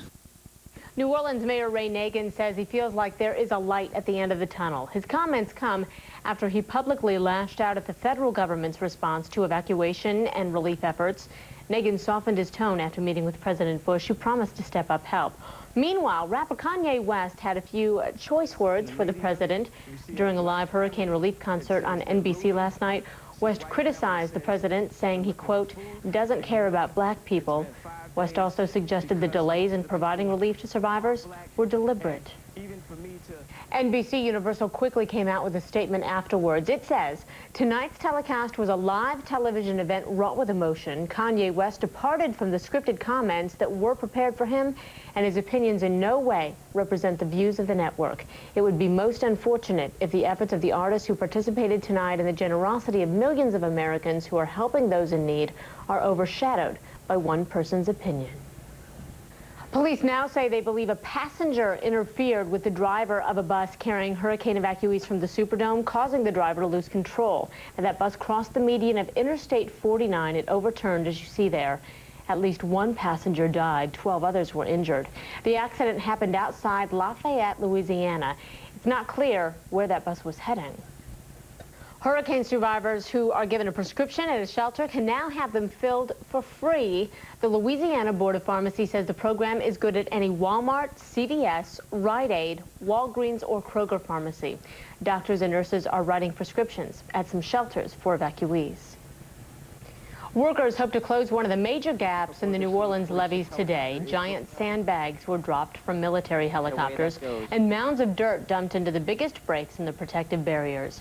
One breach is already under control, but it will be left open to allow the water to drain back into Lake Pontchartrain.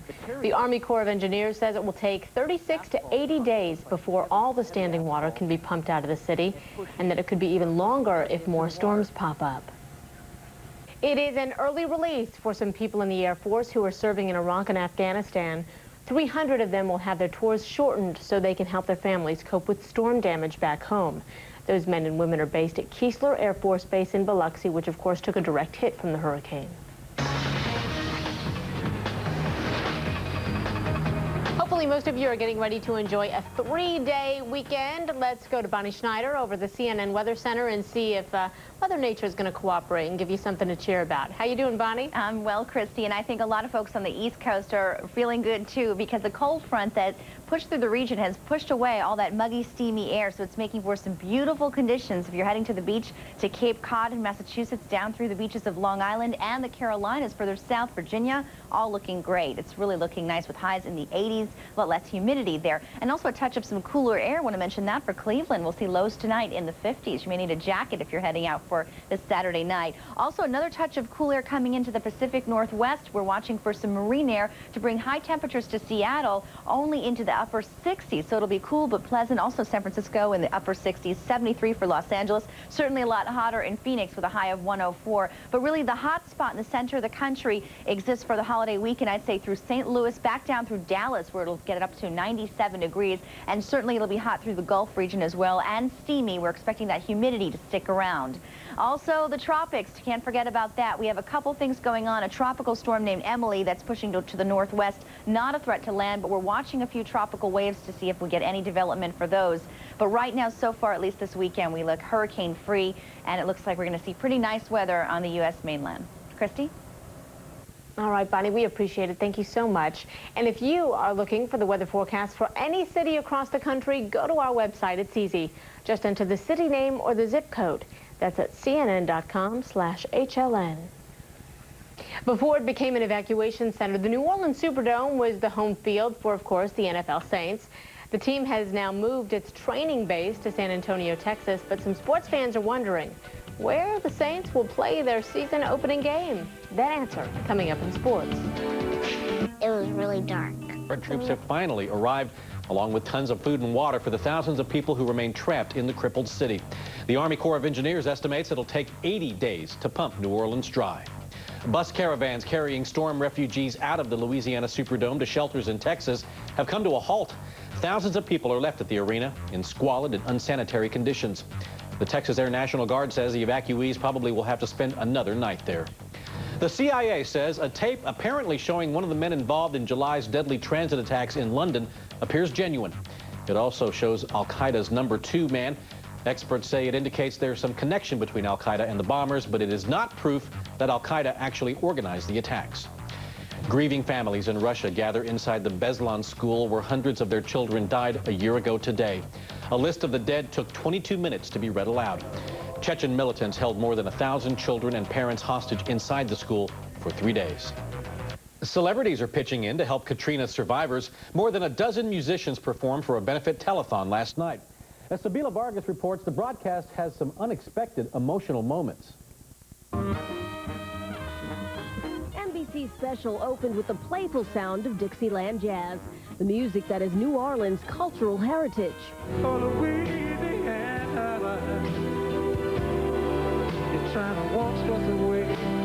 Aaron Neville was among the many Gulf Coast natives who performed, a list that included country star Tim McGraw. Good things come to them that way. The concert supported the American Red Cross relief effort for victims of Hurricane Katrina. A lot of times people really don't know what to do or where to send money. If there's any place that gets the job done and uses the money right, it's the Red Cross. The event took an unexpected political turn when rapper Kanye West lashed out at President Bush, who toured the disaster zone Friday. George Bush doesn't care about black people. NBC quickly cut away to another presenter, Chris Tucker. Later, the network issued a statement saying tonight's telecast was a live television event wrought with emotion. Kanye West departed from the scripted comments that were prepared for him, and his opinions in no way represent the views of the networks. NBC deleted the comments from the program's West Coast replay. The concert was the first of many TV benefits drawing celebrity support. Next week, the major broadcast networks will simultaneously air Shelter from the Storm, a concert for the Gulf Coast. A star-studded benefit is also scheduled for MTV, VH1, and CMT. Another is planned for BET. Charity organizations say the participation of stars can have a major impact on donations. I think it lends credence or credibility to the cause. It probably gets people to give because of the celebrity endorsement or the celebrity promotion that might not ordinarily give to that cause. A star-driven telethon in January helped raise millions for tsunami relief. And post 9/11, the celebrity-organized tribute to heroes raised more than $150 million alone. But the celebrity response to Hurricane Katrina may far exceed those earlier efforts. Sabila Vargas, CNN, Los Angeles. It is an early release for some people in the Air Force who are serving in Iraq and Afghanistan. 300 of them will have their tours shortened so they can help their families cope with storm damage. Those men and women are based at Keesler Air Force Base in Biloxi, which took a direct hit from the hurricane. Workers hope to close one of the major gaps in the New Orleans levees today. Giant sandbags have been dropped from military helicopters and mounds of dirt dumped into the biggest breaks in the protective barriers. One breach that is under control will be left partially open to allow water to drain back into Lake Pontchartrain. The Army Corps of Engineers says it'll take up to 80 days before all the standing water can be pumped out of the city. Rebuilding the Gulf Coast means more than lumber for buildings. Mississippi's tourism industry says it too must be rebuilt because the Gulf Coast survival depends on it. A Build Back Our Coast fund has been set up to redevelop what Katrina damaged.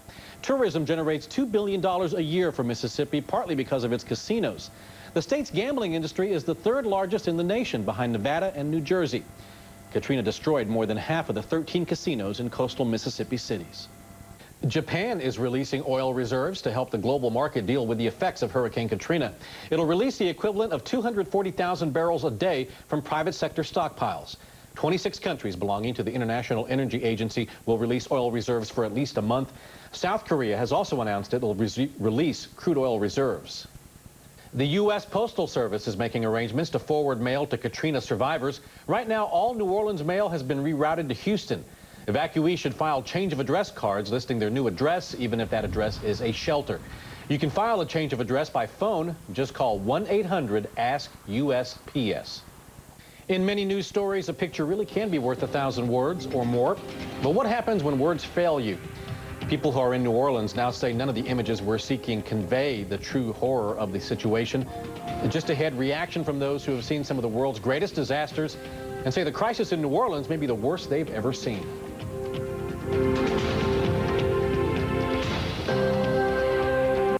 Here is a place in the Orient for the features of the Occident. Approach its history. Made easy. Thinking of an MBA?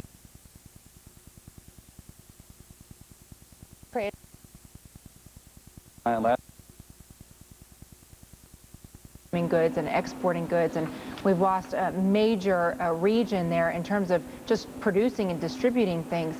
Are consumers going to get sticker shock here in a couple weeks when that starts to trickle down as well? Yeah, we are going to see higher prices for all goods because remember, the United States is very dependent upon the trucking industry to transport things all around the country, and truckers, of course, use diesel fuel, which is refined from crude oil. So their costs are going to go up, and therefore the costs of everything is going to go up. So I think we can expect to see slightly higher inflation, lower GDP growth. I'm not expecting GDP to grow any more than about 2.5%. And I think there's a good case to be made that the Federal Reserve may now take a pause and not raise rates at the next meeting. And now we're not even touching on unemployment from all those people who've lost their homes and livelihoods. Von Janjigian, the Vice President of Forbes Institute, thank you so much. Thank you, Contessa. Colette? And still ahead this hour on MSNBC, the different ways you can help aid the victims of the disaster along the Gulf Coast. Plus, more evacuees continue to flow into Texas right now. We will tell you what other forums there are opening their doors to the hurricane victims. And then our broadcasting partner in Great Britain, ITN, has a correspondent in New Orleans. We'll talk to him about how this disaster is being reported in other countries. Stay with us. You are watching MSNBC.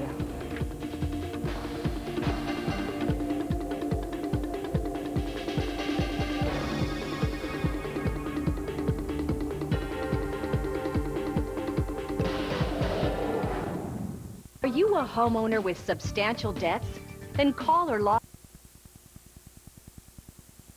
Bring these to the facilities because the local Red Cross facilities are basically setting up pharmacies on site. This is a way to get medication quickly to them. Okay, so let me, just so we're clear on this, you want any doctors across the country that get those pharmaceutical samples, which we all know our doctors get a ton of those, to contact their local Red Cross to find out where to drop them off?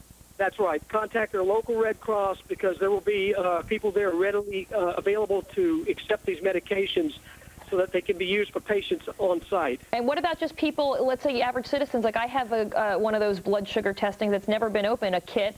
Can I give that to my local Red Cross? Yes, you could. Yes. I would think that would be more than appropriate. I've heard from a number of centers that they only have one glucometer in the entire center, and as you know, there are probably multiple diabetics. And so any of these types of supplies are desperately needed. Great idea, and of course we're going to have a link to our website so people can find out more information. Congressman Boustany, thanks for being with us. Glad to be with you. Thank you. And joining us right now from Baton Rouge, Fox News medical contributor Dr. Manny Alvarez. Doctor, what is the biggest threat of the tainted water that we see in that area? Well, you know, right now in this center here in Baton Rouge, which is one of the largest refugee centers that patients have been coming to, we have over 6,000 people housed here. Now, as to 24 hours ago, we really have very little medical coverage, and now we have 3 or 4 physicians working around the clock organizing the clinic. What we're finding out, some of the things that we talked about at the beginning of 2 or 3 days ago about infections developing, now it's when it's really happened. This center is a public health hazard as far as I could see it, because there's no public health official right now monitoring the amount of infection that is being developed here. We already have 3 cases today of viral gastroenteritis in children, and as anybody knows that had children, once a child has viral gastroenteritis, it could spread out. So right now what we want to create here is a quarantine area to put some of these patients. So this public health hazard is now evolving, and it's going to get worse before it gets better. And what do you need to improve the situation?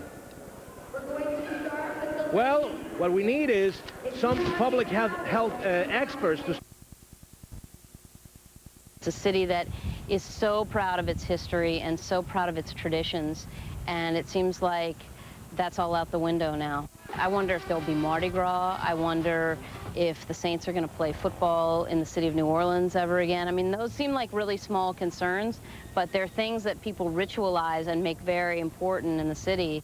I really wonder whether people my age or younger people even are going to want to come back, because there's just no way there's going to be an economy to come back to. The people who are going to come back to New Orleans are going to have hard lives. There's always this joke that New Orleans was kind of a separate country from the rest of the United States, but now it really is. It's like a third world country, and I was very distressed and sickened by what I saw.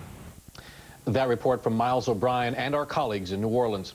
There are new scenes of hope and despair in the Crescent City. We'll have the latest on that next on Headline News.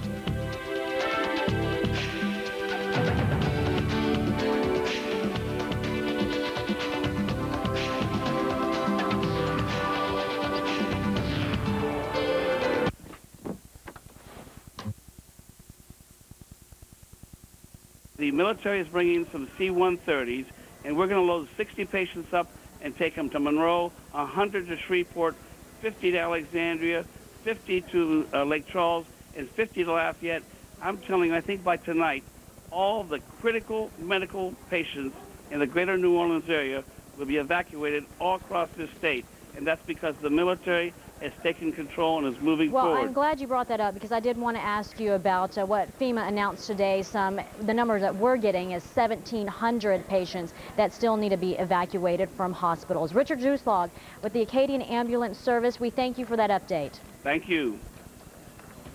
How could it happen here? That's what many around the world are asking after seeing the devastation along the Gulf Coast. Straight ahead, world reaction to Katrina's aftermath.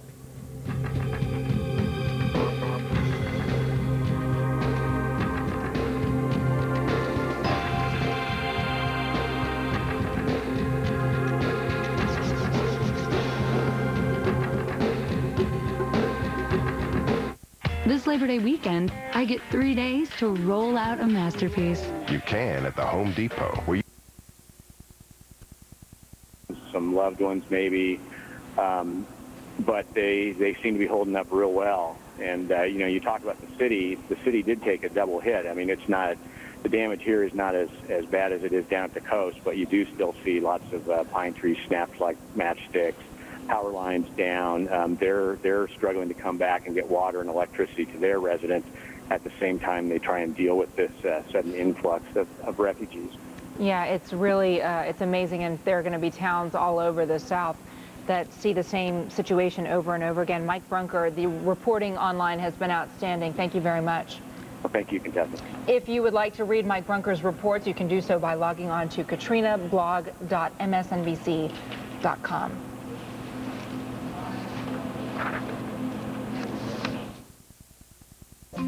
GNC is turning 70, and we're celebrating.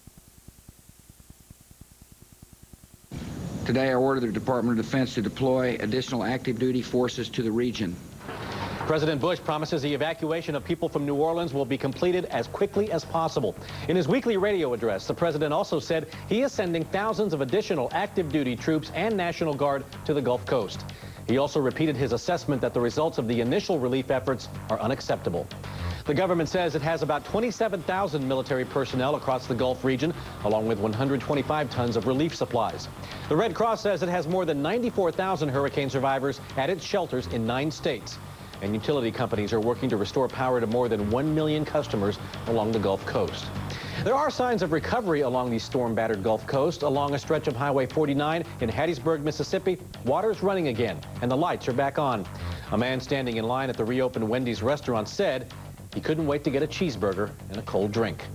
Tropical storm Maria is gaining strength in the Atlantic, but it doesn't pose an immediate threat to land. The storm has maximum winds of about 50 miles per hour. Forecasters say it could be close to hurricane strength tomorrow, which would make it the season's 5th hurricane. 3 suspects in the disappearance of Alabama teenager Natalie Holloway are now free. Joran Vandersloot and his friends Satish and Deepak Kalpo were released from custody today in Aruba. They were released on condition that they remain in Dutch territory and available to police for questioning. President Bush is ordering 7,000 more active duty forces to the Gulf Coast states. The Pentagon says an additional 10,000 National Guard will also be deployed. That would bring the combined total to more than 50,000 troops in the region. The president himself will be making a return trip to the region on Monday after canceling plans for a Labor Day speech in Maryland. But his exact stops along the Gulf haven't been announced yet.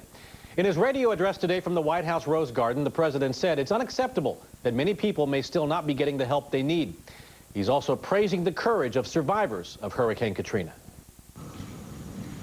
This week, we've all been humbled by the awesome powers of Mother Nature. And when you stand on the porch steps where a home once stood, or look at row upon row of buildings that are completely underwater, it's hard to imagine a bright future. But when you talk to the proud folks in the area, you see a spirit that cannot be broken. The 7,000 National Guard are expected to be in New Orleans by the end of today. Hundreds rolled into the flooded city yesterday as part of a convoy delivering much-needed aid to thousands of evacuees outside the city's convention center. The commander in charge of the military effort in the city says it may be days before the evacuees can be bussed out of there. He says the first priority is making sure they have food and water. Workers expect to have another big gap in New Orleans' breached levees closed today, but the Army still has a long way to go. The Army Corps of Engineers is bringing in pumps and generators from across the country to pump out the city.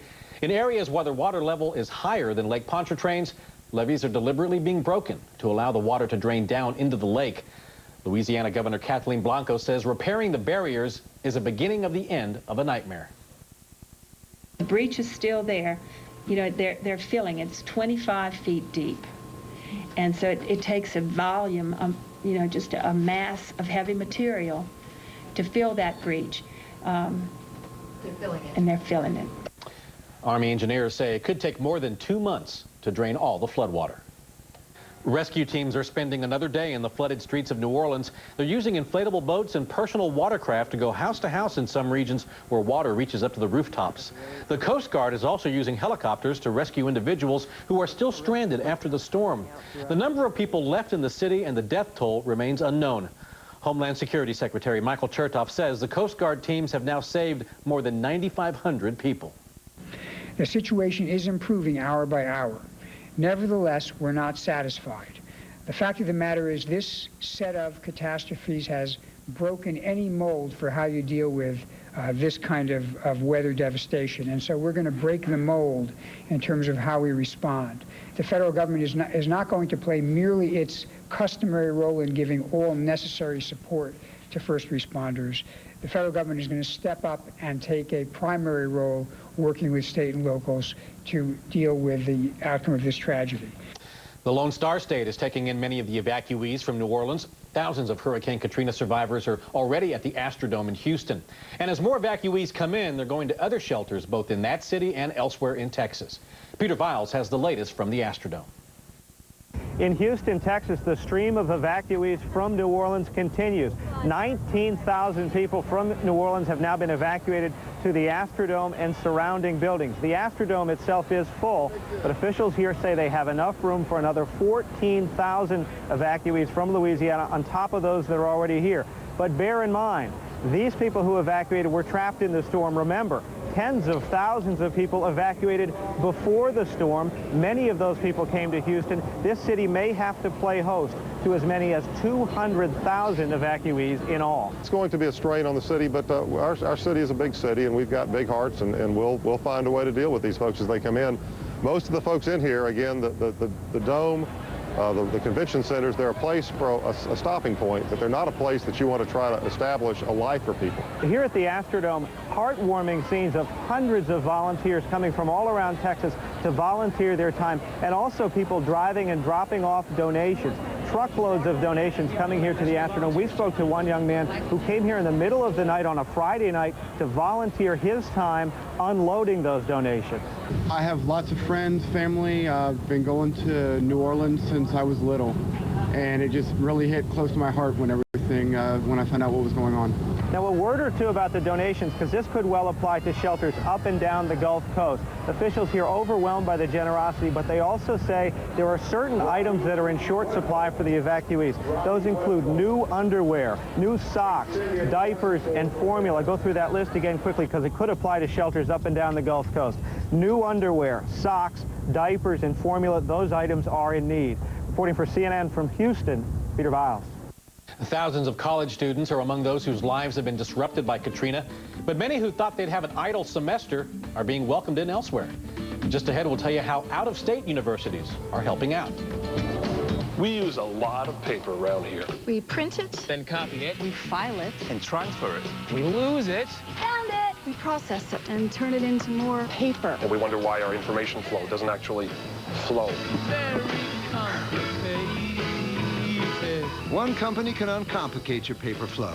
Lexmark. We've designed smarter ways for the world's biggest businesses to print, move, and manage information. Go to lexmark.com and see how we can help yours uncomplicate. It's big. It bubbles.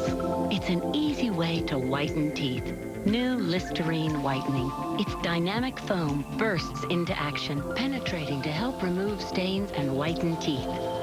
Whiter is easy, and it's Listerine, so it kills bad breath germs, too.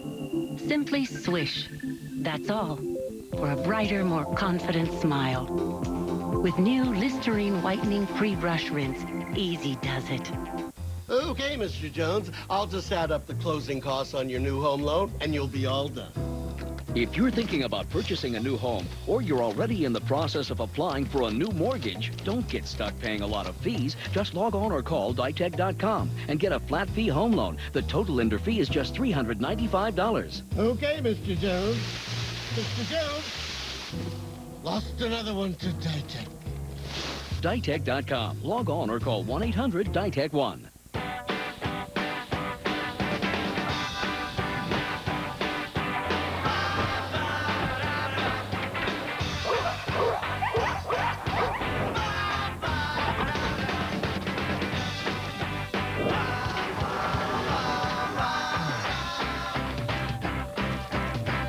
The HP Blade System server powered by Intel Xeon processors. Consolidation made easy. Closed captioning hours on CNN, sponsored in part by InventHelp. Inventors, InventHelp can help you try to patent your idea and submit it to companies. Call 1-888-909-IDEA for free information.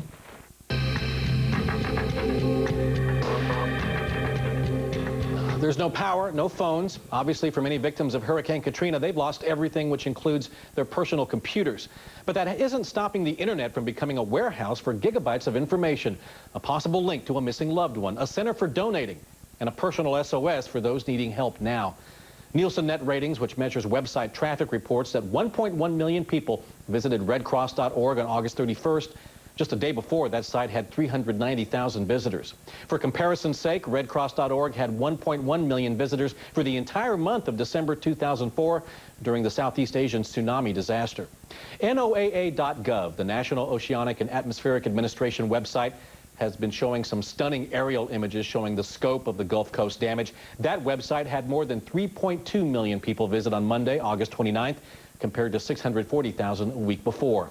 All the major news websites, including CNN.com, have seen at least 40% increases in traffic from August 22nd through the 29th. CNN.com had nearly 7 million people visiting it on Monday, August 29th, when Katrina made landfall. That was tops among the major media websites. CNN.com also has links for those wishing to donate and those looking for information on missing loved ones. One of CNN.com's links includes its Hurricane Katrina Safe List, a way for folks impacted by the storm to let families and friends know they're safe. Yahoo.com has a list of those missing person and survivors links from all over the internet. Yahoo is also sending volunteers and computers to evacuee centers in Houston and San Antonio so they can email their loved ones. NetworkForGood.com, a combined charitable effort involving Time Warner, AOL, Yahoo, and Cisco Systems, is humming with people sending in donations, more than $5 million since Monday. Yahoo Public Relations doesn't have final numbers yet, but it says Network for Good is on track to set the biggest internet response in history, bigger even than the December tsunami. Of course, local and national media organizations have links on their websites that'll take you to donation and information destinations. The point is that despite the lack of communications, the internet is still playing a big part as this country tries to recover from Hurricane Katrina. Thousands of college students enrolled at universities near New Orleans will be receiving their higher education elsewhere. Colleges and universities nationwide say they'll accept students from schools shut down by Katrina. Tulane University's president canceled the fall semester there, but says the school will accept credit for courses at any regionally accredited university. Students at Loyola and Xavier universities can relocate to Loyola College in Maryland, and their tuition and fees will be waived if they've already paid them at the Louisiana schools. The University of New Orleans has yet to say whether it will hold fall semester on campus. The school hopes to make electronic classes available in October.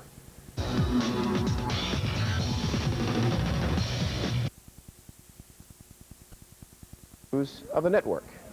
Well, many people are asking, why is it that most of the victims stranded in New Orleans crying for help are black? CNN's Beth Neeson explores that very question. This is the face of this tragedy, and this, and this. Poor people, poor black people. Facing race and class as elements of this tragedy raises questions, some hard, some ugly, few simple. Why so many African Americans among the stranded, the sick and wounded, the dead? This is one of the simple answers. 2/3 of New Orleans residents are black, many of them poor, and in poor health. Many of them crowded into parts of town where the rents were lowest and the water table highest. Why didn't they get out when so many others did before the storm? Some were surely careless, heedless, but many more had no car, no money for a ticket out, nowhere to go, except to the Superdome and the Convention Center, where thousands sought refuge and found a hell on earth. Their stories have emerged with them in a chaotic mass, stories of heat, stench, a down spiral of breakdowns in plumbing, emotions, resilience, morality. With tens of thousands of people living like animals, some small number began behaving like animals, preying on the weak, foraging, some taking what they needed, some taking anything they could. Millions of Americans watching from a distance shook their heads and asked, how could people come to this? To mob and shoot at rescue helicopters, to invade hospitals. Those still stranded in this swamped city answered with desperate, angry questions of their own. How could no one come for us for days? Why so long before the National Guard appeared? Before the chartered buses came? Before rescue? Would help have come sooner if they'd voted more often or differently? Had stronger leaders, better local government? If there wasn't a war on and National Guard troops were home? If this tragedy was different on the face of it? Beth Neeson, CNN, New York. Would it be different? A question for our next guest. Reverend, we're on. Good to see you, my friend. I didn't know we were on. The Reverend Joseph Lowry joins us now, former president of the SCLC. Good to see you, my friend. Well, thank you. It's good to see you. I need your perspective on this. we don't want to shy away from the question of race here at CNN, but we want context and perspective. A lot of folks are asking if the face of this tragedy had been more white than black, might the response have been different? Take it in whatever direction you'd like to. It's not a simple issue, and there's another demon other than race.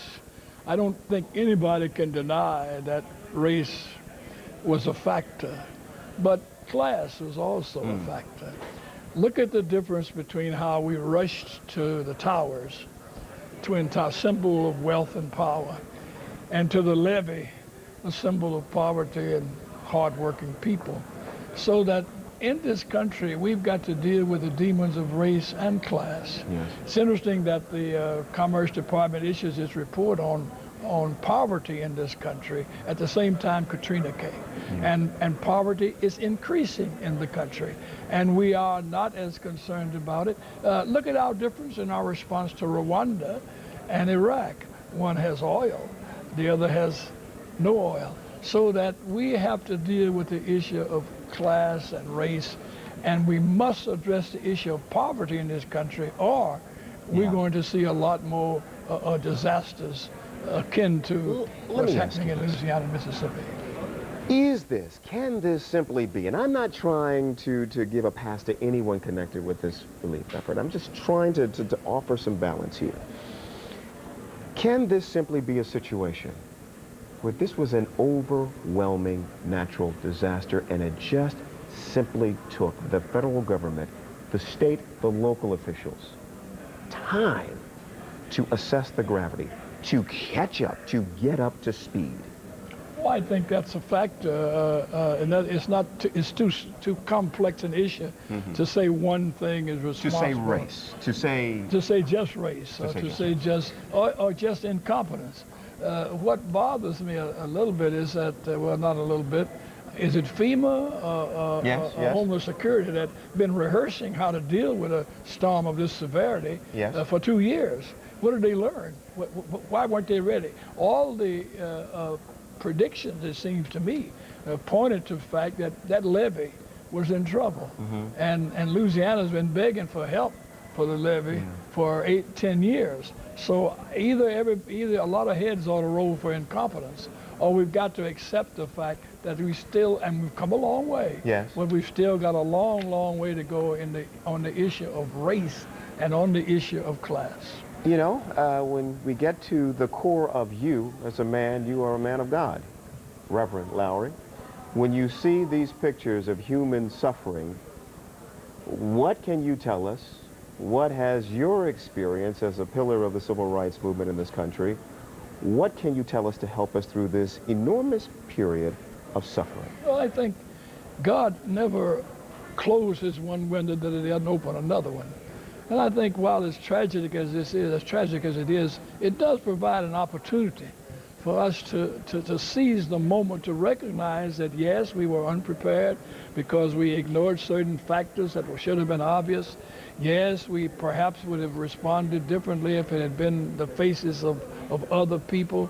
But here's an opportunity to prepare for the future. We're messing with God's creation.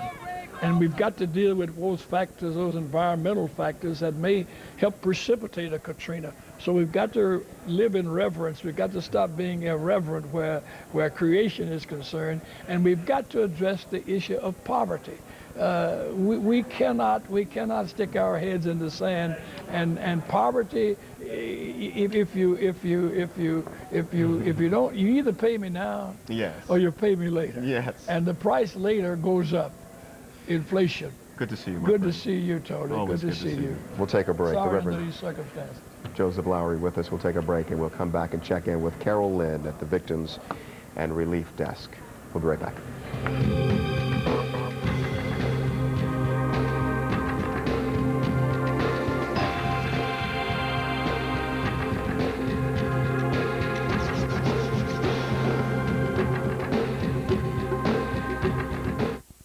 CNN tomorrow on American Morning. The crisis after Katrina grows. Get the first news and pictures from overnight.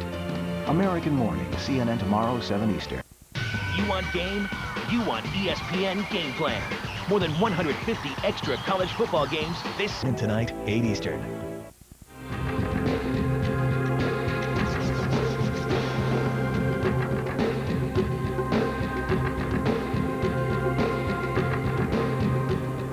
In case you didn't know, CNN is helping to link family and friends desperately searching for missing or stranded hurricane victims. And we've created a victims and relief desk. And Carol Lynn is at that desk for us this afternoon, bringing us incredible stories. Carol, good to see you again.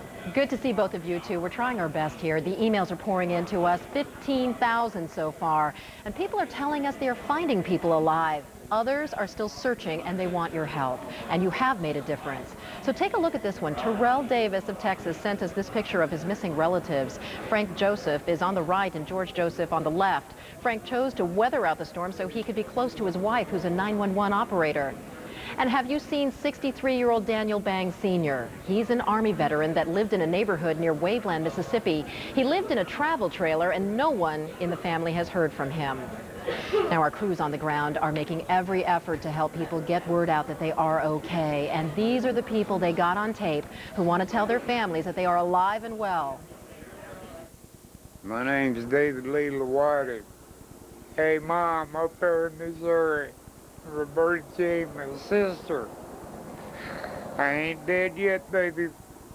God bless you. Mom, Dad, Sarah, Selena, Travis, Mark, Tracy, everything's all right. We made it through the storm. I love y'all, miss y'all, and hope to see y'all soon. Mom and Dad, wherever y'all are in Dallas, Texas, or Texas, Mr. and Mrs. Sadie, Henry, your daughter is here, Darlene Palmer, Bristol, my pregnant niece. We are here. We had to leave our families. We're in Lafayette. If my voice and my face could be seen anywhere, I want to let my loved ones know we made it through the hellhole. Thank God. All right, we also have an email here from a nurse, Deborah Ahmad. She wants to volunteer her time. So I've got a number for doctors and nurses and other trained medical people who want to donate time. It's 1-866-CAT-MEDI. That's K-A-T-M-E-D-I. This is only for trained medical personnel. It will connect you with someone at Health and Human Services. They are asking that you do not just up and go to the hurricane zone yourself. HHS can protect you from liability claims. All right, the Victims Relief Desk doesn't stop with just emails. Our Public Information Department right here at the CNN Center is fielding phone calls from people that have stranded relatives. The department also has some aid from some CNN staffers and their family members. After contacting CNN, people get a phone call back and their information is passed on to the U.S. Coast Guard because the Coast Guard is working in tandem with CNN to help find victims of Katrina as rapidly as possible. Now, if you are looking for a loved one or you want to post a message to say you're okay, you can email us at hurricanevictims@cnn.com. And you can also log on to cnn.com/helpcenter. So great that this is available, and just to see those people saying hello to their family who may not know that they're alive is it's just so heartwarming. Carol, thank you. Anytime. And we want to thank you for joining us today. CNN special coverage, State of Emergency, continues after a short break.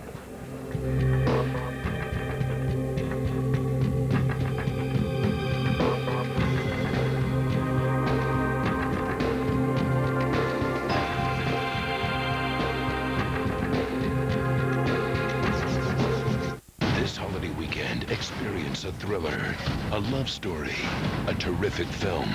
The Constant Gardener is the perfect antidote to 3 months of brainless summer fare. It's exhilarating, an adventure to watch. Passionate filmmaking of the highest order. One of the best and most provocative movies of the year. A first-rate spy game. A hair-raising thriller with an unforgettable finale. The Constant Gardener. Rated R. Experience it now on the big screen. It's the last. Survivors of Hurricane Katrina are still being plucked from rooftops and carried out of gutted homes. You'll get an inside look at the ongoing rescue operations just ahead.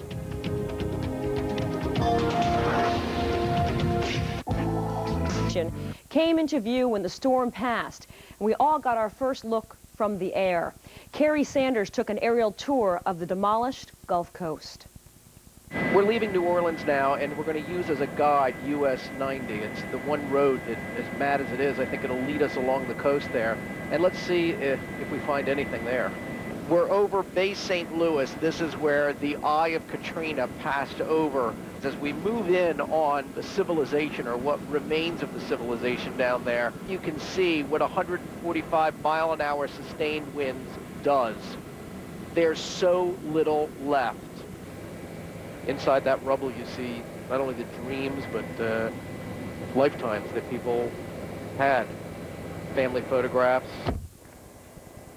Little League awards, wedding albums. It's all gone. If somebody says, well, that looks like a war zone down there, they're wrong. I've covered wars. I just got back from Iraq. This is not a war zone. In a war zone, you have pockets of damage. Here, mile after mile after mile, we can see the Coast Guard helicopter now continuing the search and rescue missions. In this particular case, it may be simply recovery because there's so little left in this area. We're over Gulfport, Mississippi now. And that's a casino. That entire building, it looks like it was lifted up in the air and literally dumped there on the street. We know that's not the case. It was that rising tidal surge. Picked it up, thrust it in there, and then when the waters receded, just deposited it right at that location.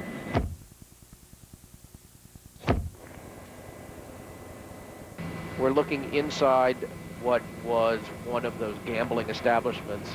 The entire roof peeled back and is gone. This area right here has been popular with tourists for quite some time. Gulfport, Biloxi, I mean, really a great getaway. If you don't want to go to Las Vegas, they really turned this into a little mini Las Vegas. Lots of folks, retirees who would get on buses, newlyweds, families would come here and really enjoy this playground. We're now flying over Biloxi, and this again is one of those popular hotel locations.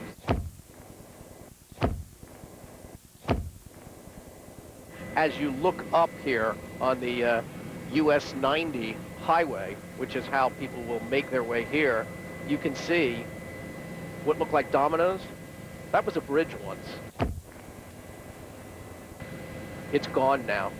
Each piece of the concrete that was between those beams has been knocked off. In the last 21 years, I've covered big hurricanes, Gilbert, Hugo, Andrew, the granddaddy we thought of them all. This is it. This is the biggest natural disaster that in my 2 decades of reporting I have ever seen. Back on the ground, the recovery of bodies has barely even begun because as long as there is hope, the focus is, of course, on finding, reaching, and saving stranded survivors. NBC's Carl Quintanilla went along on one of those searches, and there was an unusual twist. Take a look. Our story begins with an assignment to take a quick look at what's happening at a local neighborhood hospital. But in today's New Orleans, slowly drowning in the putrid waters of Lake Pontchartrain, a quick look soon becomes an unpredictable journey. Around us, a watery graveyard, partly submerged trees and cars. We're still walking when a motorboat approaches. In it, 7 people, wet and exhausted. Among them, Yoli Passmore. She once had a place she called home. No more. Everything is ruined. Everything is ruined. I mean, everything. Does any part of you just feel lucky to be out here on this boat? We're lucky that these gentlemen fixed us, yes. Amazing. If not, we wouldn't be here maybe tomorrow because the water was rising. Soon, we can't walk any further. It looks like we have to turn back. But suddenly, a sight you don't usually encounter on the streets of New Orleans. An airboat, the kind you may find in the Louisiana swamps. The driver is rescue volunteer Stanley Bordelin. He agrees to give us a ride. We're suddenly on a journey straight out of the movie Apocalypse Now. We know where we're heading, but no one can tell us what's waiting around the corner. Beautiful Victorian houses under up to 8 feet of water, the roofs of expensive cars, and people wading through the water. On a wooden plank, they carry the little they could save. I love everybody, and I hope everybody make it out safe. And then, silence. The water eerily calm. This once was an affluent neighborhood. Most of the residents left before the flood. And suddenly, Married couple Terrence and Victoria Tunson. We was trying to get her dad. He's trapped in the house. Victoria is looking for her 72-year-old father. She last saw him over a day ago when she left her house, and he insisted on staying. Our driver stops. He's not supposed to, but a life is at stake. Let's go. Come on. I ain't supposed to, but I'll go. We turn onto another street. The stately homes give way to run-down houses, and suddenly, all around us, stranded people, Victoria's neighbors. We approach her home. Just yesterday, it was on dry grounds. Oh, my God, look at my house. Oh, man. And what of her father? Her husband is worried he may not have survived. I just see right now the water's up to the stop sign, and if he stays any longer, there's no chance. No chance at all. Seconds of dread, but then... Got him? Daddy! I got you, Daddy! Her dad's alive, a survivor in a city of survivors. From across the street, other cries for help. 25 people in one house and need help. It's tough for us to hear. We have no room on the boat. We feel helpless, reminded once again of the enormity of this tragedy. Just ahead, lost and found. While so many families have lost track of each other, there are also newfound friends who will never... CNN Headline News on a busy Tuesday. I'm Chuck Roberts. And I'm Linda Stouffer. Here's a look at what's making headlines today. About 4,000 people transferred to Houston after Hurricane Katrina will stay in the Astrodome rather than move to cruise ships off the coast at Galveston. Relief officials say the evacuees have been uprooted from their Louisiana homes, and moving again, they say, is just simply too much too soon. Finally, water is being pumped out of New Orleans today. The process could take several weeks. The city's mayor, Ray Nagin, says once the water recedes and the debris is cleared, he believes a large number of victims' bodies will be found. President Bush says he's launching an investigation into the government's response to Hurricane Katrina. He told reporters he's also sending Vice President Dick Cheney to the Gulf Coast on Thursday to make sure the government is doing all it can to help the cleanup and relief efforts. The public is paying its respects to Chief Justice William Rehnquist. He will lie in repose at the Supreme Court until 10 tonight, and tomorrow, excuse me, from 10 in the morning until noon. Funeral services will follow, along with a private burial at Arlington National Cemetery. Among the pallbearers was Chief Justice nominee John Roberts, Rehnquist's former clerk. The federal government has declared a public health emergency in 4 states hit by Hurricane Katrina. And in Texas, which has been flooded with evacuees from the storm, Keith Oppenheim joins us live from Houston with a live update on the situation with all the evacuees there who are having to deal with so much. Keith, welcome. Hi, how are you doing, Linda? And there's really a lot going on here today because there was a plan earlier in the day to take 4,000 evacuees out, to take them to 2 cruise ships provided by Carnival Cruise Lines in Galveston, just a 45-minute bus ride away from here. Seemed like a good and creative idea to relieve the numbers here at the Astrodome and Reliance Center complex, but there weren't many takers, and the reason why is that people don't want to make yet another transition. The idea had been that elderly evacuees would get priority, that families would not be split up, but the problem is that so many families are split up already, and many of the people that we're talking to, no shortage of folks like this, are looking for loved ones. They don't know where their children are, they don't know where their parents or siblings are. It's a very divided community in that sense. So I think that the cruise line idea, or taking people out to the cruise ships, has been put on hold because there just aren't enough people who want to go. Linda? Now that folks are settled into the Astrodome, as settled as they can get, I suppose, Keith, how do they spend their days? What do the kids do? Are there activities for the families? There are some activities at this point. There is a playroom in the Reliance Center. There's also another convention center with facilities for children called the Brown Convention Center. Mostly what people are doing, though, is trying to get the paperwork and things necessary to start a new life. Some people don't have any identification, no credit cards. They're going to Social Security offices. They're getting a post office box. Some people are thinking about the transition of going into public housing and getting a job. There are not a lot of people who are telling us that they are making plans to go back to Louisiana near New Orleans because it's such a devastated area right now. More people are telling us that they're thinking about making a transition to the Houston area because they'll have to do so much to take care of things temporarily. They figure, why not just stay here as a result of all those efforts. Why not become a Texan after all of this is done? You know, Keith, I feel so much for the people who can't find their children or their family members who are still looking. What are folks doing to get the word out to try to find them? They're coming to talk to us. We have no shortage of people who are coming over to us. Sometimes they have photographs, sometimes they don't, and they want to speak on camera and make an appeal. Sometimes we talk to them on live TV, sometimes we tape it and we feed it back to CNN so it can be broadcast. And, you know, the way we look at it, it's the least we can do. If you were a parent and you were trying to figure out a way to find where your child is, you know, wouldn't you go up to a reporter and say, can I get the word out? And that's pretty much the way we're responding to it. We're facilitating any way we can. Yeah, hopefully we can match as many as possible. Keith Oppenheim, live from Houston. Thank you. Engineers are pumping out floodwaters from New Orleans. That's a process sure to be painstaking and time-consuming. Mayor Ray Nagin says it will take 3 weeks to remove the water, another few more weeks to clear the debris. The official death toll in the state is still at 71, but the mayor says thousands of bodies could be found. The Corps of Engineers began pumping the water out yesterday after closing a gap in the levee, one of the 2 levees that burst during Katrina. Meanwhile, Army paratroopers are launching new search and rescue efforts in the Crescent City. They're trying to evacuate everyone, but some people stubbornly refuse to leave. President Bush says he won't let bureaucracy stand in the way of helping the cleanup and relief efforts. He says he plans to investigate eventually how the government has handled the crisis so far. What I intend to do is lead a investigation to find out what went right and what went wrong. And I'll tell you why. It's very important for us to understand the relationship between the federal government, the state government, and the local government when it comes to a major catastrophe. And the reason it's important is that we still live in an unsettled world. We want to make sure that we can respond properly if there's a WMD attack or another major storm.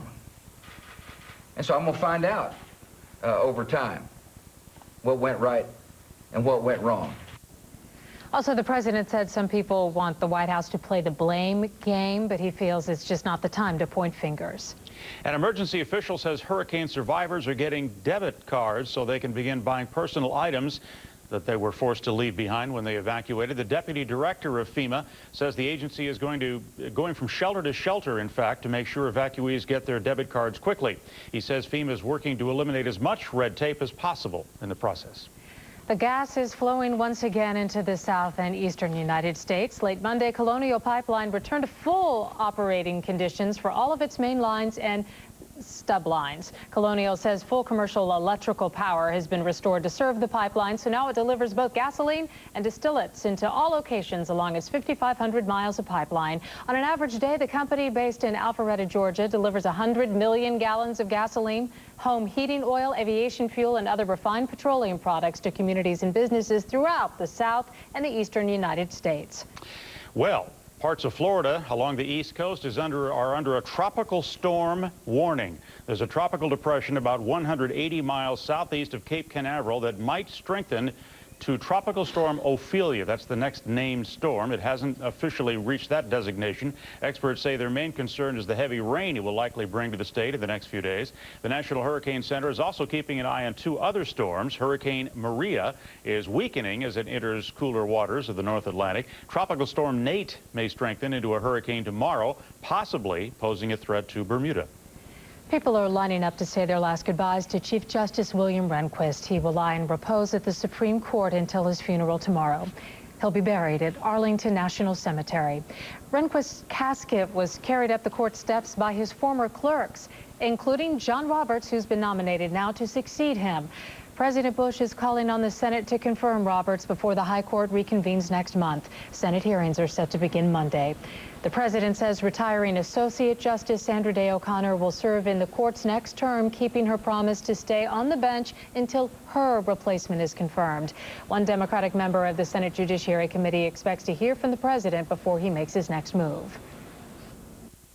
I would hope that the president would consult with both Republican and Democratic senators before making a nomination to fill Sandra Day O'Connor's seat. There was no consultation in moving Judge Roberts to Chief Justice. I would hope that he would consult with us before he nominates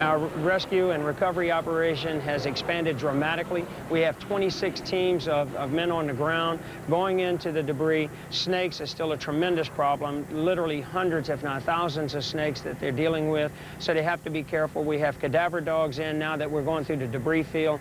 The body count has come up a little bit. We're still under 10, and this is the difficult time. In some parts of the parish, we are hearing that in isolated areas, the power is being restored. We did get a report today from Slidell in the business district that a couple of the shops, the lights are coming back on. Most of the roads, we're told, are being reopened, although they are still restricting access because they say they want to keep the roads as clear as possible so the emergency crews and the work crews can have access to those roads and get into the areas where they are doing the relief and recovery operations. Still, most of the businesses remain closed. We are told about 90% of the businesses throughout the parish sustained some sort of damage. Schools are closed. We are hearing that most of the schools throughout the parish sustained only minor to moderate damage, structural and some cosmetic, but they say until the public services are back online, water, power, sewage, that kind of thing, they say they simply cannot reopen the schools. The school board tells us they hope to be able to do that by October 3rd. So they are recommending any of the evacuees with children to look for options for schools in the area near their evacuation site, but they say it's looking like October 3rd by the time they can get those schools reopened. And also, Lisa, there is a curfew in place for the parish, 9 p.m. to 7 a.m. All right, thanks so much, Jennifer. And those relief supplies are getting through, at least here in downtown New Orleans. I-10 was completely shut down so that ambulance after ambulance or Army vehicle with supplies could actually get through. So if you're wondering if help is on the way, it certainly is. Chris, we'll throw it back to you in the studio. Lisa, thanks. We're going to continue to follow these fires that are burning and the difficult task they have of putting them out, and some claims by people who live in New Orleans that they can fight forest fires where there's no water for 100 miles, but questions about why they haven't been able to fight some of the fires in New Orleans. Obviously, they have a lot more going on, any number of issues. Also, it's interesting to listen to hear about some of the shops that are opening, particularly in suburban areas or in Mississippi. Family members have been telling me they actually go out during the day and look for where there's lines. They saw a line at the grocery store, and they went and got in it not knowing what it was. Well, a truckload of meat had come in, and they saw a line at Home Depot, and a truckload of generators had come in. They were actually selling the generators off of the trucks because there is no communication. There's still no phone lines in many of these areas, so they just sort of go out and look around and see what they can find every day, if there's anything else available to them that wasn't previously. So many stories to be told, and our coverage of the crisis and recovery will continue this afternoon on MSNBC. We are going to take you live to the Pentagon, less than half an hour away from more on the military's role in response to Katrina. Defense Secretary Donald Rumsfeld will begin his briefing quarter past the hour. Right now, let's take a look at how Wall Street is doing. Take a look at the Dow, more than 100 points in the positive territory. S&P up almost 11. The NASDAQ. Mind is going. Now you can call him up and find out. Too Late with Adam Carolla. Finally, a late-night talk show where you can talk back. New episode tonight at 11:30 on Comedy Central. These guys can't keep a secret. So what happens in Vegas this time may get out. It's Dave Attell's Insomniac Tour featuring Sean Rouse, Greg Giraldo, and Dane Cook. Catch the network television premiere October 2nd on Comedy Central. Hello, everybody. Welcome to The Daily Show. My name is Jon Stewart. What a program we have for you this evening. Samuel L. Jackson will be our guest, and I hope my interviewing is up to it.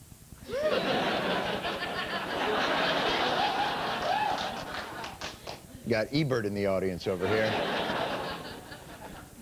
We're going to begin on a different subject. We begin on the subject of crisis management. After 9/11, New York Mayor Rudy Giuliani emerged as a calm leader, inspiring people with hope. Hurricane Katrina has introduced us to a new breed of public servant, inspiring people with different feelings.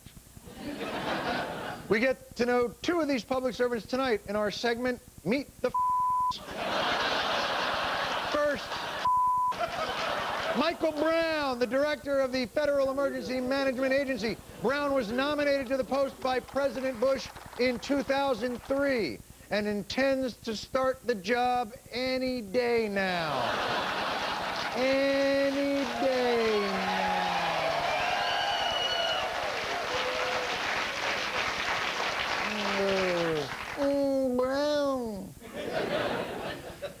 Prior to heading FEMA, Brown spent the 90s as a commissioner. This is true of the International Arabian Horse Association.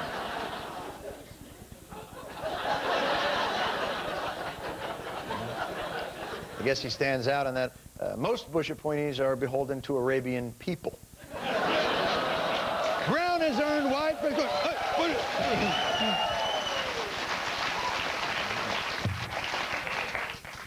Now get funny. Brown has earned widespread scorn and derision for his, let's say, retarded mismanagement of Hurricane Katrina, and for comments like these last Thursday. Every person in that convention center, we just learned about that today. Sir, you're not telling me. Those bodies that are there. Sir, you're not telling me you just learned that the folks at the convention center didn't have food and water until today, are you? You had no idea they were completely cut off? Paula, the federal government did not even know about the convention center people until today. We don't have a TV set. There's really nothing to be said. I mean, seriously, don't these guys watch television? Don't they listen to the radio? Don't you guys watch television? Don't you guys listen to the radio? Our reporters have been reporting about it for more than just today. We learned about it factually today, that that's what existed. Factually you learned about it? Factually? I guess until then you thought it was some type of myth or urban legend. Like Camelot, or the burglar who put the toothbrush up his butt. You can't trust those... Oh, that did happen. Oh. To a friend of yours. I did not realize. Still, in a situation where thousands are dying from lack of food, water, and medicine, isn't it really the thought that counts? I got to tell you, in all sincerity, my heart goes out to those people. Really? Can they drink your heart? Maybe eat it? Next, Homeland Security Chief Michael Chertoff. If you knew a Hurricane 3 storm was coming, why weren't buses, trains, planes, cruise ships, trucks provided on Friday, Saturday, Sunday to evacuate people before the storm? Tim, the way that Emergency Operations Act under the law is, the responsibility and the power, the authority to order an evacuation rests with state and local officials. You can't just rush in there. The federal government can't just usurp the power of the states unless New Orleans is in some type of persistent vegetative state. But I'm being inappropriate. I'm pointing fingers. This is not. No, I don't want to point. I don't want to point fingers. I don't want to play that. What is that called? The Monopoly or Scrap? What is the childish phrase this administration demeans accountability as? Some just want to engage in the blame game. One of the things that people want us to do here is to play a blame game. The media has a fascination with the blame game. You're not going to suck me into that blame game. Just a quick observation. When people do not want to play the blame game, they're to blame. You know, I believe it was Aristotle. Aristotle once said, this is just an interesting philosophical note, I believe it was Aristotle who, I believe, said, he who denied it, supplied it. I'm sorry? I'm being told that was not actually Aristotle, but a 7-year-old boy. Who, according to my sources, smelt it. Yes, Republicans have universally disavowed. Republicans have universally disavowed any finger pointing as unseemly in this time of disaster. The power, the authority to order an evacuation rests with state and local officials. You know, the state government wasn't very well prepared, and the city wasn't. The mayor was clueless, and the governor was sobbing. I'm not going to sit here and second guess why or when evacuation orders were given, or why not the city didn't have buses available. It's the local officials trying to handle the problem when they can't handle the problem. They should have known that these things could happen. This is a city built on the coast in an area that has hurricanes in it, that is built below sea levels, and that is a soup bowl. People have talked for years about, you know, whether it makes sense to have a city like that. Well, there you have it. New Orleans is to blame for existing. If you hadn't, maybe this wouldn't have happened. And like the rest of us, our nation's celebrities, perhaps our greatest natural resource, have gone through a range of responses to this disaster. There are, of course, 5 stages of grief: denial, anger, bargaining, depression, and acceptance. The White House has denial covered, so most celebrities moved right along to anger. Like this moment from NBC's Benefit Telethon, where Mike Myers was hilariously mismatched with rapper Kanye West. See if you can figure out which one of them went off script. The destruction of the spirit of the people of southern Louisiana and Mississippi may end up being the most tragic loss of all. George Bush doesn't care about black people.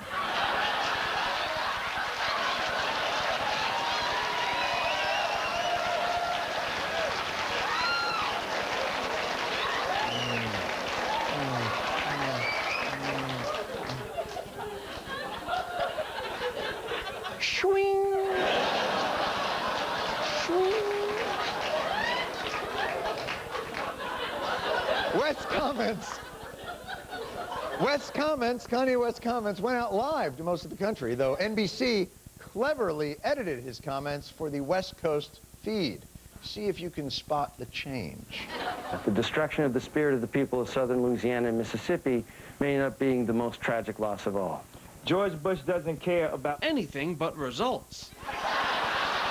Also appearing on the NBC fundraiser, singer and New Orleans native Harry Connick Jr., who was criticized by fellow New Orleans crooner Dr. John, who told reporters, quote, "I would hate to be like little Harry Connick being used for propaganda. I like Harry, but that's not for me." Dr. John, of course, still in New Orleans, heeding the Red Cross's call for more pretend doctors. Give me 20 cc's of rock and roll gumbo.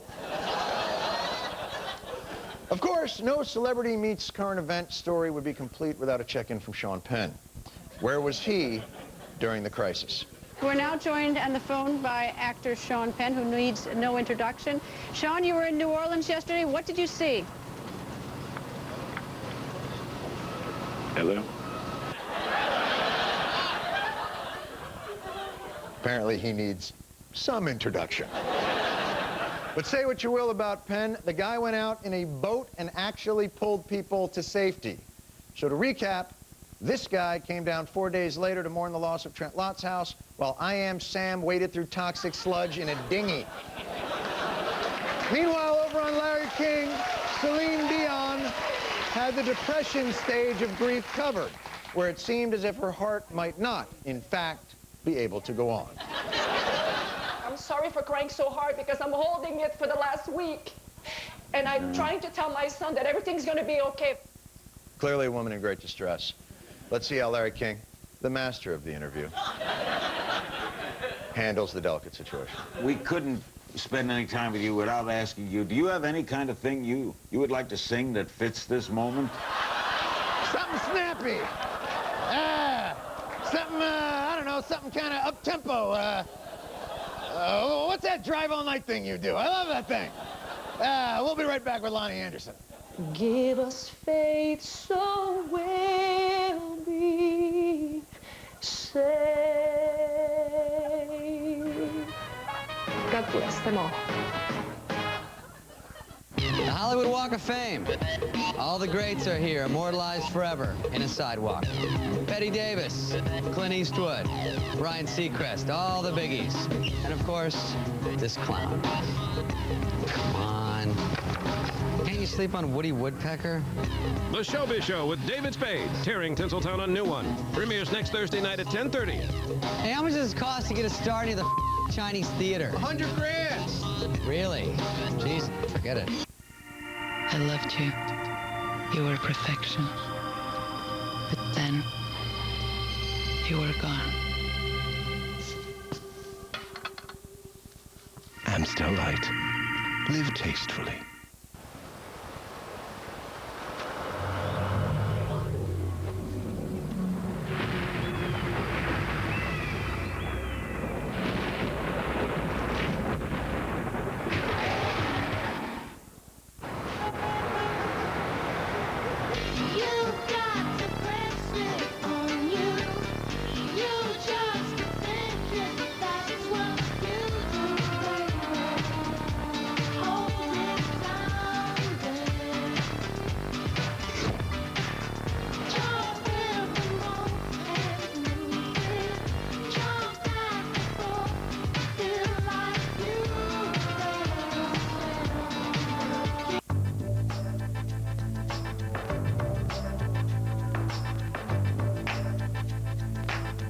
Whoever said change is good knows squat about making bourbon.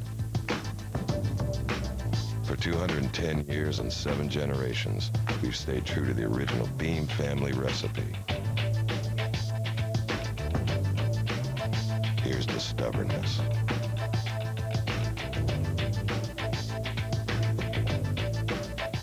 Champion Summer Angel in disguise. I need tonight's movie show times. Sit. Good girl. Stay. Don't ask a champion breeder. Ask Jeeves and get what you're searching for. For the ultimate in modern design and the height of sophistication, come to where true luxury is found. Amstel Light. Live tastefully. On Too Late with Adam Carolla, you'll get a lot of tough questions. Where are our slogans about their crappy countries? Thank God Adam has all the answers. Belgium. Thanks for the waffles. Now, off. Too Late with Adam Carolla. New episode tonight, 11:30. Last week, we've seen the havoc nature can wreak on American society. Luckily, some of us are working to replace nature with a safer, better alternative.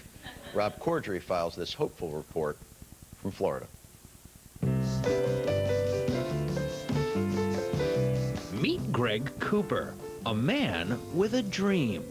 I would like to see every house in America with plastic grass. Plastic grass? Plastic grass. My company's called Unreal Lawns. We install waterless grass. You might call him today's Johnny Appleseed. Had the apples been wax and the seeds made of a space-aged polymer. I have the greenest lawn in the St. Pete, Tampa area. There's no weeding. There's no fertilizing. It looks like a well-manicured lawn, something that's been pampered every day for 2 to 3 years. So how much is this going to run me? Average lawn's going to cost you between $10,000 and $15,000. When I lick it. It's got that new grass smell. Yes, it does. You know, like action figures. Right. And it feels even better. Wow, it is soft. It's not like AstroTurf at all. Great. Cool. Are we cut? Damn it, it's hot. Like 100 degrees, man. But Cooper has to battle the local city council, who worries that plastic grass might affect the natural beauty of the St. Pete, Tampa area. And Cooper's neighbors are taking it one step further. If we are putting plastic lawns down, the terrorists are winning. Well, I don't like the fact that they're made out of, oil. They're made out of petroleum. Wait, are you saying our love of plastic lawns put us in Iraq? Not by itself, but it's part of it. Yes. Cooper's declared a fatwa on the anti-plastic lawn community. I'd say my detractors are living in the past. It looks good. It's good for the environment. It sure is. Let's examine the food cycle. The sun hits the grass, which through photosynthesis creates oxygen. Cattle breathe that oxygen, and then years later, we eat the cattle. It takes forever. However, if we replace real grass with plastic, the sun's rays will bounce off it and directly into our mouths. Yum.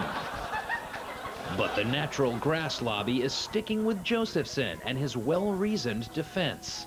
Plastic lawns will lead to the extinction of our species. Embrace the future, Dwayne. Why are you afraid of the future?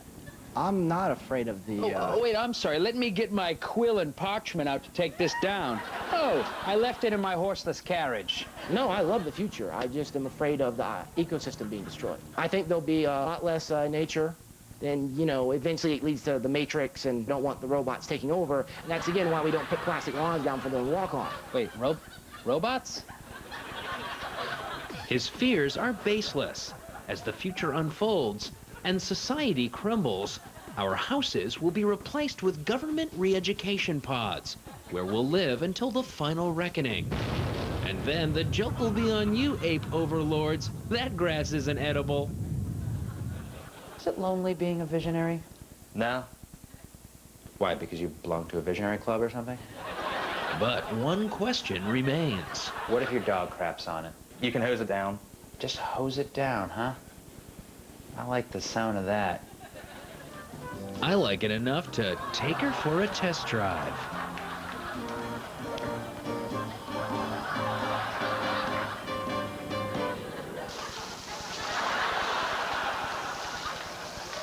think you missed a spot over there. Rob Corddry in Florida. We'll be right back.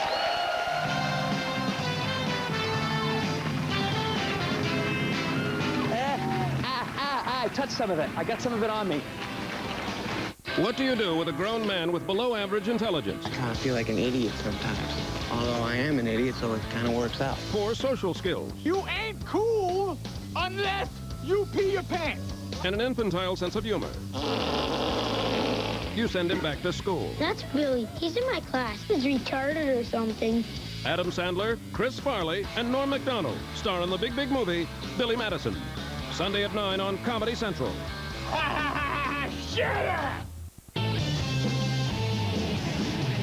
At Ruby Tuesday, there's a burger just spicy enough, some may be too chicken to try it. The Buffalo and Blue Chicken Burger, one of 36 famous burgers only at Ruby Tuesday. So good, it's guaranteed. There's a change taking place, a wave of self-expression, and it's being driven by people with a vision to live life, not by some rule book, but on their own terms.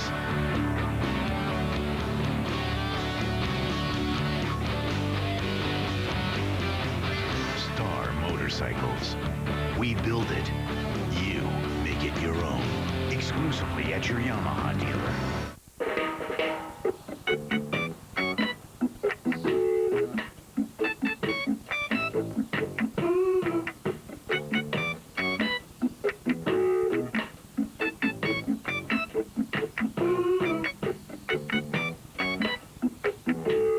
Red Stripe and Reggae, helping our white friends dance for over 70 years.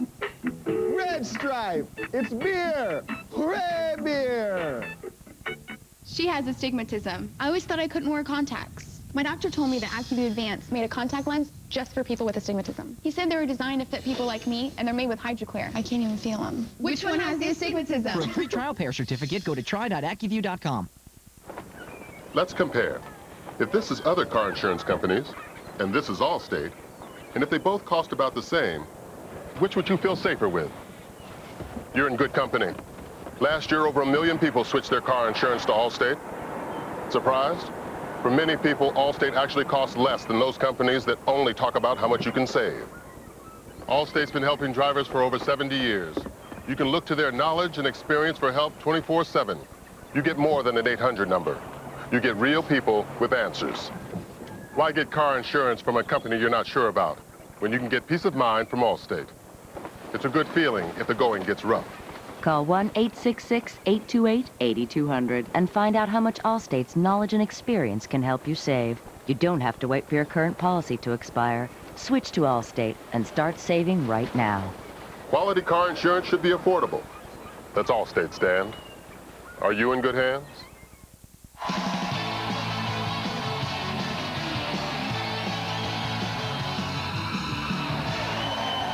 Welcome back. My guest tonight, an actor who has starred in 3 million films. His latest is The Man. You're in my world now, not yours. And in my world, your responsibilities begin and end with me. And what would those responsibilities be? Well, these guys think you want to buy guns from them. I need you to meet them one more time and set up a buy so I can bust them. Okay, I am developing a slight phobia about meeting these guys. The whole meeting thing, quite frankly, is getting irritating, I have to be honest. Look, I have done everything you've asked me to do. Why can't I go? What does any of this have to do with me? Because every time these guys meet somebody new, they're on the lookout for the man. And you most certainly do not look like the man. Please welcome back to the program, Samuel L. Jackson. Come on!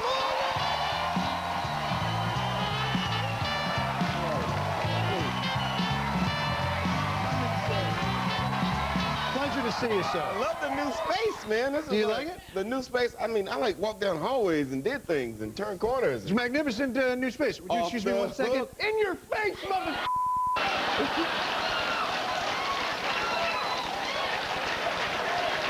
Busted that. What's up for you? Now, you do understand that if I wear the Kangol, it instantly turns into a yarmulke. Down with that.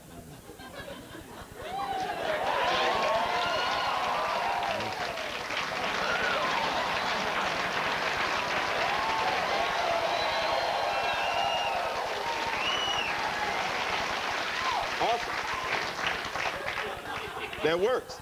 How is it that I look like LeBeau from Hogan's Heroes, and you you look cool? This is what upsets me. Clearly, if Samuel Jackson, it's funny to mismatch him with, let's say, a sort of asthmatic, Jewy type character, and here I am sitting here, and then you go with Eugene Levy. It really. You know what? No, my friend. There is no place at the table this year at my Seder for Sam Jackson. I'm sorry. But let me tell you, had he said no, right there for you. You were my choice. What he had the script before I did. They brought me on board. I'd read that script, and you thought to yourself, totally you.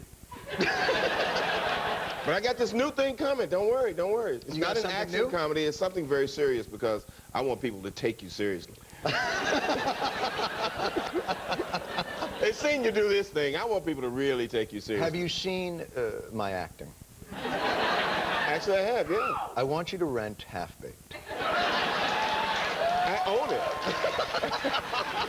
I'm not going to rent it. I own it, man. I'm in the DVD club. I get stuff every month. You do get stuff every month. Yes, I do. Now, where are you now? I know you're going back. You're heading back down to Tennessee. I'm heading back to Memphis. Yeah. Now, how are things down there? Have they been terribly Memphis was affected? cool. You know, Katrina passed through. It rained like hell. I mean, it was like I'd never seen rain like this. And I grew up in the South, so it was thunder and lightning. And I saw trees. I could see the outlines of trees, and they were doing all kinds of shit. So I went to the window to see. Couldn't even see out. It was just everything. There was no visibility. No visibility. This is miles away from where it actually hit and came in. It's hitting like that in the cities. I'm figuring these people are getting like jacked. Oh. And sure enough, I wake up the next day. There's power lines down in Memphis. There are trees down. It's this, that, and the other. No houses blown down. But right down the road in Mississippi, total obliteration. You know, it just went through there. Those aerial shots were like nothing I've ever seen. Are you starting to see people coming up through Tennessee from there? There's 10 to 12,000 like displaced people in Memphis right now. So they're like trying to do stuff for them, and they're trying to put them in different places. And you run into them all the time. You know, there are some people who could afford to evacuate, and they came up and they got in a hotel where the ducks get on the elevator every day and go upstairs. Right. So they moved in there, but they're running out of money, so they got to get out. But then there are the other people that you run into in diners that are just sitting there, you know, and you kind of see that dazed look, you know, and they recognize you, and they go, oh, Sam Jackson. You kind of brighten their day for like that kind of, you know, that long, and they recognize you, say they like your movies. And for me, to do something is not give my money to the Red Cross, because I don't know which administrator is going to pay themselves with the money that I give them to. So I just buy their meals. It's like my wife called, talked to Tommy Lee Jones and his wife Dawn the other day, and they were feeding 4,000 people in San Antonio, you know. Holy just something real you can do rather than saying, all right, I'm going to give $1 million to the Red Cross. Well, okay, but that's going to be like somebody in some office is going to get paid, then they're going to buy some stamps, and then they got to pay the guy who's going to deliver the food, then they got to pay a little more real world. Do something that makes sense to people. Plus, I mean, these people lost their lives, that they lost their homes, their jobs. Bring a social interaction to them, bring something tangible. Move them, you know, Oprah, go down there and tell all them move to Chicago and in this big condo that you rented for them, because you got that kind of money. Oprah can do that. I rented this whole building, you know, there's 100 apartments. You guys move in. I called my boy over at the station. And some jobs, you know. No, well, it's terrific, and that's good advice, and it's always good to see you. And we got to work together outside of the desk area. Oh, definitely. I'm looking forward to that. Thanks for having me. All right, and that's not charity speaking. That's. No, it's not. It's revenue. All right. The band's going to be in theaters everywhere on Friday. Samuel L. Jackson, everybody.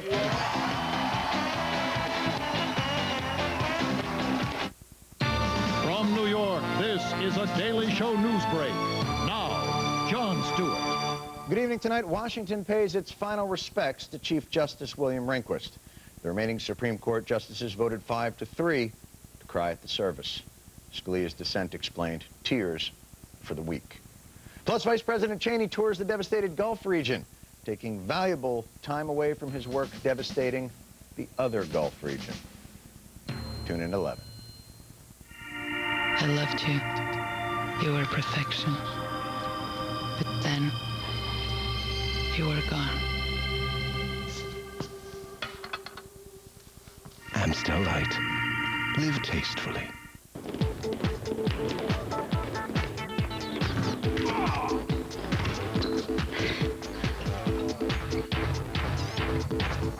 Still going. Energizer keeps going and going.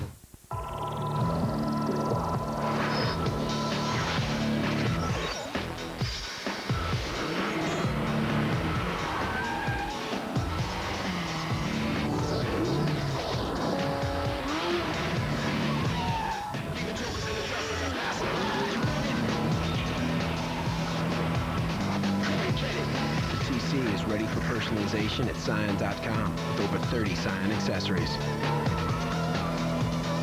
There's only one word for the world's most advanced bra, Ipex.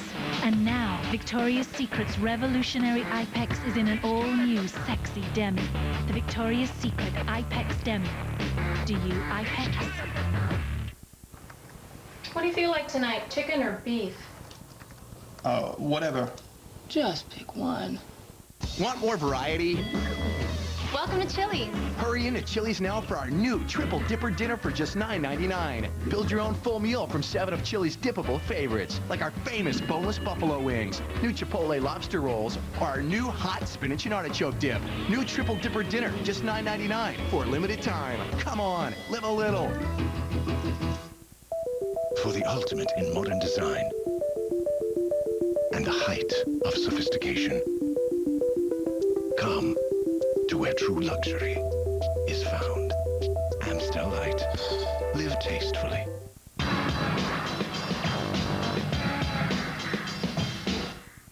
Hey, that's our show. Tomorrow night, Brian Williams from NBC will be joining us. Here it is, your moment of Zen. I understand there are 10,000 people dead. It's terrible, it's tragic, but in a democracy of 300 million people, over years and years and years, these things happen.